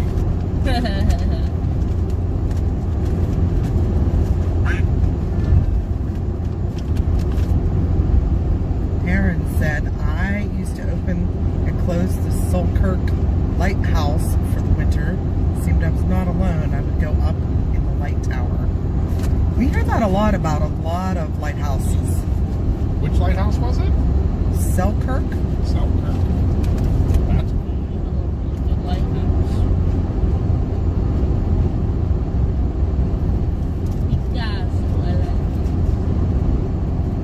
You figured, I mean, a person dedicated their life to the lighthouses back in the day. You could have a family and everything, but your whole life revolved around being there 24/7. I wonder if they ever got any break. Like, did somebody come in for like a week to give you a week off? Like, don't look that up.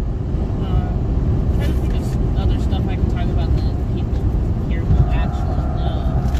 Because like lately the media I've been consuming a lot of anime, and I doubt there are many more viewers that are anime girly. Right.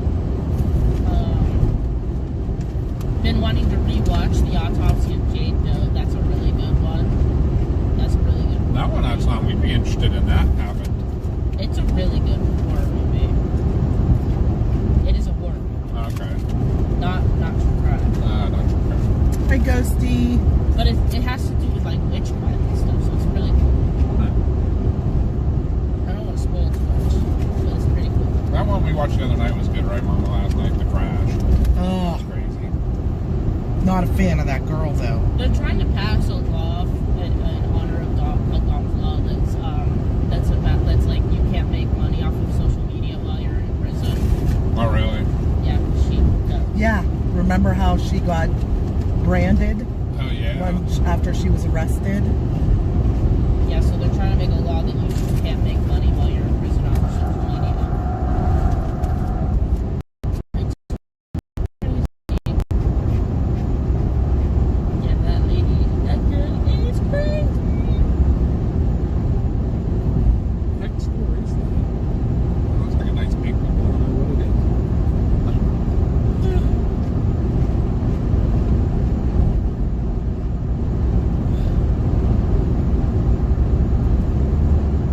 just thought that was kind of a sore subject, you know, that these serial killers and things can write books and make tons of money.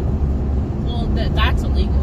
Is that? Yeah, you're not allowed to make money off of your crimes specifically. So that's why the social media one is like tricky right now, because she's not directly making money off of the crime. Right. She's just posting on social media.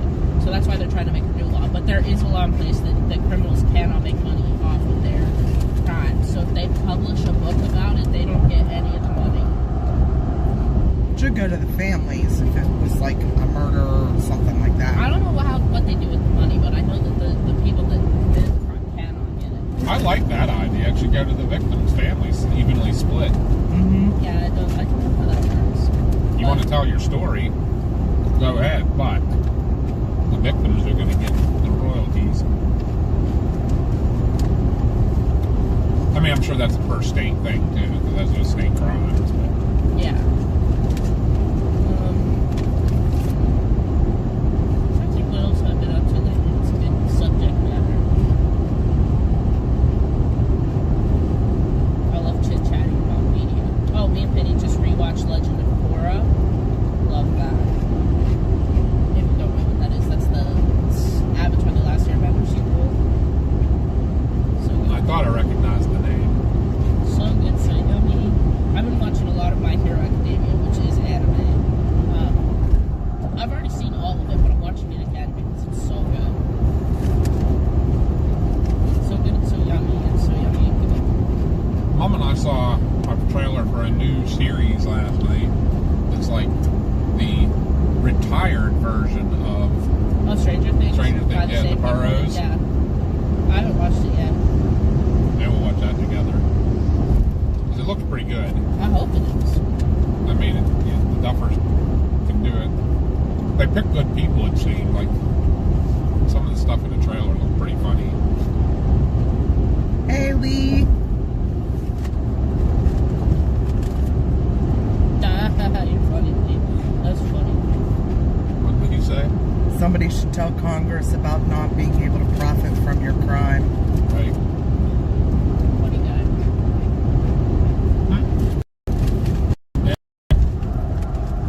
So many games.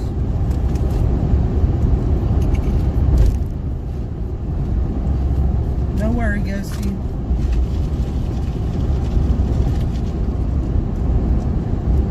Oh, in my free time, I have set myself on a impossible challenge, which is to 100% as many games in my Steam library as possible, which is to get every achievement the game offers. This is a really hard task, and the reason I want to do it, and it's such a dumb reason, I know, but when you look at someone's Steam profile, it'll say how many perfect games they have in their library, which is how many games they've like 100% in. Yeah. And I own over 100 games, by the way. And I've only perfected 7. Oh, wow. And I'm like, that number needs to be higher. So now I'm in the process of doing that, and it's really hard. Just recently started one of the SpongeBob games I own. I love SpongeBob. SpongeBob Battle for Bikini Bottom. So good. Really hard. Frankly, it's so weird how they made kids games like kind of hard. Really? Well, like both Penny and I have agreed on this. Now this is a different game, but you guys probably remember us playing this on the PS2. The SpongeBob SquarePants the movie, the game. Yeah.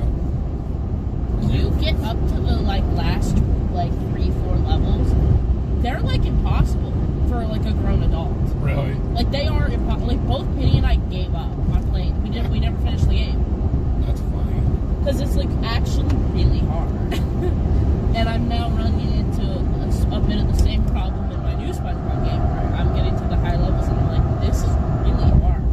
I'm having a little bit of an easier time because I'm playing this one on keyboard and mouse and not on a PS2 controller. Not on an old busted PS2 controller, so it's a little bit easier. But I'm definitely still struggling. And it's like, who made these games? Like, they're meant for kids. And me and Penny, 2 grown adults that play video games 24/7, can't beat them. That's pretty funny.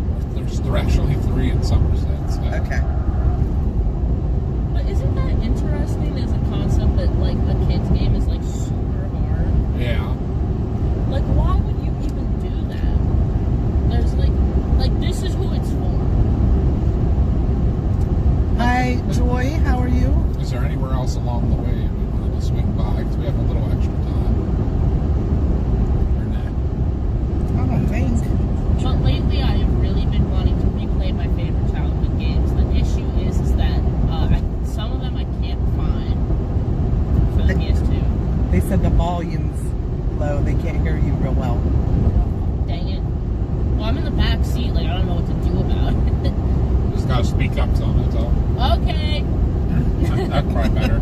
But, I've been wanting to replay a lot of my childhood games, but I don't know where some of them are. And also, hooking up the PS2 is like it is such a chore. If I was a betting man, the attic. No, I've looked through the attic. Oh, Some of really? them are just completely missing. I found a lot, but some of them are just completely gone. Wow. And not all of them are available on like modern stuff. Gotcha. And one that I wanted to replay but can't because it's broken for some. And I remember this happened when I was a kid. On my DS, I have the game for Madagascar 2, and it just like stopped working. It was like corrupted somehow when I was a kid, and I can't get it to work. And I really want to replay that game because it was kind of super fun. So I've been. Can you look? Yeah, can you look online for one? Yeah, I've been looking online to maybe order a new one for my DS. I remember you used to play the fruit chopping game on there, didn't you? What was that called? They had to throw I the thought that- fruit up. What, What? Fruit Ninja? Yeah, wasn't that on your DS? No, that's on mobile. Oh, I swear you played it on DS too. No. I have most of my DS games because I kept them in like a nice little case. A lot of the PS2 games that are missing are ones that were partially also owned by Josh, so I don't know. They're in the house somewhere, probably. Just where is the big question. Yeah, like I can't find Thrillville, which I really wanted to play. That's one of the ones I can't find. I can't find Spider-Man for the PS2. That's another one I could not find for the life of me. But I found Simpsons Hit and Run, which is such a classic. I do remember you guys playing that one. I love that. Which one was it? Simpsons Hit and Run. Do you remember that one? Yes. That's a good Driving game. the convertible. And I found the SpongeBob game for PS2. But like I said, I replayed that a bit. It was one of the times that we came to watch the dogs when I came down from Pittsburgh to watch the dogs when you guys were on vacation, like 2022, I think. I played through almost all of it, and then yeah, like the last 3, like I just literally couldn't do it. It felt physically impossible. Like some of the parkour tech you would have to do is like a child can't. There's no child that is this coordinated. It's like, what are you guys doing? And like I said, I'm having an easier time on PC, so any game I can find on PC, like I will try to, because I'd rather play them on PC than on the PS2 anyway. But obviously, a lot of those games did not get ports made over to PC. Hi, Steven. Yeah, we talked about Twist X. We talked about the Pennsylvania tornado and Ohio tornado outbreaks. We talked about the micro-macro burst in Pennsylvania. We talked about the Johnstown flood. Also the tornado outbreak in 1998 that killed people in Somerset County and in Berks County that was an F3. Yeah, there were a lot of weather things that happened today.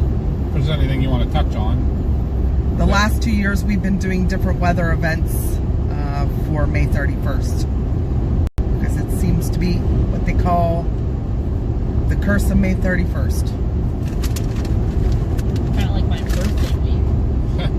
Seems that way, huh? My birthday week is super cursed. Didn't you used to watch the Alaskan Bush People with me? No. I thought you watched that with me. No. Does not sound interesting to me either. No, it was about the family that lived in Alaska in the woods. Kind of the homesteaders. And But I it feel was- like I maybe saw an episode or two. But there was like always drama with them. Yeah. The one son actually took his own life yesterday, so the oldest. Well, Yeah. rough. And he always seemed like Wrestling the, Street.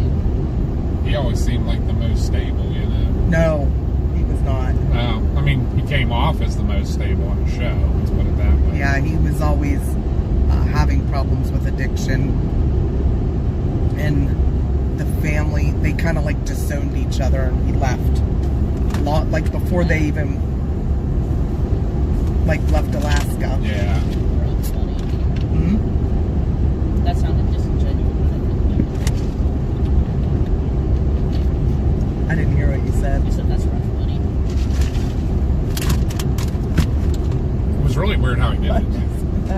What? Why'd you say that? Because you're talking about people killing themselves. I'm like, that's rough.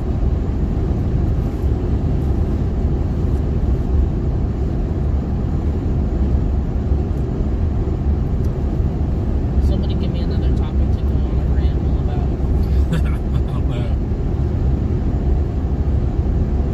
I don't know. You talk about the big boy steam engine. What? You What? talk about the big boy steam engine. The what? The big boy steam engine. What's that? She doesn't even know about it. I know. Sorry. It's the largest steam locomotive ever built, and it's going a tour of the East. Ooh, your autism is showing. I know, but that's all right. No, I'm not saying it's a bad thing. I'm just saying. Yep. My autism was showing 2 minutes ago when I was talking about video games. Because I love video games. And I would love to revisit some of my classics. Oh, But not I don't know if Lee. you were catching what we were saying. It's coming through local area like Jeanette Greensburg I did on the hear day that. of our event. That sucks. Bad time. Yeah. So I'm gonna have to figure out where else I can go see it when. Lee said, seems like every time May 31st is on a Friday, we had a bad accident at the factory I was working at. In 1991, that left one of my buddies horribly burned. Oh wow. Oh, not good. So May 31st is just a bad day all around. Yeah, because I feel like there's other things that have happened on May 31st too. That we're Yeah, KS, I forgetting. could quit the assignment today. Yeah. Right. No, like I literally found that out like while we were out. That's not good. Everybody thinks he's trolling though, which I hope so. But we won't know for a couple days if he's serious or not. Right. Which I know sounds like not a big deal to people, but to me it is. Right. You're a Sideman fan. I am. It's This like- reminds me of when Matt Pat announced he was quitting YouTube on my birthday. Yeah. Cursed birthday, am I right? Right. When Matt Pat announced that, I was like, literally, my birthday can't get worse than this. Lee said Big Boy is doing Leaksdale at 6 p.m. on July 11th and laying over at Conway Yard. Is that where it's doing? I wondered where it was doing its layover, but that makes complete sense. By the way, I was just kidding about the Matt Pat thing. The worst thing that ever happened on my birthday was Buddy dying. But Yeah. cursed birthday week. Turn right onto Love it. Pennsylvania 281 Right. South, Johnstown Road. I tried not to manifest it. Like, I tried to be like, oh, this year's gonna be different. And then it never is. I mean, nothing super bad happened this year. I got did it? dumped. On your birthday? During the week of my birthday. Really? Mm-hmm. You're better off. Right. No, I'm not saying, but I'm just saying, like cursed, you know? You got a really good guy now. Oh, well, yeah, now I don't care. But in the moment, it was like, really? My birthday? I remember that gas station. Isn't Sat that- there during a blizzard trying to Yes. figure out technical difficulties. Right? Ended up being it was the app, not us. Yeah. Because everybody went down.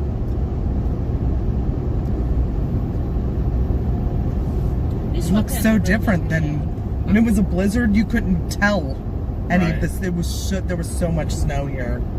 Anyways, what'd you say about? These sweatpants are making me mad. I know they Like, keep keep tearing. ripping. And I don't know what to do about it because I don't want to throw them out. Like, I'm keeping them. Well, now you can't order a new pair. They're sold out. Yeah.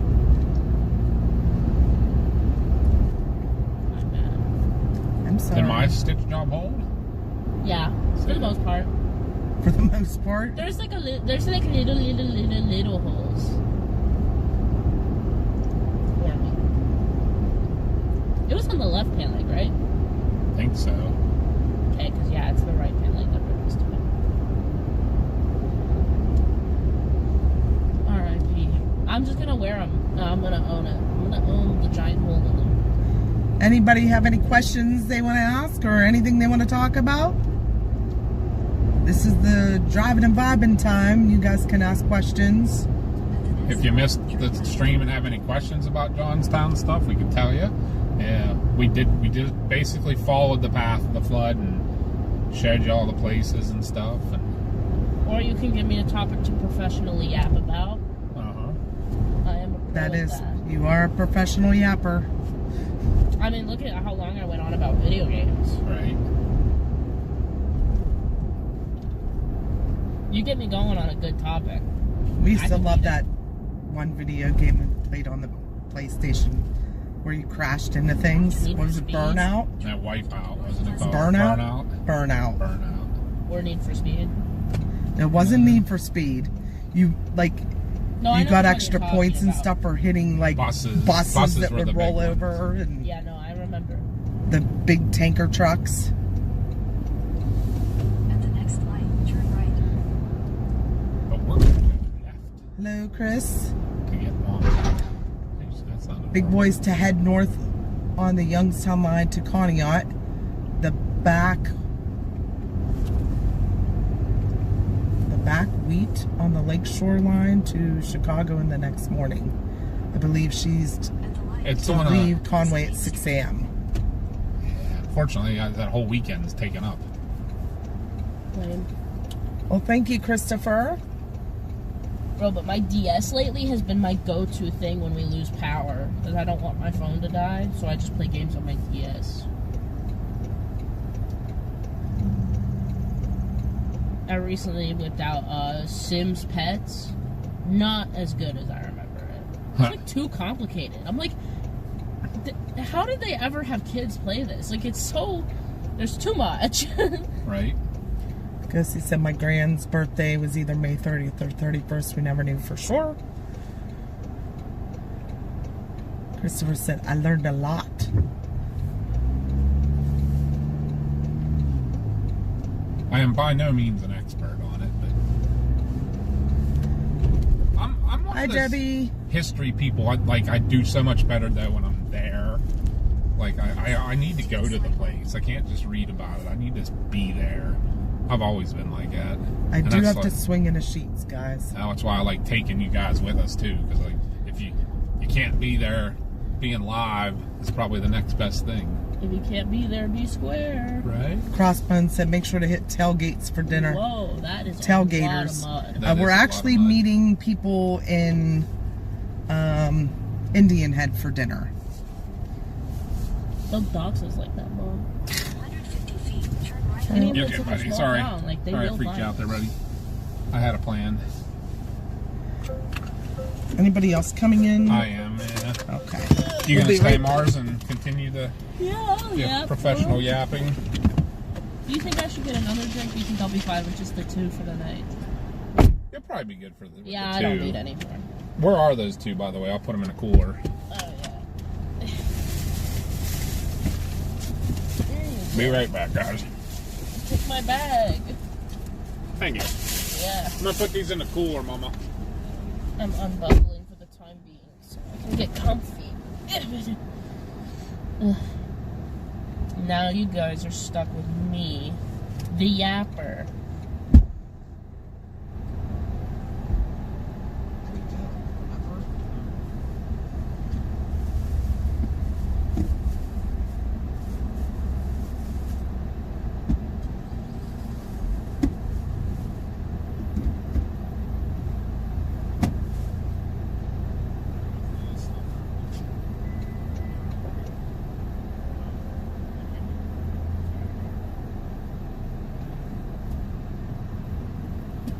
That's the plan. That's the plan, Crossbones. That's always the plan when we're there. Never not the plan.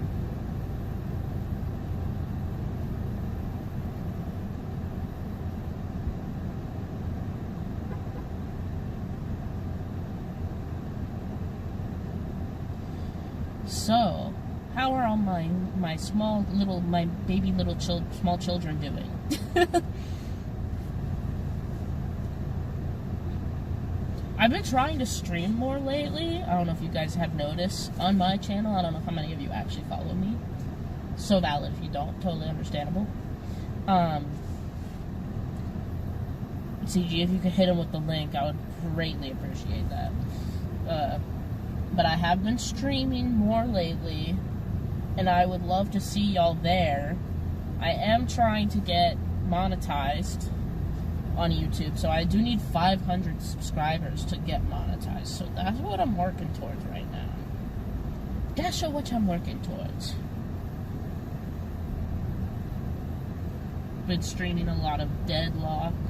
Deadlock's pretty fun if you guys know anything about video games. It's a MOBA.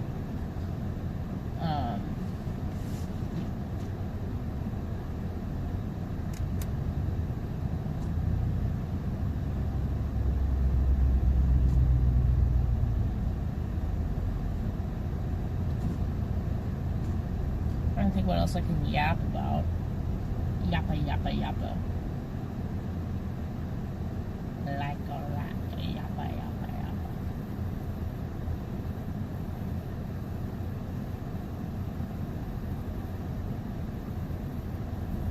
Oh, thank you, Ghosty. Appreciate your support, bestie Westy.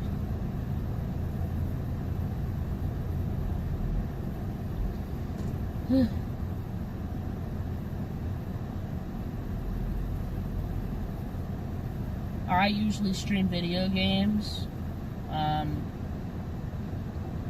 but I do want to start making like edited content of me and my friends reacting to like movies and stuff, because we watch a lot of movies and shows, and I would like to think that we are very funny. That's my hope. I don't know about myself, but I know my friends are funny. My friends are definitely funny. But the me part I'm unsure of.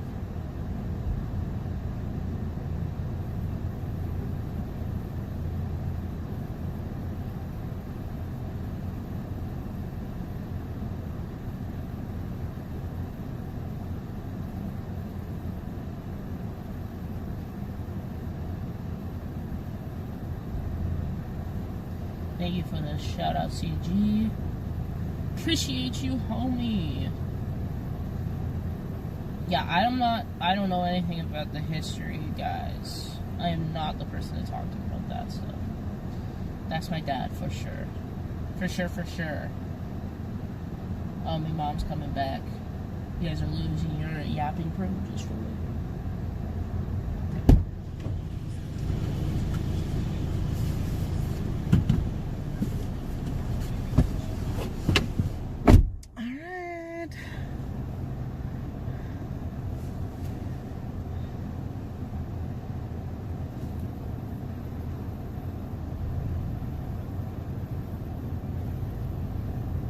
Yeah, I know a lot of people do music reviews. I listen to such niche stuff that I don't know if it would really do well.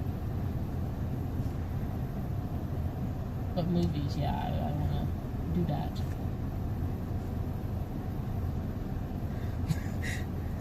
Crossbones docs does. Yeah, I know. I'm just kidding. I saw and I was like, that's the plan.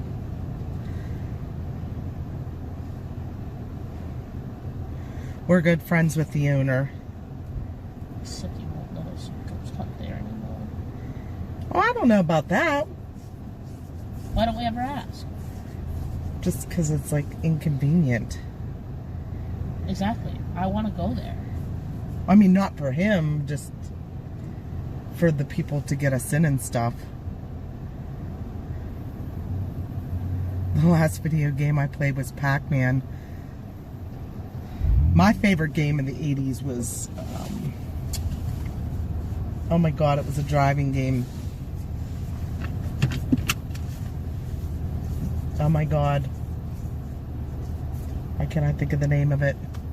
You sat in a car seat and you had to shift. They have a ton of those. I know, but it was like one of the first ones. Dad will remember. That one, and I like Empire Strikes Back. That was fun.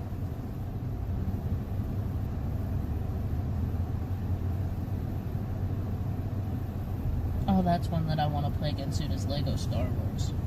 I like Lego Star Wars. The Lego games are so I love good. their meatloaf. Their meatloaf is the best. I talked about maybe getting it, but I'm not sure. I've been having a lot of issues with my stomach, so it might have to be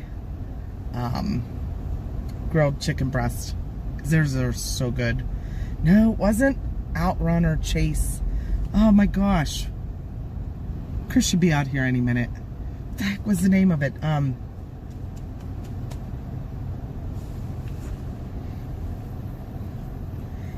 It was, everybody stood around and wanted to play it.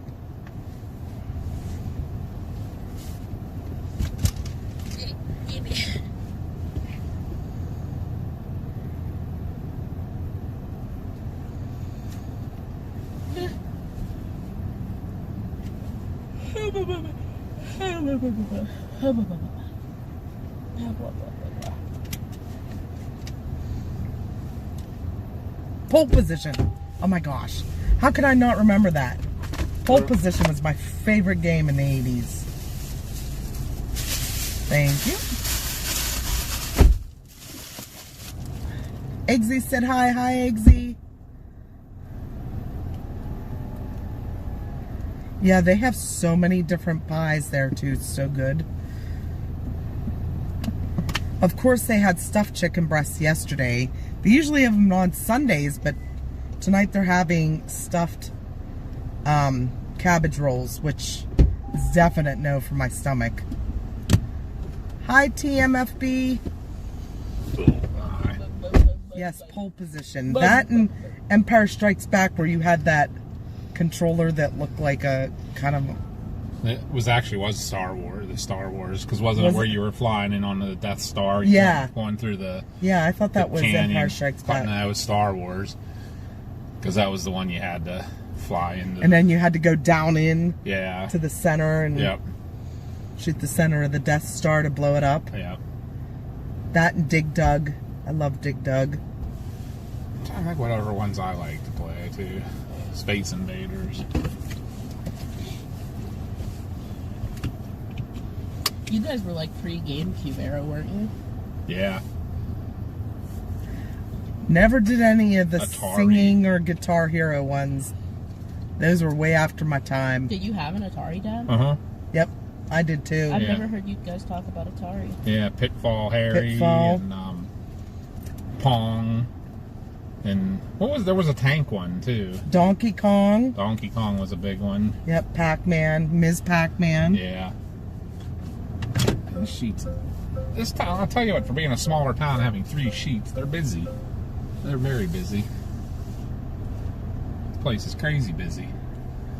I thought this one would be kind of not busy out of the way a little bit. Missile Command. Well, it's clearly where all the redneckers that just finished off-roading from. Take your next right onto East Main Street. I noticed that. Qbert. Qbert was Qbert. a blast. I Yeah. love that game. Love that guy.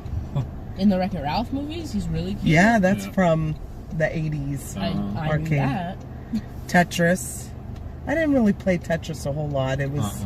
I'm so bad at Tetris. I thought Tetris was like even a little later that I remember people playing on it, but that was on their phones. Like, No, they had or those was little it? game... That's right. Those gaming things. Do you remember those football Yeah, in the 80s? and they had the one that had controllers on both sides, and you Yes. could play against each other. Asteroids was a good one. You know what I had too? Saxon. The football was the football field that vibrated, and you had the little players, and you would Yes. We had one of those. It was like a magnetic board. Is that what It you're wasn't talking magnetic; it was metal, and it would vibrate, Yeah. and the little guys would vibrate, and you'd hope that nobody touched your guy with the ball. And the little quarterback had the little arm that you would fling the ball. And Yeah. You'd try to hit somebody.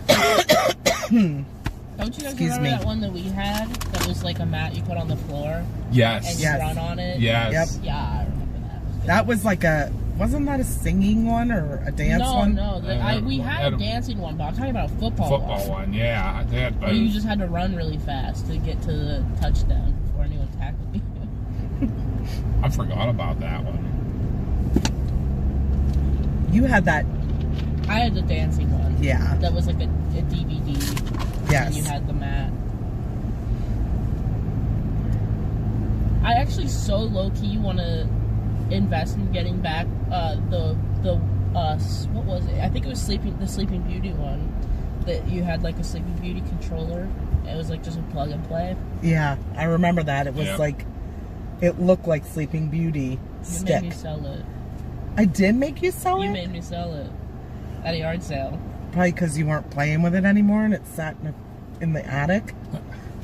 Which is like fine when you're a teenager, but then you become an adult and you want to do it again. And then I don't have it. Well, we need to clean the attic out again, so you need to go through and like throw away more stuff you're gonna want in 10 years. Yeah, you need to figure out No, what. I don't want anything up there. I've been through that attic multiple times looking for things I wanted. Donkey Kong was great. Electric football is what it was. Apparently, Yeah. I got rid of my Littlest Pet Shops, and I also apparently got rid of my Monster High doll, which I'm really mad at myself for. Yeah, because I did not make you sell any of that. I don't know where that... It might be in the attic somewhere, but I've looked through all my containers, and I can't find it. And that makes me so sad, because now I collect Monster High dolls. I'm like, and I don't even have the OG one that I owned as a kid. Yeah. That's really sad. Asteroids was cool. Oh yeah, I like the asteroids. Frogger. Yep, that was the big one. I love that one. The person that did the Frogger standing on the bridge with their shadow on the high. Did you ever see that video? Yes, yes. They're on the pedestrian bridge and they walk back and forth as the traffic's coming. Playing Frogger. The handheld Merlin game, I still have mine, Mel. I still have it. I kept it from when I was young. That we used to have that robot. What was it? 2XL. That you put a 8-track cassette tape in it, but it it went with the 2XL, and it would ask you questions, and like you had to answer them, and oh my gosh. My mom made me sell my Sleeping Beauty game. You're so evil. You could have said, no, I want to keep this forever. I did. No, you I did not. That and the Nickelodeon plug and play one. I was like, I really want to keep this, and you were like, you have too many toys. You need to sell some. And you did the line. You're like, you don't even play with this anymore. And I'm like, I know, but I will one day. You didn't believe me. I feel like you're just like your dad, though. You like board stuff. Keep everything forever. Because what if I need it? And then I'll have to rebuy it? Now I have to rebuy the plug and play Nickelodeon set? Well, then you gotta get rid of something else. Like, we're overcrowded in our house. I keep all my stuff in my room. I find space for it. Does anybody in chat remember 2XL? I should put that in the off topic in Discord. Yeah. A picture of 2XL. My brother and I would sit for hours listening to 2XL. And the Merlin, it looked like a red brick phone type thing. Yeah. And it had a keypad on it. I know what you're talking And you could about. play like tic-tac-toe or Yeah. chase the dots. What was the other one? Simon Says. You're Yes. so right, Eggsy, and you bet when I have a child that, like, all of her toys that she outgrows, I'm keeping them so I can sell them when they become collectibles. Right. Like, oh, you don't want this? Like, imagine if we still had my Littlest Pet Shops where we would be millionaires. Right. I don't know what happened to those. I don't either. I don't know. I also have many memories of Grandma being like, you need to clean out your room and get rid of all this stuff and donate it. I have 2 of the original Cabbage Patch dolls as well. With their original clothes. Because what did Grandma end up making me give away on accident that we No, I don't want are to upset about? Well, it was like my baby blanket, wasn't Never it? mind. I hope not. No, you already knew about this. It was something. One of my dresses from a kid when I was a kid that she made me give away. Maybe. I don't remember that, but I'll be mad. I was totally. Did you gonna look turn through around your right baby bin up in the attic? No. I just remember, I don't remember what it was. It was something that I'm you were turning like, around. that you knew about, Okay. and you were like, oh. Because I know which one. This is actually where the engine got fixed. Engine 2 before we sold it. Is this where I took you to that day? Did you bring me up here I did. to get I engine 2? followed you. Yeah, this is the place. I was in the Jeep. In the old black Jeep. Maybe. Was it that old? Oh, Yes. Melinda, I was such a strawberry shortcake girly pop. And then you followed me the time with the tanker to the get worked on too. And me and Kai bond over how much we love strawberry shortcake. I have a strawberry shortcake doll. And I have a strawberry shortcake lunchbox with Yeah, the I know. thermos still. I know. It's probably worth like $1 billion. Well, I'm not selling that. That's No, I know. too sentimental to I'm me. just saying. Don't mind me driving in circles. don't know why it's falling. I had My Little Ponies too. You had My Little Ponies. I did. My Little Pony was good. Oh wait, no.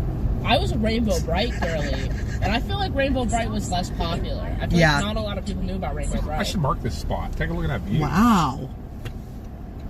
That's actually a really good spot. Yeah, it is. Do you have any memories where My it's crossbones. Like, do you have any memories where it's like you remember the thing happening, but you don't remember the thing? Like, I remember me watching Rainbow Bright DVDs, but I can't remember any of the plots. All I can remember is that I loved them. You know what I mean? Yeah. I mess with Rainbow Bright heavy. Yeah, the device Simon had 4 color buttons, and you had to follow the pattern. Yeah, it's just called Simon Says, bro. Well, no, it was just called Simon, the machine. Well, I know, but it's a game. Yeah, I know. It's just Simon Says. It's like the bop. And it would get faster and faster. And then, like, the most traumatic thing to the kid was connection. It was, you had to put the little puzzle pieces in that board that popped up from the timer. There was that one and the operation. Yeah. You felt like you were getting freaking electrocuted. Yes. Okay, that's a little traumatic. No, because of the way it buzzed and you were touching metal to metal, you kind of thought you were. As a 8-year-old kid, you're like, ah! Okay, I guess I just had a tolerance that you guys did not have, because I never felt like that playing that game. You must have been headed towards 4 guys in Myersdale. They built the body of one of our engine and the body of our old tanker. We know them well, actually. They're supposed to be putting a bid in to repair our tanker, and we haven't heard from them in like a month. So I think they're not going to get it. Our tanker needs the tank replaced. Okay, I gotta find a picture of 2XL. The lifetime warranty on the tank is null and void now because the company went out of business. Oh, that's not cool. No. Ralph, buddy. There's the 2XL robot. I wonder how much all of your ER merchandise is worth now. I know, right? I do remember that. Okay. It's probably worth crazy numbers. I don't know, because some of might it's be. modern. Yeah, I collect Eeyore things, and it's just Your collecting strawberry dust. shoot cake, shortcake. That's what we were talking about a little bit ago. The Lunchbox. That's worth some bucks.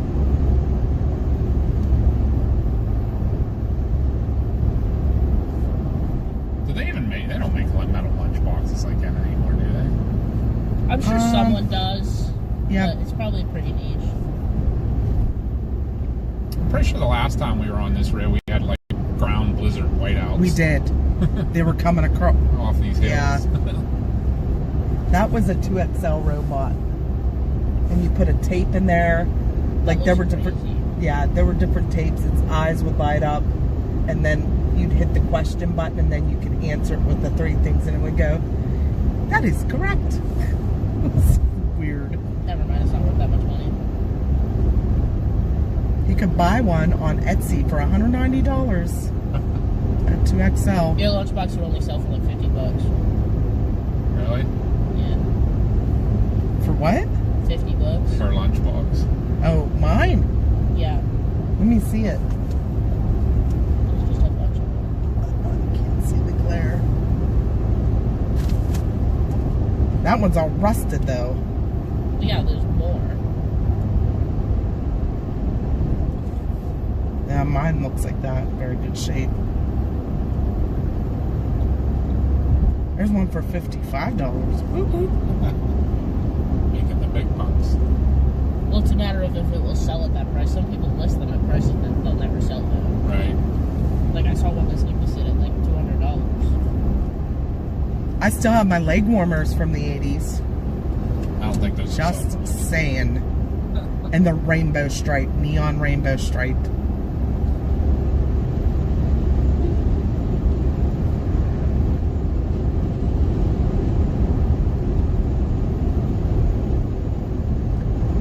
The 80s seem to be making, like, clothing-wise, seem to be making a comeback. And the yeah. mullets. Very I see much. these little kids with mullets, and I'm like, no. Everything gets recycled. That's It does. Just no to the mullets ever again. Some people make them look good.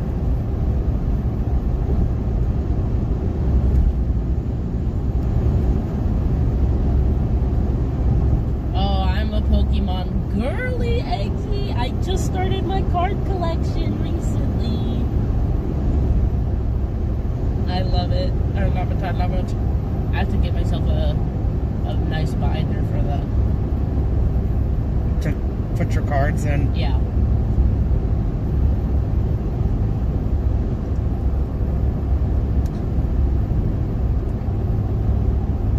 My boy bought me like a $10 Glaceon card, which I adore. And he also bought me Misty's Psyduck, which I love. Pretty sweet. I know, I love Pokemon. Okay, Ghosty. Pokemon the best. Pokemon number one. Business up front, party in the back. Right? Chris had a mullet. Chris had a mullet until way after Josh was born, because when he took Josh for haircuts, he would get Josh a mullet haircut. And I'm like, what is this? That's even? diabolical for a child. Yeah.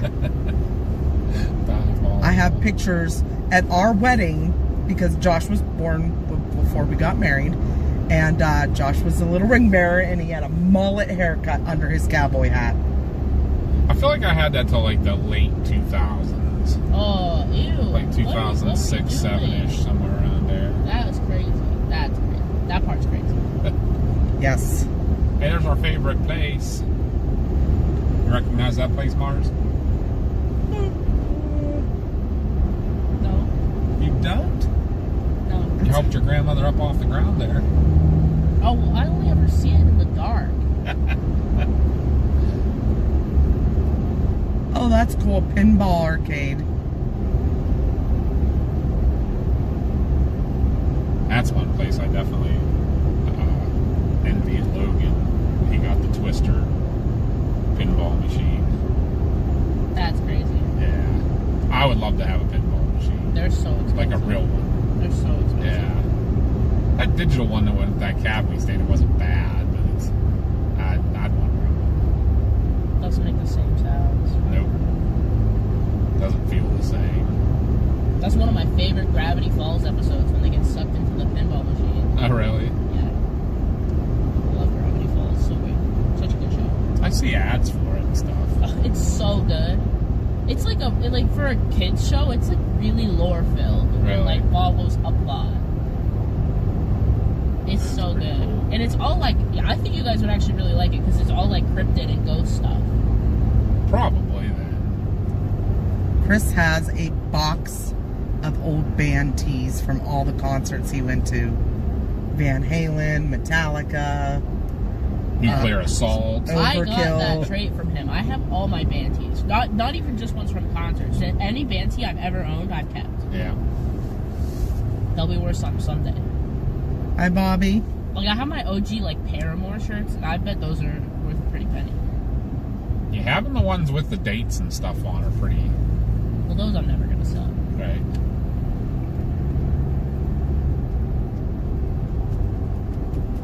You know what I found in my drawer? Was my old Negative Vibe Merchant t-shirt. Oh, really? Uh-huh. That's pretty cool. I should pull that out and wear that when we go see One Aaron sometime. we should. Or you should. I have in the freaking lockbox is the signed CD Yeah. from them. You put the signed CD in a lockbox? Yeah. It's like, I'm not judging you. Like, I wish I had a lockbox, but I have too much stuff that I'd want to put in a lockbox. you need like a whole room safe. Yeah. Oh, they were the MC Hammer pants, Mel. I had a pair. Can't touch this. Hi, Bobby. It's Mama, Papa, and Mars is here today with us. And Jared's back. Welcome back. Might get a little sketchy service down in these Yeah, valleys. we're done with all the Johnstown stuff.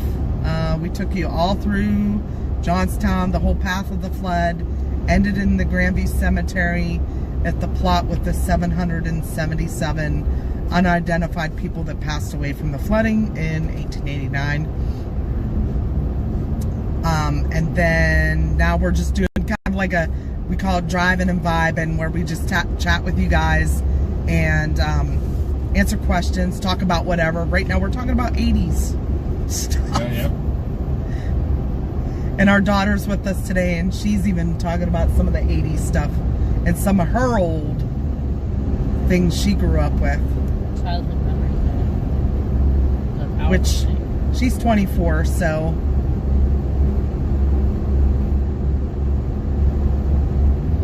These had wings you put in front. Oh, the jeans that had the wrap around? Is that what you're talking about?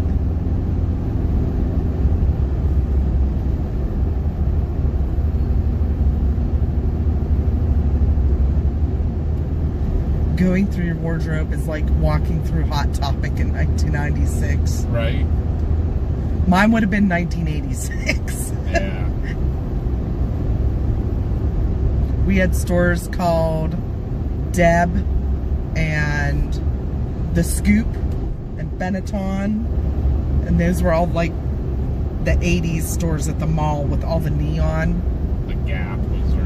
I mean, my wardrobe still is all from Hot Did you get jeans and stuff from the Gap? I did not. I couldn't afford that. Couldn't afford the Gap. No. Me either. I got mine from JCPenney or from Kaufman. We got ours from Sears. Yeah, or Sears. One of those. I still shop at Hot Topic. It was whoever had the Levi. I did like my Levi's back then. And it was whoever had them on sale. No, I think I owned one pair of Jordache jeans, which were real big. It's a cute little house. It's a stone house. Yeah, It's isn't so it? Yeah. gorgeous. Big farm, too. 600 feet. That actually is where New Lexington Farm Bobby was. said to tell you hi. Hello. Keep right to continue on Pennsylvania 653 West. Yeah, I couldn't afford Continue on Pennsylvania 653 the designer West. clothes back in the 80s. My parents were not able to pay for those for us.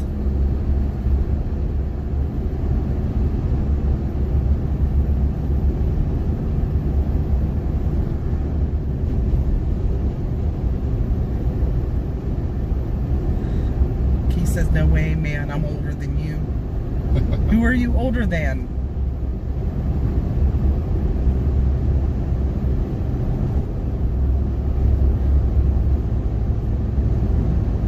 In 1996, Chris and I were already dating for 2 years.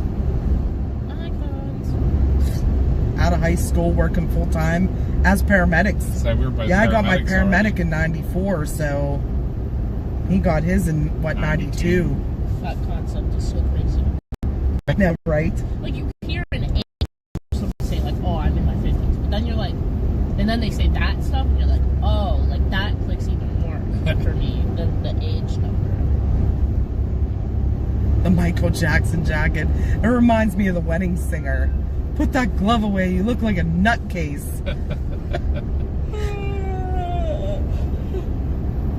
So many people. No, but the know. parachute pants were really big, too, when I was in... The Michael Jackson middle school. leather jackets. Well, that's what they were just talking about. CG said 1996 is the year I passed.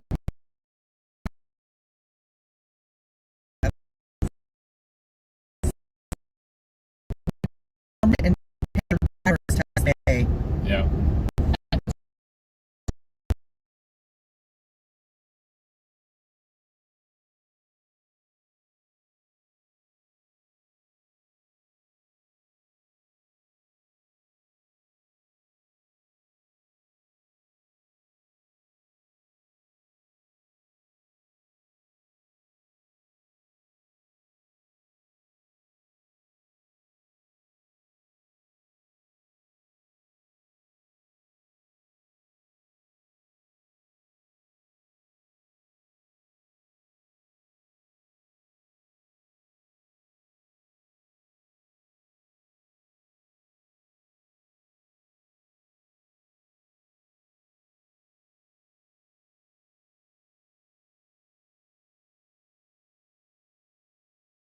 For a job you want. Right. And I was like, but I don't want to. I really don't. And then I had the concept of like, well, if I want to job shadow my parents, I have to take a CPR class. Yeah. And I was scared about that. Trisha said I was born in 81. You're about 10 years younger than us. That's not... Yeah. So COVID, kind of my lifesaver. Look, there's AA Rum with a mullet. Fun. Nice. Like the classic.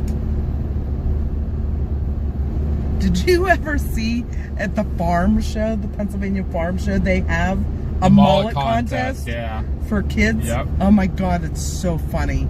Hi, Derek. The way that some of the kids dress and Yeah. like, flaunt it and stuff. It's so Some funny. dress like Remember, like backwoods. Excuse me. Yes, Bobby, the very first Johnstown flood happened on May 31st in 1889. There were 2 floods after that. One was in 1936 and then 1977, right? Yep. But we went out today because it was the greatest loss of life and their first big flood, the most devastating. You know, looking at those water lines on the building, the 1936 technically may have been a worse in the amount of rain that came down. You know what I Right. mean? If it wasn't for the dam, the 89 one may not have been that bad. Because the 36 was only, what, 5 feet lower? Right. Like, So that's crazy. there's new people joining in May 31st. They call it the curse of May 31st. There's been a lot of weather happenings on this date, and Especially in Pennsylvania. yeah, in 2024 and last year, well, especially 2024, we went around to all the memorials from the 1985 tornado outbreak in northwestern PA. Last year, we did the path of the F5 tornado as it came into Wheatland. So we tracked it from northeast Ohio, Newton Falls, into Niles, and over into Wheatland, Pennsylvania, because that was also May 31st. And this year we did the Johnstown flood. There's also the 1998 tornado outbreak that was, well, from May 31st to June 2nd. And Salisbury, which we were just very close to, was one of the towns hit. Down there, but we don't have enough time. No. We could, like you say, maybe do that. And that was an EF3 that actually hit Salisbury. That was May 31st, 1998. And then in 2002, there was what they called a macro burst that hit Allegheny and Westmoreland counties, down near West Mifflin. Kennywood Park got hit, and a woman was killed while she was trying to take shelter under one of the amusement ride roofs. It actually collapsed. Those winds that day were 100 plus miles per hour straight line winds, which came from the macro.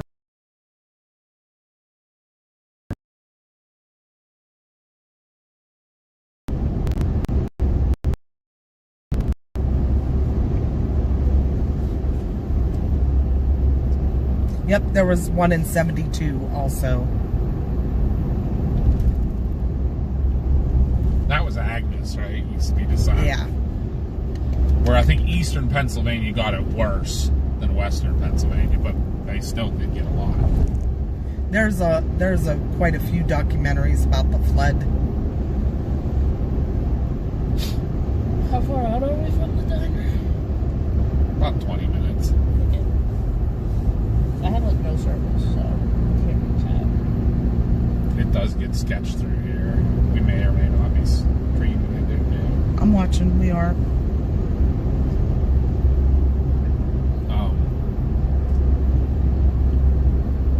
I was going to say Pittsburgh's had some big floods in other times. 96 was a big one. Remember that? That was, what was the one from Ivan? Was it Ivan? That was in 2000. I was working at Jeanette EMS. I was working at Transcare. So was that 2004? It had to be 4 or 5. I was the supervisor when that happened. They so. had the major flooding Yeah, around us. I remember Eric Coons calling me up and being like, hey, we're taking this person home from the hospital to their apartment building. The lobby's full of 3 feet of mud. Should we take them to their apartment? I was like, no.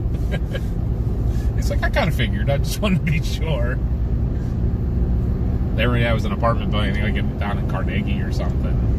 Have you ever been to the Channel Scablands in Washington State where the Missoula floods were? No. When we were out in Washington State, we didn't tour too much. We were up there to relax. Still so jealous. It's in my favorite part of the country. It's so cool. Maybe we'll go Hey, big sometime. boss. But yeah, I wouldn't mind going back. It's so pretty. I love pine trees. I love pine trees. It's also why I love New England. Funny that there weren't that many. Like, we went through some sections, but it wasn't as many as you think. I want to go to Volcano. Where were the pine trees most?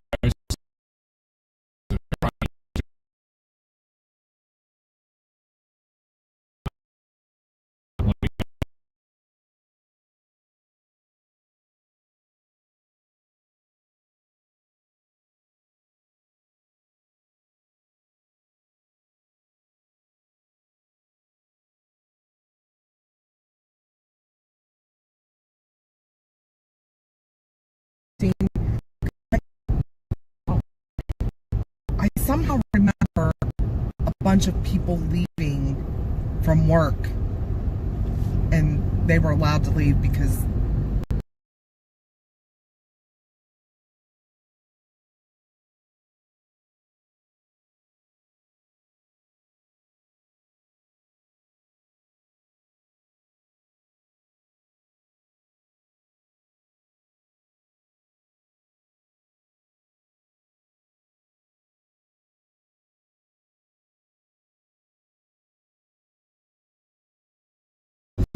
And there was a lot of work.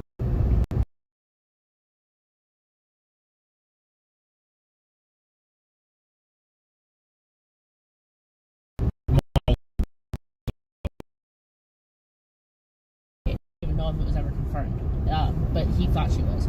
So they were like, "Oh, let's go on a cute little hike in Hawaii up to what's it called? Kilauea? The thing? No. This has nothing to do with volcanoes. Right? Oh, okay. But I just was thinking of Hawaii. What's it called when there's a hole in a rock that you can look through? What's the word for that? A window? No, it's like there's a word for it. Whatever. They were going on a hike to see one of those, right? And he was really mad that he thought she cheated on him. That he was planning on trying to shove her off the cliff. Okay. oh, Okay? And he attempted to do so, but he was really bad at it. It was really bad. And she was able to like fall to the ground and like kind of like stop herself from falling, right? And like grip at some like tree roots and stuff. And so then he tried to pull out a syringe and stab her with a syringe. He is an anesthesiologist, by the way. And she was able to bat it away. So then he started beating her with a rock. oh, But she was yelling help, and these 2 women heard her and came up. And he stopped beating her with the rock because 2 people saw him doing it. She was able to get away, and she lived. And then bro in court tried to be like, that didn't happen. Even though 3 people witnessed it. Didn't happen. Wasn't me. It did not happen, frankly. Trisha said she was living in Crafton. I use a lot of water down in Crafton Yes. because that's crazy. But isn't that crazy? Girl has the audacity to be like, I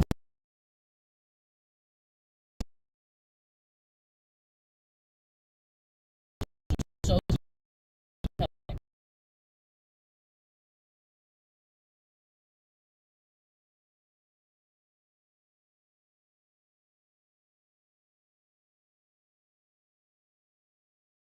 like focus so heavily on the like, oh, she cheated.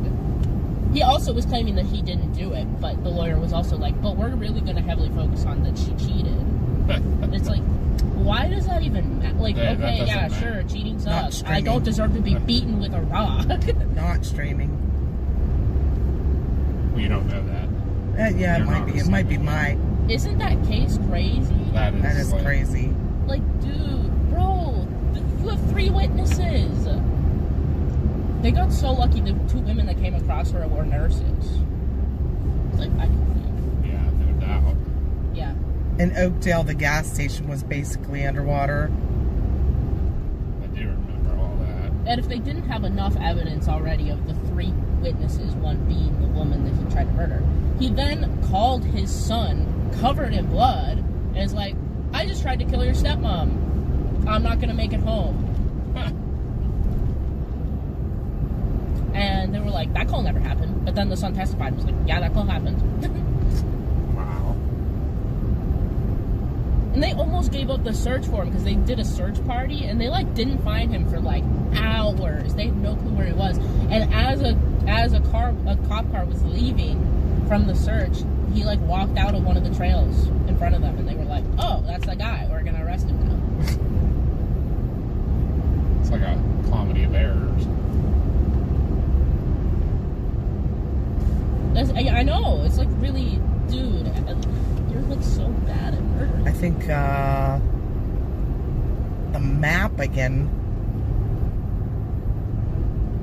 Session disconnected. What the heck? Well, it's not like our Right, nap. 'cause Our we were nap out of is service. really that necessary. Yeah, I mean- we're not storm chasing. Right. And Plus, I mean, we're going to be getting off here very shortly. yeah, like in like minutes. So we are meeting a friend for dinner, and we're going to be in the woods tonight investigating, which will not be streamed this time. But July 22nd, we will be streaming live from a big investigation to be announced. I said earlier, some of you might know. It's going to be in Ohio. There's 10 of us going. Pretty excited.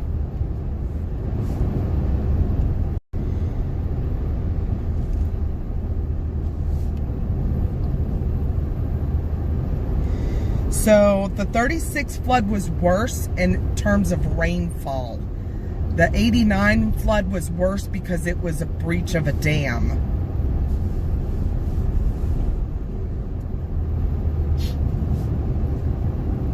Yeah, when you In look the at 36 flood, the water mark was only about 3 to 5 feet lower than the 89, the 1889.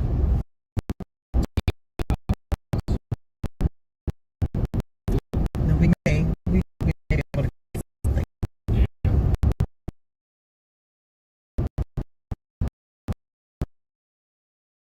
At least Just like, ask the diner for like a slice of apple pie.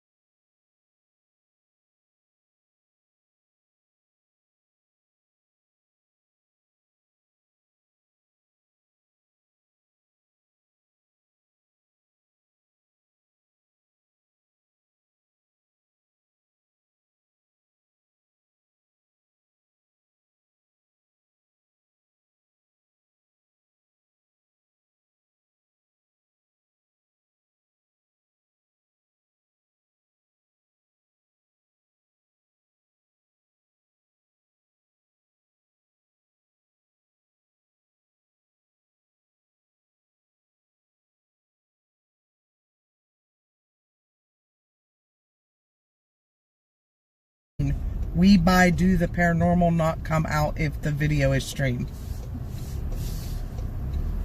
What was I gonna say? Maybe I am getting sick. I'm like really hot. Your I'm vents Well- working back there?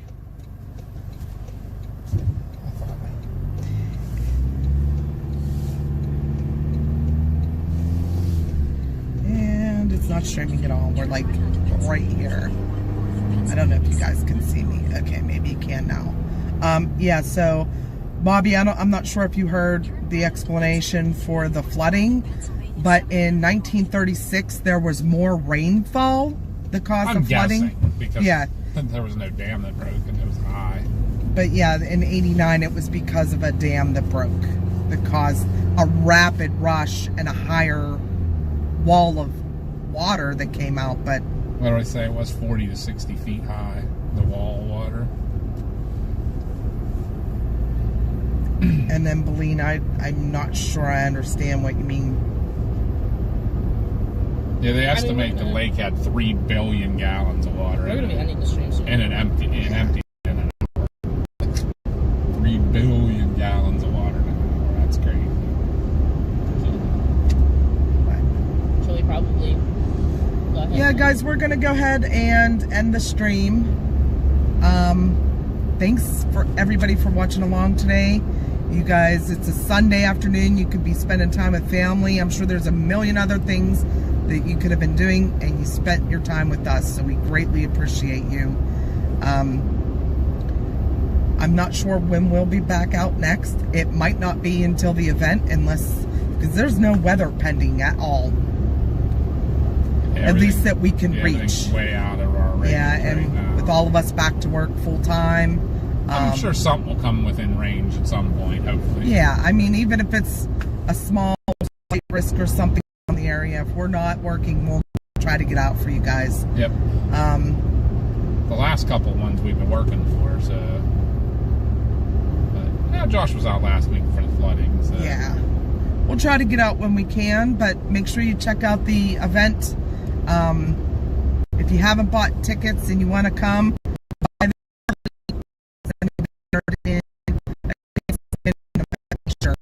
You can get it signed by all the chasers and paranormal teams. Remember, Dr. Greg Forbes is going to be there, so that's pretty exciting. Other than that, we're going to be meeting up with some of our friends, and excuse me, we will catch you all on the next stream, guys. We love you. Yeah, Take care, be safe, and adios.